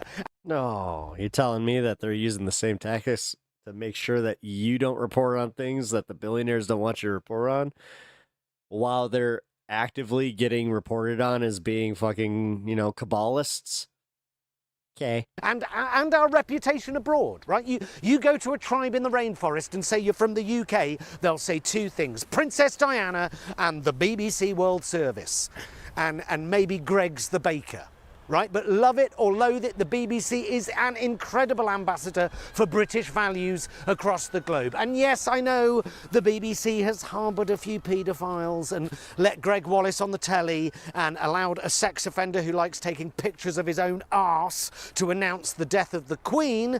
But the BBC is not owned by big tech bros or multi-billionaires, or in GB News' case, a hedge fund manager. It's owned by the taxpayer, which means you can hold the BBC to account when it fucks up, which it does on a far too regular basis, in a way that you can't when it's owned by the foreign billionaires that own the paper that you read and choose which AI slop and lies you scroll through.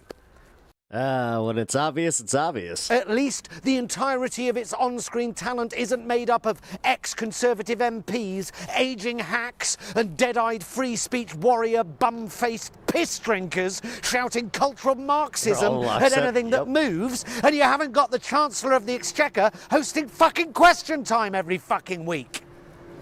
My God, she'd be fucking awful at that, wouldn't she?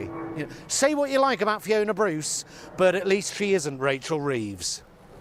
All I'm saying is, if you want the BBC gone, fine, I get it. But not like this. Don't base your opinion on what Grok and the owners of GB News and Liz Truss and a far-right promoting almost trillionaire have to say when it comes to free, fair and impartial news organisations. Just saying. Yeah. So the BBC still waiting to hear from the president's lawyers. It's been a tough week for the corporation.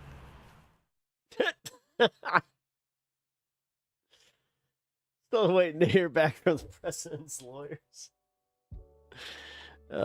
Jesus. Oh, man.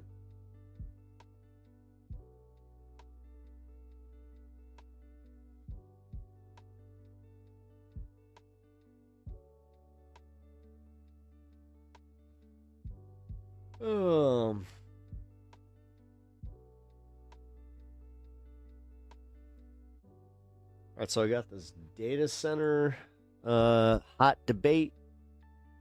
Actually, it's not even a debate. It's a whole community kind of like coming together to just be like, this is bullshit. Telling us that our bills are about to go up, and this is for an AI data center that will not produce anything for us. Why are we doing this? You know what? Fuck it. If we get bored, we'll dip. But here we go. Facility that houses computers powering today's digital world. They store, process, and deliver digital information that we use in everyday things.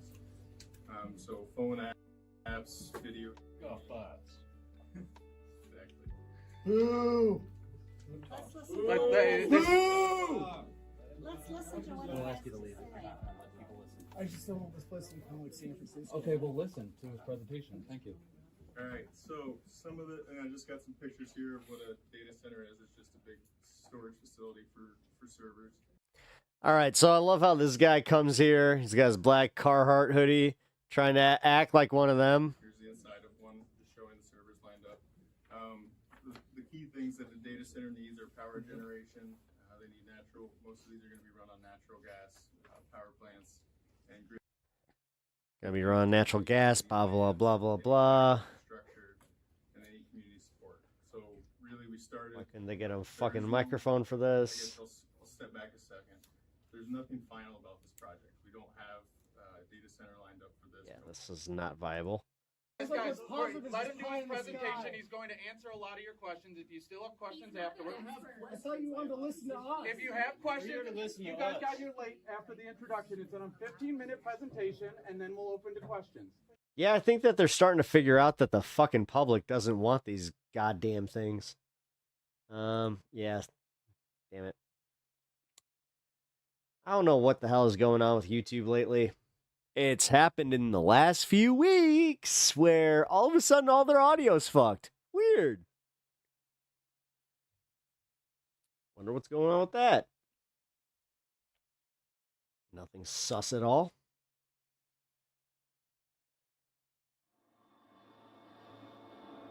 You want a white nation? Build a white town. And then organize. Some organized with like-minded people. We're part of a living tradition that we can't lose. We were up early this morning to go to a whites-only town in rural Arkansas. Eric, who runs the town, is all over social media. He's going on every YouTube and podcast. Very prominent neo-Nazis and white supremacists and anti-Semites in the US. Jesus, he literally looks like a frickin' villain. And they're letting CNN come visit them. There he is. This is a town? Stoney O'Sullivan. Nice to meet you. And how many acres have you got here? Or 160. Okay. Ish. It's pretty sizable. Yeah. That is a pavilion, or will be a pavilion. Just a place to meet up. What does somebody have to do, or what does somebody have to be? So a commune. To come live here. It's a commune. You have to be someone who identifies with your European heritage and ancestry. What? So European, white. Those are synonyms to me. Right now there's about 40 or so people living here, give or take. But you told me there's hundreds of people want to move here. Hundreds of people have applied. Yeah, there are quite a few people waiting to be interviewed. Wow. Are they all racist? Well, it depends on what you mean by racist. Are they racist in the sense that they hate other groups of people and want to deprive other groups of people of resources or opportunities? No. People like Eric are afraid that... Do they want to segregate with their own? Yes. White Americans are being replaced, and a projection from the US Census has them worried. I think America is due to become a minority white country for the first time in the 2040s. Are you concerned about that?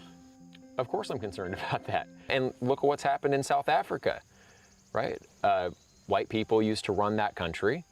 When the tides turned and political control was given to non-white people there, people have to live behind bars and be very cautious. There's private security everywhere. But these fears aren't confined to rural Arkansas. The greatest invasion in history is taking place right here in our country. They're everywhere. In political terms, this policy is called the Great Replacement. And the name of one white minority country keeps coming up. Terrible things are happening in South Africa. The leadership is doing some terrible things, horrible things. So, indeed, Eric took inspiration from a whites-only town in South Africa for what he's building here in Arkansas. Many of us imagine, what is this going to look like when we are actually a minority? And so we see what's happening in South Africa and we say, is that going to be us? Trump has even claimed a so-called white genocide is happening in South Africa. but it's a genocide that's taking place that you people don't want to write about. Welcome to the United States of America. He's used this as a reason to open up the US refugee program to white South Africans. Something that in the US has become the butt of late-night jokes. President Trump has signed an executive order giving refugee status to white people from South Africa. You know, I could have sworn that white people had it good in South Africa. Must be the Mandela effect. Specifically, Trump is giving refugee status to Afrikaners. These are the descendants of the people who created the most diabolical system of white supremacy in human history, apartheid. I traveled to Alabama to meet one of the new Afrikaner refugees. Errol, how are you? Nice to meet you. Errol Langton, who had just moved to the US with his family. Could we get 2 of the breakfast sandwiches, please? You seem happy. I'm very happy. Happier than I've been in a long time. Yeah. Less stressed as well.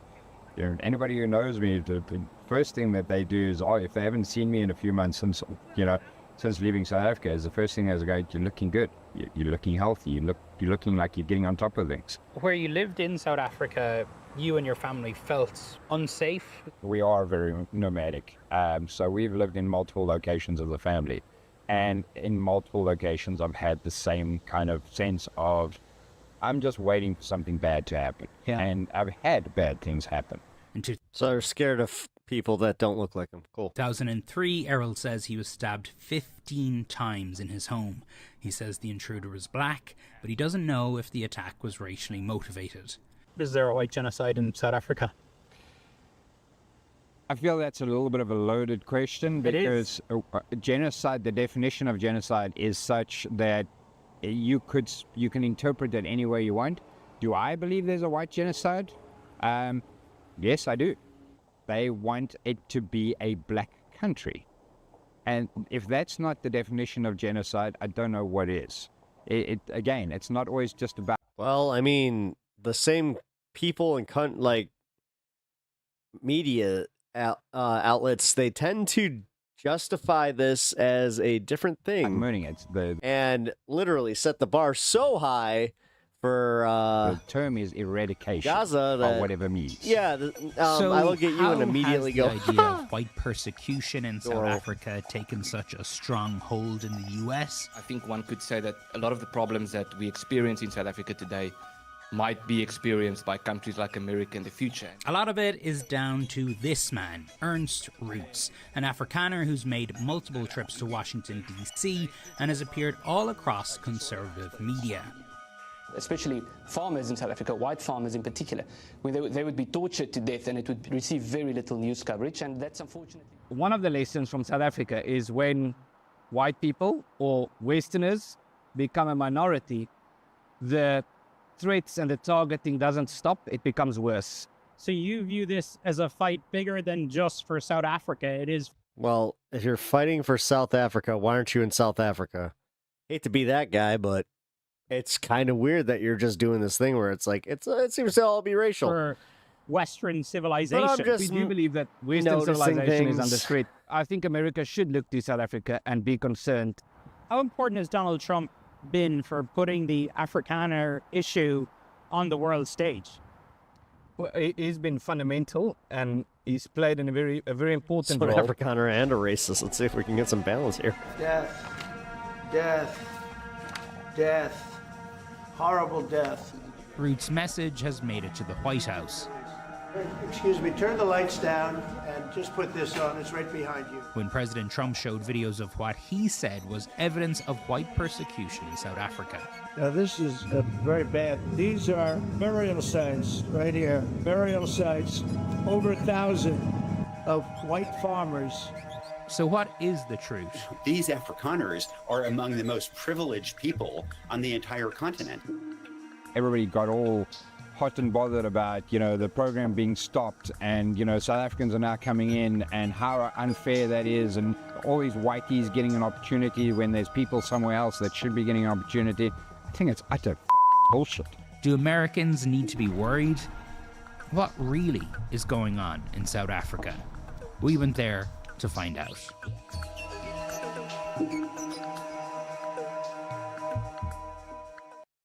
Honestly, pretty decent coverage.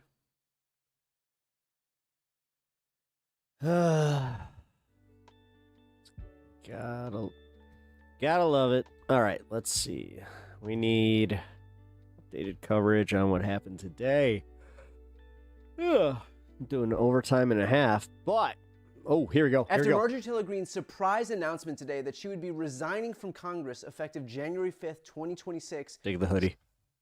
Trump weighed in on the unexpected move. Now, I'm going to get to Trump's response in just a quick moment, but first, here's a small bit of Greene's resignation video if you haven't yet seen it. Loyalty should be a two-way I mean, I have seen this twice now. street, and we should be able to vote our so many conscience crosses. and represent our district's interests because our We get job it. You like God. title is Like, seriously. Again, back to the Sam Kinison bit. Do you think he would be thrilled to come back and see that cross? Literally representative. America first should mean America first and only Americans first, with no other foreign country ever being attached to America first in our halls of government. Standing up for American women who were raped at 14 years old, trafficked and used by rich, powerful men should not result in me being called a traitor and threatened by the President of the United States, whom I fought for. I have too much self-respect and dignity. I love my family way too much, and I do not want my sweet district to have to endure a hurtful and hateful primary against me by the president that we all fought for, only to fight and win my election while Republicans will likely lose the midterms, and in turn be expected to defend the president against impeachment after he hatefully dumped tens of millions of dollars against me and tried to destroy me. It's all so absurd and completely unserious. I refuse to be a battered wife, hoping it all goes away and gets better. If I am cast aside by the president and the MAGA political machine and replaced by neocons, big pharma, big tech, military-industrial war complex, foreign leaders, and the elite donor class that can never ever relate to real Americans, then many common Americans have been cast aside and replaced as well. There is no plan to save the world or a 4D chess game being played. When common American people realize and understand that the political industrial complex of both parties is ripping this country apart, that not one elected leader like me is able to stop Washington's machine from gradually destroying our country, and instead the reality is that they, common Americans, the people, possess the real power over Washington, then I'll be here by their side to rebuild it. Until then, I'm going back to the people that I love, to live my life to the fullest as I always have, and I look forward to a new path ahead. I'll be resigning from office with my last day being January 5th, 2026, and I look forward to seeing many of you again sometime in the future. May God bless you all, and may God bless America. Now, Trump was asked by ABC's Rachel Scott for his response to the news, to which he said, quote, "I think it's great news for the country. It's great." Scott then asked if she gave him any heads up, to which Trump replied, "Nah, it doesn't matter, you know, but I think it's great. I think she should be happy." Scott continued asking about the rift between the two of them, to which Trump replied, "Only between me and her, not her and me." He said as of now he has no plans to speak to her and wishes her well. Now, first of all, if anybody can tell me what Donald Trump meant by the rift being only between me and her, not her and me, I'd love to know, because I'd probably consider myself an expert on words and sentences. That one makes zero sense. But more importantly, talk about an ingrate. Look, I'm not here to pretend like Marjorie Taylor Greene is some inspired political figure just because for 2 whole weeks she managed to call Donald Trump out for protecting pedophiles and acknowledging objective reality that the GOP has no plan to make this country more affordable. Go back to your suits. Let me do the hoodie thing. Otherwise, this woman is a January 6th sympathizer, an election denier, a bigot. And send me that damn hoodie. It looks comfy. The list goes on and on and on. I refuse to allow my bar to be that low that is all it takes to win me over. Also, I'd be willing to bet that she's just doing all of this because she's running for either the US Senate in 2026 or president in 2028. Call me jaded, but I refuse to believe that she just did a full 180 simply because she suddenly discovered some deep sense of morality or responsibility. But with all of that said, she was a loyal foot soldier for Trump. In fact, she was the most loyal foot soldier for It almost looks like a certain somebody's merch coming up here. Trump.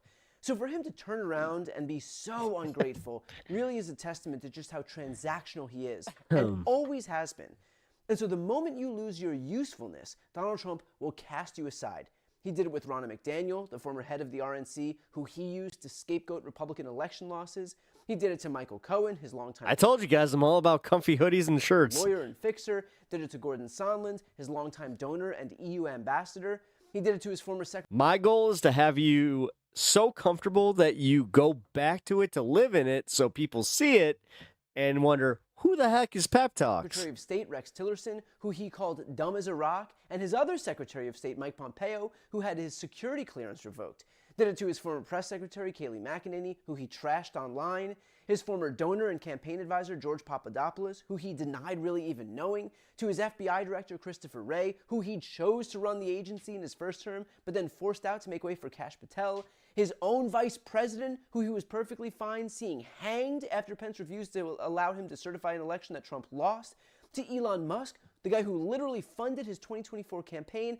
And frankly, the only thing more embarrassing than all of those people being discarded by Trump is that anyone would still stick by this guy thinking that somehow it will never happen to them, that somehow they're special and Trump would never abandon them like he's done literally everyone else. Somehow they're different. And of course, the broader point is that if Donald Trump has so little loyalty that he can discard all of those people, people who literally worked for him, who helped him win the election, who sacrificed their lives and reputations and law licenses and sometimes their livelihoods for him, people who had genuine value to him, if he can discard all of those people, then do you really believe that he cares about regular Americans, about a single mom working 2 jobs to take care of her kids, about a child with cancer who relies on the Children's Health Insurance Program to survive, about seniors who need Medicaid for their health care, about a family of 4 in rural Iowa that relies on food stamps to eat?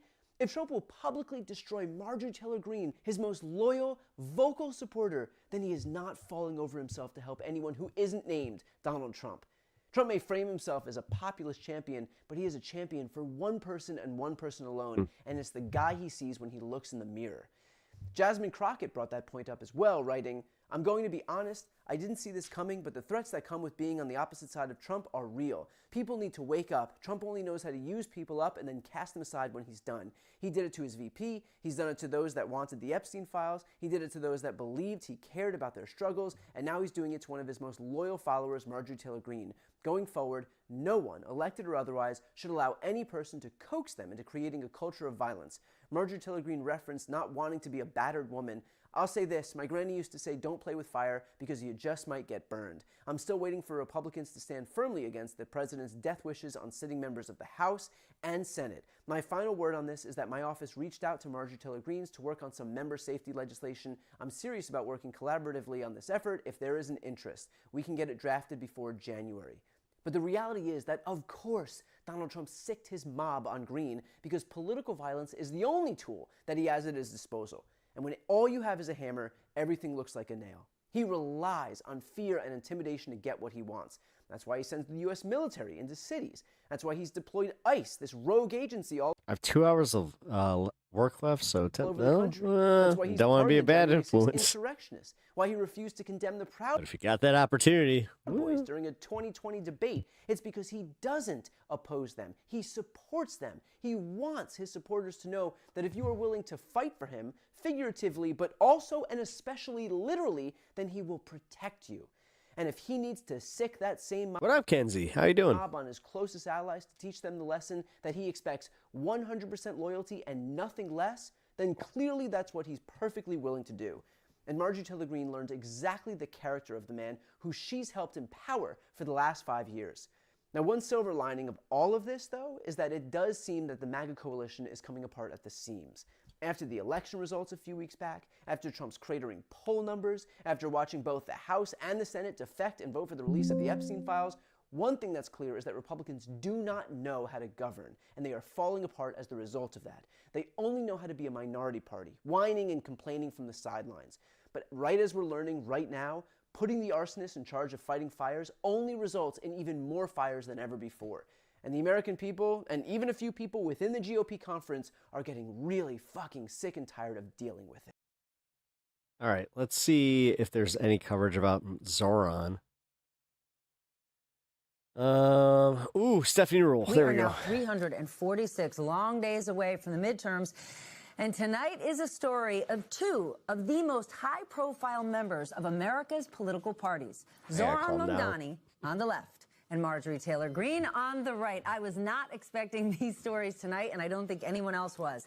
This week, the president cut ties with Greene. I said that multiple times today. After she criticized some of his policy decisions. Well, tonight, She says she's had enough, and she is resigning from Congress on January 5th, and she explained why in a video. Watch this. I have too much self-respect and dignity. Man, it's like the 7th time we've seen this. I love my family way too much, and I do not want my sweet district to have to endure a hurtful and hateful primary against me by the president that we all fought for, only to fight and win my election while Republicans will likely lose the midterms, and in turn be expected to defend the president against impeachment. Kenzie, by the way, tonight has been insane. I have 2 streams. I lost my stream, almost 4 hours ago. The first one was great. This has been great, too. I was not expecting this. After he hatefully dumped tens of I'm talking about the MTG and the freaking Zoran MAMDANI thing. millions of dollars against me and tried to destroy me. A wild night. It's all so absurd and completely unserious.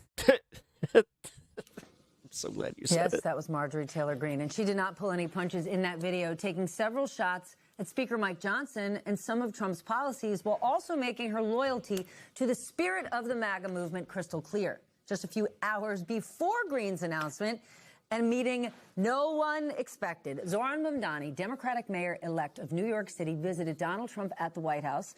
The president, you all know this, has hurled insults at MAMDANI, who called Trump directly in his election night victory speech, called him out. Nobody was sure what to expect today, but I am not sure anyone on planet Earth expected what we actually got. I just want to congratulate. I think you're going to have hopefully a really great mayor. The better he does, the happier I am. Jesus. Will say there's just no, that alone was like party. There's no difference in anything, and we're going to be helping him to make everybody's dream come true, having a strong and very safe New York. And congratulations, Mr. Mayor. Thank you, Mr. President. I'm pretty sure that he's Charles Xavier Both or something. He has to have mental powers. President Trump and I, MAMDANI, not Trump. we are very clear about our positions and our views, and what I really appreciate about the president is that the meeting that we had focused not on places of disagreement, which there are many, and also focused on the shared purpose that we have in serving New Yorkers. Are you affirming that you think President Trump is a fascist? I've spoken about... That's okay. You can Sorry, I wasn't by my phone when... I was just saying today's stream has been insane. I have 2... I lost my stream, so this is technically, 2 of 2. Say yes. Okay. Okay. That's easier. But I was able to cover 2 pretty different subjects that were very relevant. It's easier than explaining it. I don't mind. There will be topics that we disagree on. I think we'll probably come to a conclusion, and ultimately he'll convince me or I'll convince him. It's for the good of New York. I think he wants to make it greater than ever before. And if he can, we'll be out there cheering. I'll be cheering for him. I don't know if there's an SNL tomorrow night, but if there is, they've got a new cold open. That happened today. I mean, seriously. In the Oval Office. And I know that sometimes I'm romantic or naive, but I want to make this point. 10 to 15 years ago, this would have felt normal, would have felt boring. Maybe the media wouldn't have even covered it. The mayor of the biggest city in the country meeting with the president from the other party, finding common ground, working through differences, speaking cordially to one another. But at this very moment in 2025, when politics is more like the World Wrestling Federation, it almost feels radical. So just think about this week. President Macho Man coming in this next year. Gonna outdo President Trump 1,000%. Yeah. Trump started the week crushing Marjorie Taylor Greene, and he ended the week crushing on Zoran MAMDANI. Now Greene will leave her office just a few days after MAMDANI officially takes... And the cream. When I talk about cream, I'm talking about MAMDANI. Yeah. Rise to the top. Yeah. Donald Trump will support it. I will. I totally will. This guy, listen to him. He's totally Macho Man reincarnate. Let's bring in our nightcap. I always say this, but this time, I swear I mean it more than ever. Jason Johnson is here. It's a fantastic night. Politics and journalism professor at Morgan State University. He's also an MS Now political contributor. former U.S. Attorney Joyce Vance, who spent 25 years as a federal prosecutor, and Justin Wolfers, who you have only seen remote from his home office. Here he is. I learned that he has legs, he has shoes, the whole thing. Professor of economics and public policy at the University of Michigan. And my dear friend, I'm up pretty late. and former colleague, Ben Collins, who is now the CEO of The Onion, who your job has gotten so much I'll get to in the next 420. harder because real life's crazy. We'll But see you know what I'm happens. turning to you first. And I don't even know which story I want to hit first, but I think it's Marjorie Taylor Greene because I have sat at similar tables to this many times with you talking about her. Is this a whole new MTG? Okay, so there's a serious and a not so serious. Let's go serious. The serious is anytime you compare continuing to be in Congress to being a battered wife, that's serious. I mean, that is serious. I mean, she said, if I were to stay in this place and continue to defend this man, I can't do that. That speaks to how difficult her decision-making was, and the fact that Marjorie Taylor Greene has said all sorts of provocative, incendiary things for years and years in office and didn't start getting death threats until she was on the opposite side of Donald Trump. So that's kind of amazing to me. Less serious side, maybe the final straw was seeing him yuck it up with a Democratic Socialist. I don't know. Maybe she just, maybe, you know. Or is she going to run for John Ossoff's seat? Or is she going to run for governor? She has no chance of beating John Ossoff. That seat would have been in Republican hands if Brian Kemp had decided he was going to keep running. When Brian Kemp dropped out of the race, I think John Ossoff. I actually agree with this guy. I don't buy the Senate conspiracy theory with Marjorie Taylor Greene. I think this really is sort of an ideological and a political break with Trump. How do you think Trump is going to handle this MTG news? He doesn't like being the one broken up with. Oh, of course not. I think, guys, I think there's some key jangling going on by Marjorie Taylor Greene. I think we have to get some object permanence on what kind of person she is. I think we gotta take a step back about what she is. This woman in her exit statement said there's no plan to save the world from Donald Trump. That's like a QAnon reference. Like, this woman is going even further right. I think a lot of people want her, because she's breaking with Trump, to America first. You know, rationalize this by saying, maybe. Wait, Ben Collins. That's Kat Al-Ghazali's boyfriend. Maybe she's seen God. Maybe she read a book or something. Guys, no, that's not what's happening here. She's going even further right. She's trying to find a lane. Also, you guys, this president is a lame duck. She was the first out of the gate here. She's just trying to find a lane to get the MAGA movement all riled up behind her instead of him. As someone who has spent lots and lots of times in 8chan, you know who and what traffic's there, and you think she's headed in that direction. Oh my God, yeah. I mean, like what she was saying was exactly what you would want to hear if you were with Donald Trump until you started to believe that maybe he might be in the Epstein files, and that's what she sounds like. Joyce, you are familiar with Marjorie Taylor Greene's part of the country. How do you think people in her district who elected her might feel tonight? That's her sweet district, to you, Steph, right? She said there's her sweet district. So look, she just watched a couple of weeks ago in Georgia 2 Republicans on the PSC lose their positions. There is just some unprecedented maneuvering going on in Georgia. And the timing, you know, maybe I'm the jaded cynic in the room, but I'll play that part, right? This is the time you would resign from Congress if you were thinking about running for governor. She's very good at retail politics. She's very good at getting lots of low-dollar contributions, and she's young. She's not someone who's going anyplace. What's your take here? All it takes is Donald Trump saying, she's a traitor to MAGA. I don't want her. I don't want her in power. You guys are also like, nah, come on. Quit at.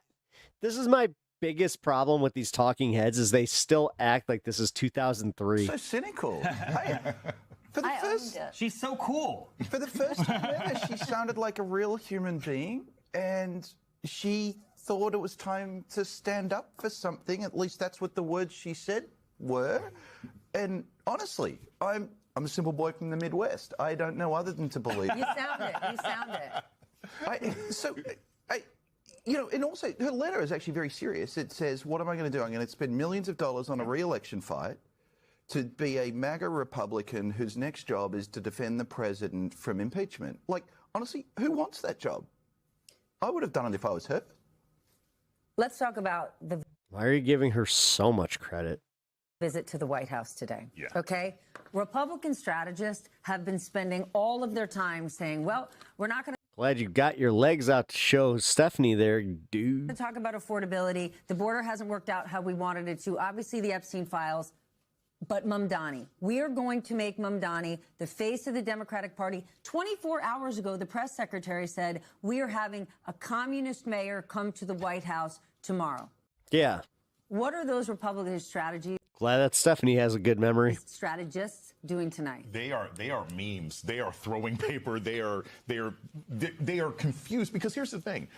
Everybody who lives here, even people who didn't vote for him, know that MAMDANI is like a reasonably charming, charismatic person. But what they did not expect is this buddy cop movie that he made. It really is to pull off. Hey Zoran, you wanna go catch the bad guy? I have a feeling that Chief, they'll be upset if we don't get him.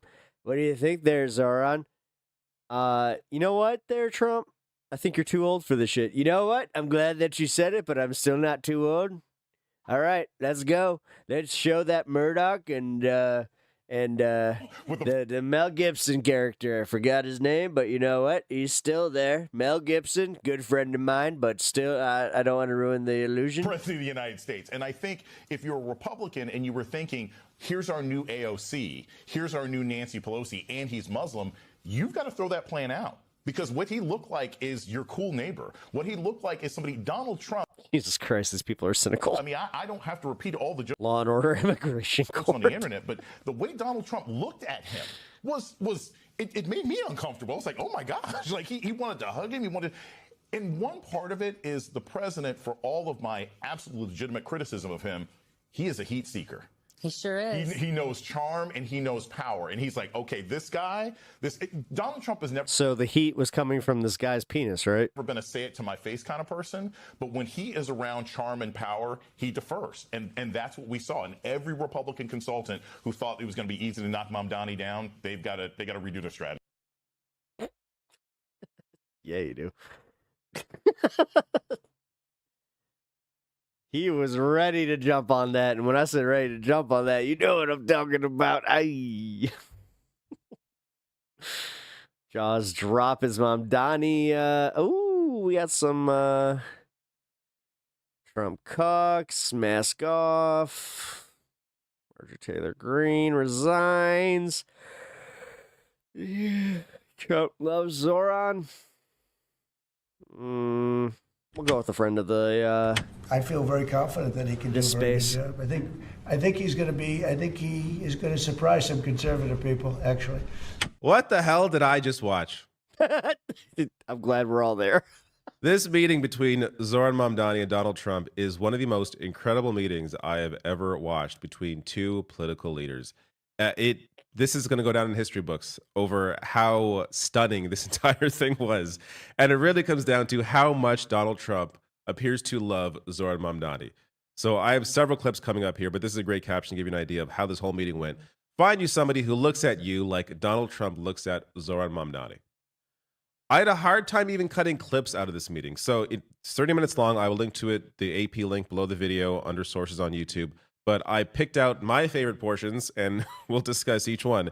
Here, Lord knows that I did. Is the first clip. Well, I actually told the president that, why is he looking at his dick? So much of the focus of our campaign has been on the cost of living crisis. And when we asked those New Yorkers who had voted for the president, when we saw an increase in his numbers in New York City, that came back to the same issue: cost of living, cost of living, cost of living. And they spoke about the cost of groceries, the cost of rent, the cost of Con Ed, the cost of childcare. And too often politicians are looking to lecture to New Yorkers what they should care about as opposed to listen. And when we spoke to those voters who voted for President Trump, we heard them speak about cost of living. We focused on that same cost of living, and that's where I am really looking forward to delivering for New Yorkers in partnership with the president on the affordability agenda. Dude, he really did cuck him. I think we have to like he's just sitting there like work a little bit. We talked about Con Edison. We have to work a little bit on getting the prices because, we've gotten fuel prices way down, but it hasn't shown up in Con Edison. And we're going to have to talk to them. If we're sending them fuel at a much lower price than it was a year ago, which is true, we have to get Con Edison to start lowering their rates. Absolutely. Zoran MAMDANI getting Donald Trump to put pressure on a private energy monopoly, Con Edison in New York, that immediately had an impact. So I'm going to show you that in just a second. But this is the company that was seeking to increase rates by 11%. They had already cut off 88,000 households in the first half of 2025. Just a terrible company that, after those comments in that meeting, saw a massive dip in the stock market. Aha! Incredible stuff. Let me get to the next clip with this setup. So the question you're going to hear from one of the press towards MAMDANI is about this resolution condemning socialism that 86 Democrats joined Republicans in voting for. Quote, House Minority Leader Jeffries voted with the GOP in favor of this resolution, and it's showing his ultra-wealthy donors exactly who he fights for, said one progressive leader. It's not the people. What's your reaction to that? I have to be honest with you, I focused very little on resolutions. Frankly, I've been focusing... Socialism. I understand. I think the focus is on the work at hand. I can tell you I am someone who is a democratic socialist. I've been very open about that. And I know there might be differences about ideology, but the place of agreement is the work that needs to be done to make New York City affordable. That's what I look forward to. And I want to clarify your answer to Stephen Nelson. He asked about your comment calling the president a fascist. And your answer was, both President Trump and I have been clear about our positions and our views. Are you affirming that you think President Trump is a fascist? I've spoken about... That's okay. You can just say yes. Okay. Okay. It's easier. It's easier than explaining it. I don't mind. I still can't believe that happened. That's fucking crazy. Today's been nuts. Can anybody else just laugh at this and be like, what the fuck? I think even for people that suspected this might be a good meeting, just because MAMDANI is incredibly charismatic, he can be charming. He's also someone that you could see Trump respecting because of how he won. He came from, 0%, going on to win the primary, going on to defeat a political dynasty in Cuomo. So you can understand on that hand, like, why this meeting would go well. But even for those people, I don't think any of us really expected Trump just to be like, sure, buddy, it's okay. Call me a fascist. It's fine. Like, it's just this whole... Did MAMDANI put something in his drink? Like, I understand MAMDANI is incredibly charming, but my God, this meeting went so well that it really feels like Trump respects him more than the vast majority of people he's met with in a public setting. But here is the next clip. We had a meeting today that actually surprised me. He wants to see no crime. He wants to see housing being built. He wants to see rents coming down, all things that I agree with. Now, we may disagree how we get there, the rent coming down. I think one of the things I really gleaned very much today, he'd like to see him come down, ideally, by building a lot of additional housing. Yeah. That's the ultimate way. He agrees with that, and so do I. But if I read the newspapers and the stories, I don't hear that. Donald Trump defending MAMDANI against the ongoing political attacks from center to right-wing newspapers and publications that have been attacking MAMDANI, largely because MAMDANI is somebody who actually cares about the cost of living, which means addressing just the obscene amount of wealth concentrated at the top. So you have someone like this who actually cares about the issues, actually cares to help people. It's going to scare the political establishment, which includes a lot of the media, which goes to why Trump maybe has not been actually truly understanding what MAMDANI is about until he met him face to face. This also goes to Trump does not have an ideology. Yes, he is a fascist. Yes, he is a terrible person, but he is such a creature of his environment, of what he knows, of the people around him. He can be easily swayed by those that both demand or command attention, like MAMDANI, because of the way he won and what he's about, and can also be charmed, which MAMDANI, of course, clearly is able to do. So it really is just incredible. This tweet here, Zoran MAMDANI, regularly slammed for being a political novice, just pulled off an absolute political masterclass. He requested a meeting with Trump, got Trump to endorse his efforts, and defang the right's constant attacks on him. Absolutely incredible stuff. There's also this clip that I'm not going to share here, but because it's just summarized here. But MAMDANI got Trump to fold on ICE in New York City, and Trump didn't realize it. MAMDANI explained they should focus on 170 serious crimes, not ICE enforcement on mothers with children. Trump agreed crime was the focus. MAMDANI brought facts. Trump folded. This Yeah, Stephen Miller was crapping his pants. You know, we have to wait and see, right? Well, again, this was where I'm starting to think that Stephen Miller really is doing the shit. And now Trump is going to step in and be like, you know what, Steve? I kind of feel like you're doing me dirty here, bud. Sure, Donald Trump may sound like he's folding on ice in this meeting. That doesn't mean he is. Of course, we have to see how things play out. But it was wild to witness Trump essentially agree with everything Mamdani was saying. And part of that, too, is maybe just because everything Mamdani talks about is incredibly popular. Speaking of affordability, speaking of dealing with crime, but dealing it, in an actual way, not locking up kids and moms. So you have this ability to address these issues, or you have a person who's able to address these issues in a realistic way. It's hard for Trump to disagree with somebody who is able to communicate in the way that Mamdani does on these issues. Anyways, next clip. You're a billionaire. You have a different address nowadays than you used to, but you used to call New York City home. Would you feel comfortable living in New York City under a Mamdani administration? Yeah, I would. I really would. Especially after the meeting. Absolutely. What makes you comfortable? We agree on a lot more than I would have thought. This was a greater endorsement for Zoran Mamdani than anything we have seen from the Democratic Party leadership. You didn't see anything close to this from Chuck Schumer or Hakeem Jeffries. Yep. Or really that's going to be reflected. A whole lot of other Democrats that didn't want to weigh in at all. When in any other situation, of course, they would endorse the Democratic nominee in New York City. But Trump here basically completely defanging any sort of criticism about Mamdani from the right. What is the right wing going to say about him now, moving forward? Because any sort of fear-mongering around Mamdani's upcoming, takeover of New York City as mayor, all you have to do to retort that is play a clip of Trump saying, yes, I would live in New York City under Mamdani. I think he'll do a great job. Like, when your dear leader is saying that, what else do you have to say? What can you possibly work with? Next clip. I think you're at really a turning point, one way or the other. It could go great, or it can go in a different direction. And I think you really have a chance to make it great.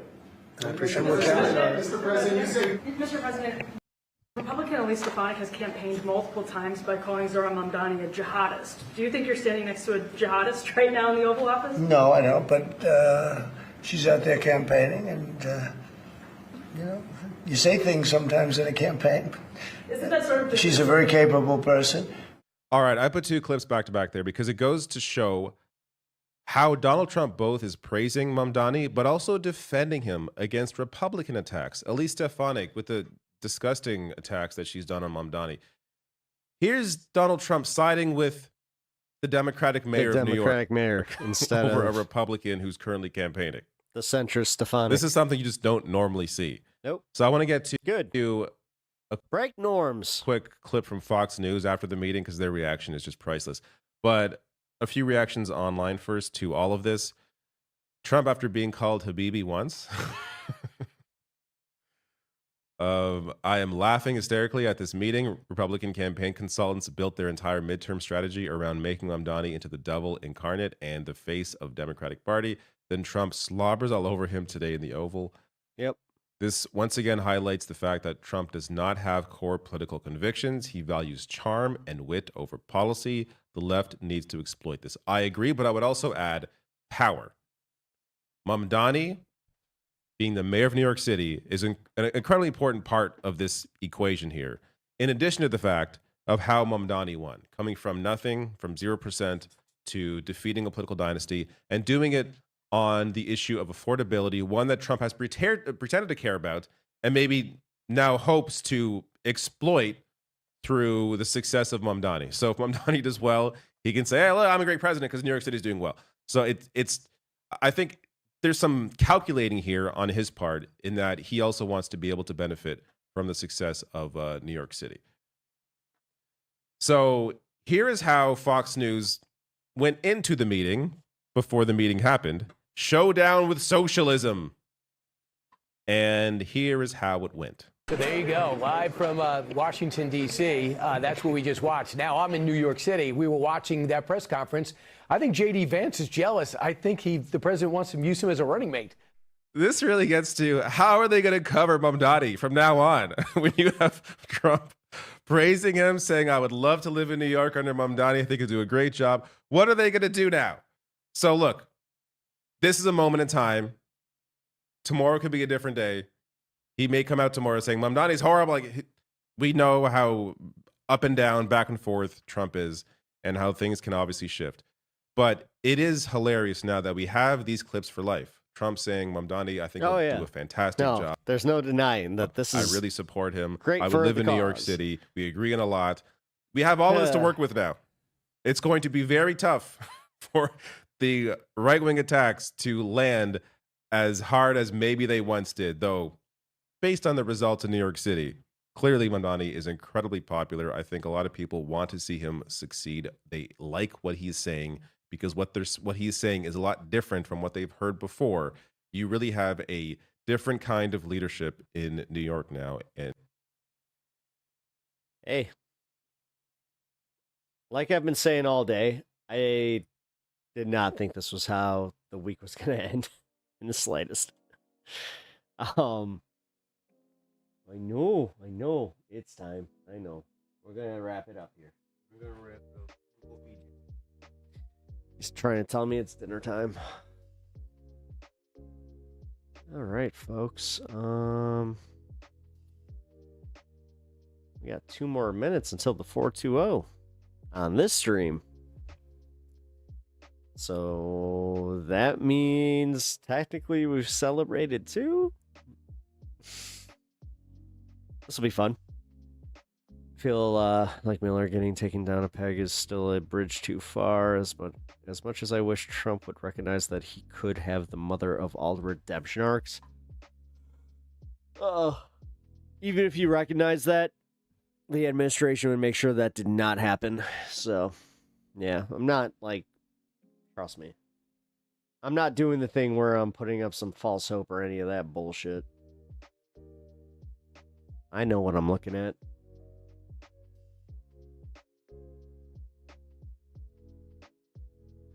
No protest night on a Friday night? That seems hard to believe.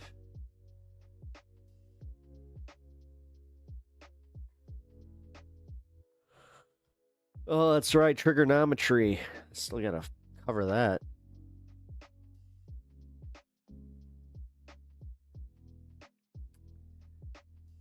Oh, shit.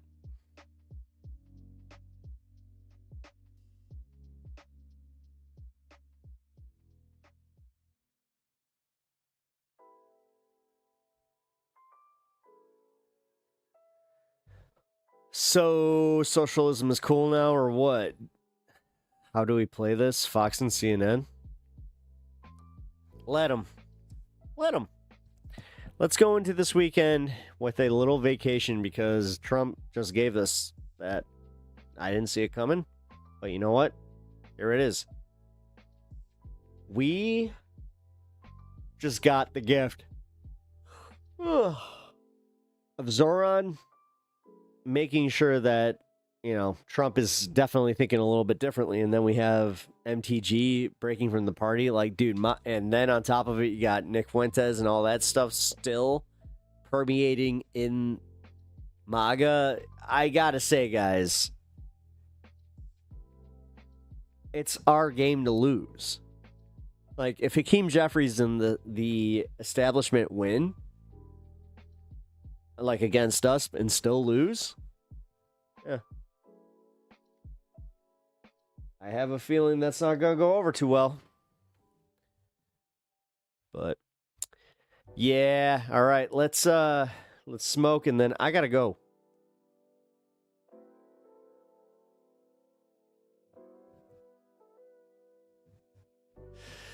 All right, folks. That was fun. 2 shows, 1 day. Kind of makes up for yesterday. So appreciate you guys hanging out. Gonna be taking the weekend here. I will see you guys on Monday. But that does not mean stop looking out for content. Keep your eyes peeled because I am starting to do the shorts thing again. Not just with the animals. I'm going to be doing some political shorts. I actually think that I have a lot of material for tomorrow, so look out for those. Also, if you could do me the quick favor of going and liking the last few videos that I've made. I know that I sent the hype thing. Not sure if it's 100% on my channel yet. They said that there might be a few days before it actually shows up. But look out for the hype link. You guys can hype me, which I am the hype. That's actually what I'm about to go do right now. I'm going to go watch some DBZ Abridged. Take a nice, maybe even smoke a classic, if you know what I'm saying. I will catch you guys on Monday. All right, I love y'all, for real. Thank you for checking in. Thank you for stopping by, hanging out, and also all the kind words and thoughts, prayers, whatever for Uni. I really appreciate it. Thank you so much. But like I said, love y'all. I'll catch you later.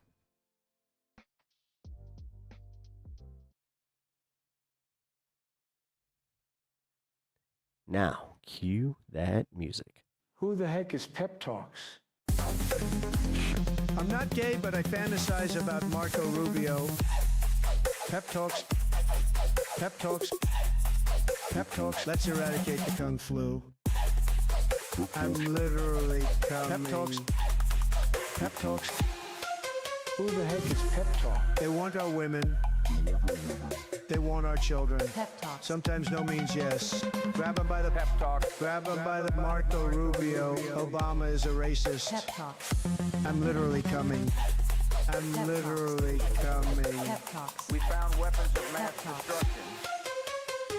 My fellow Americans, it has been confirmed today from Pep Talks that we are indeed all high on politics.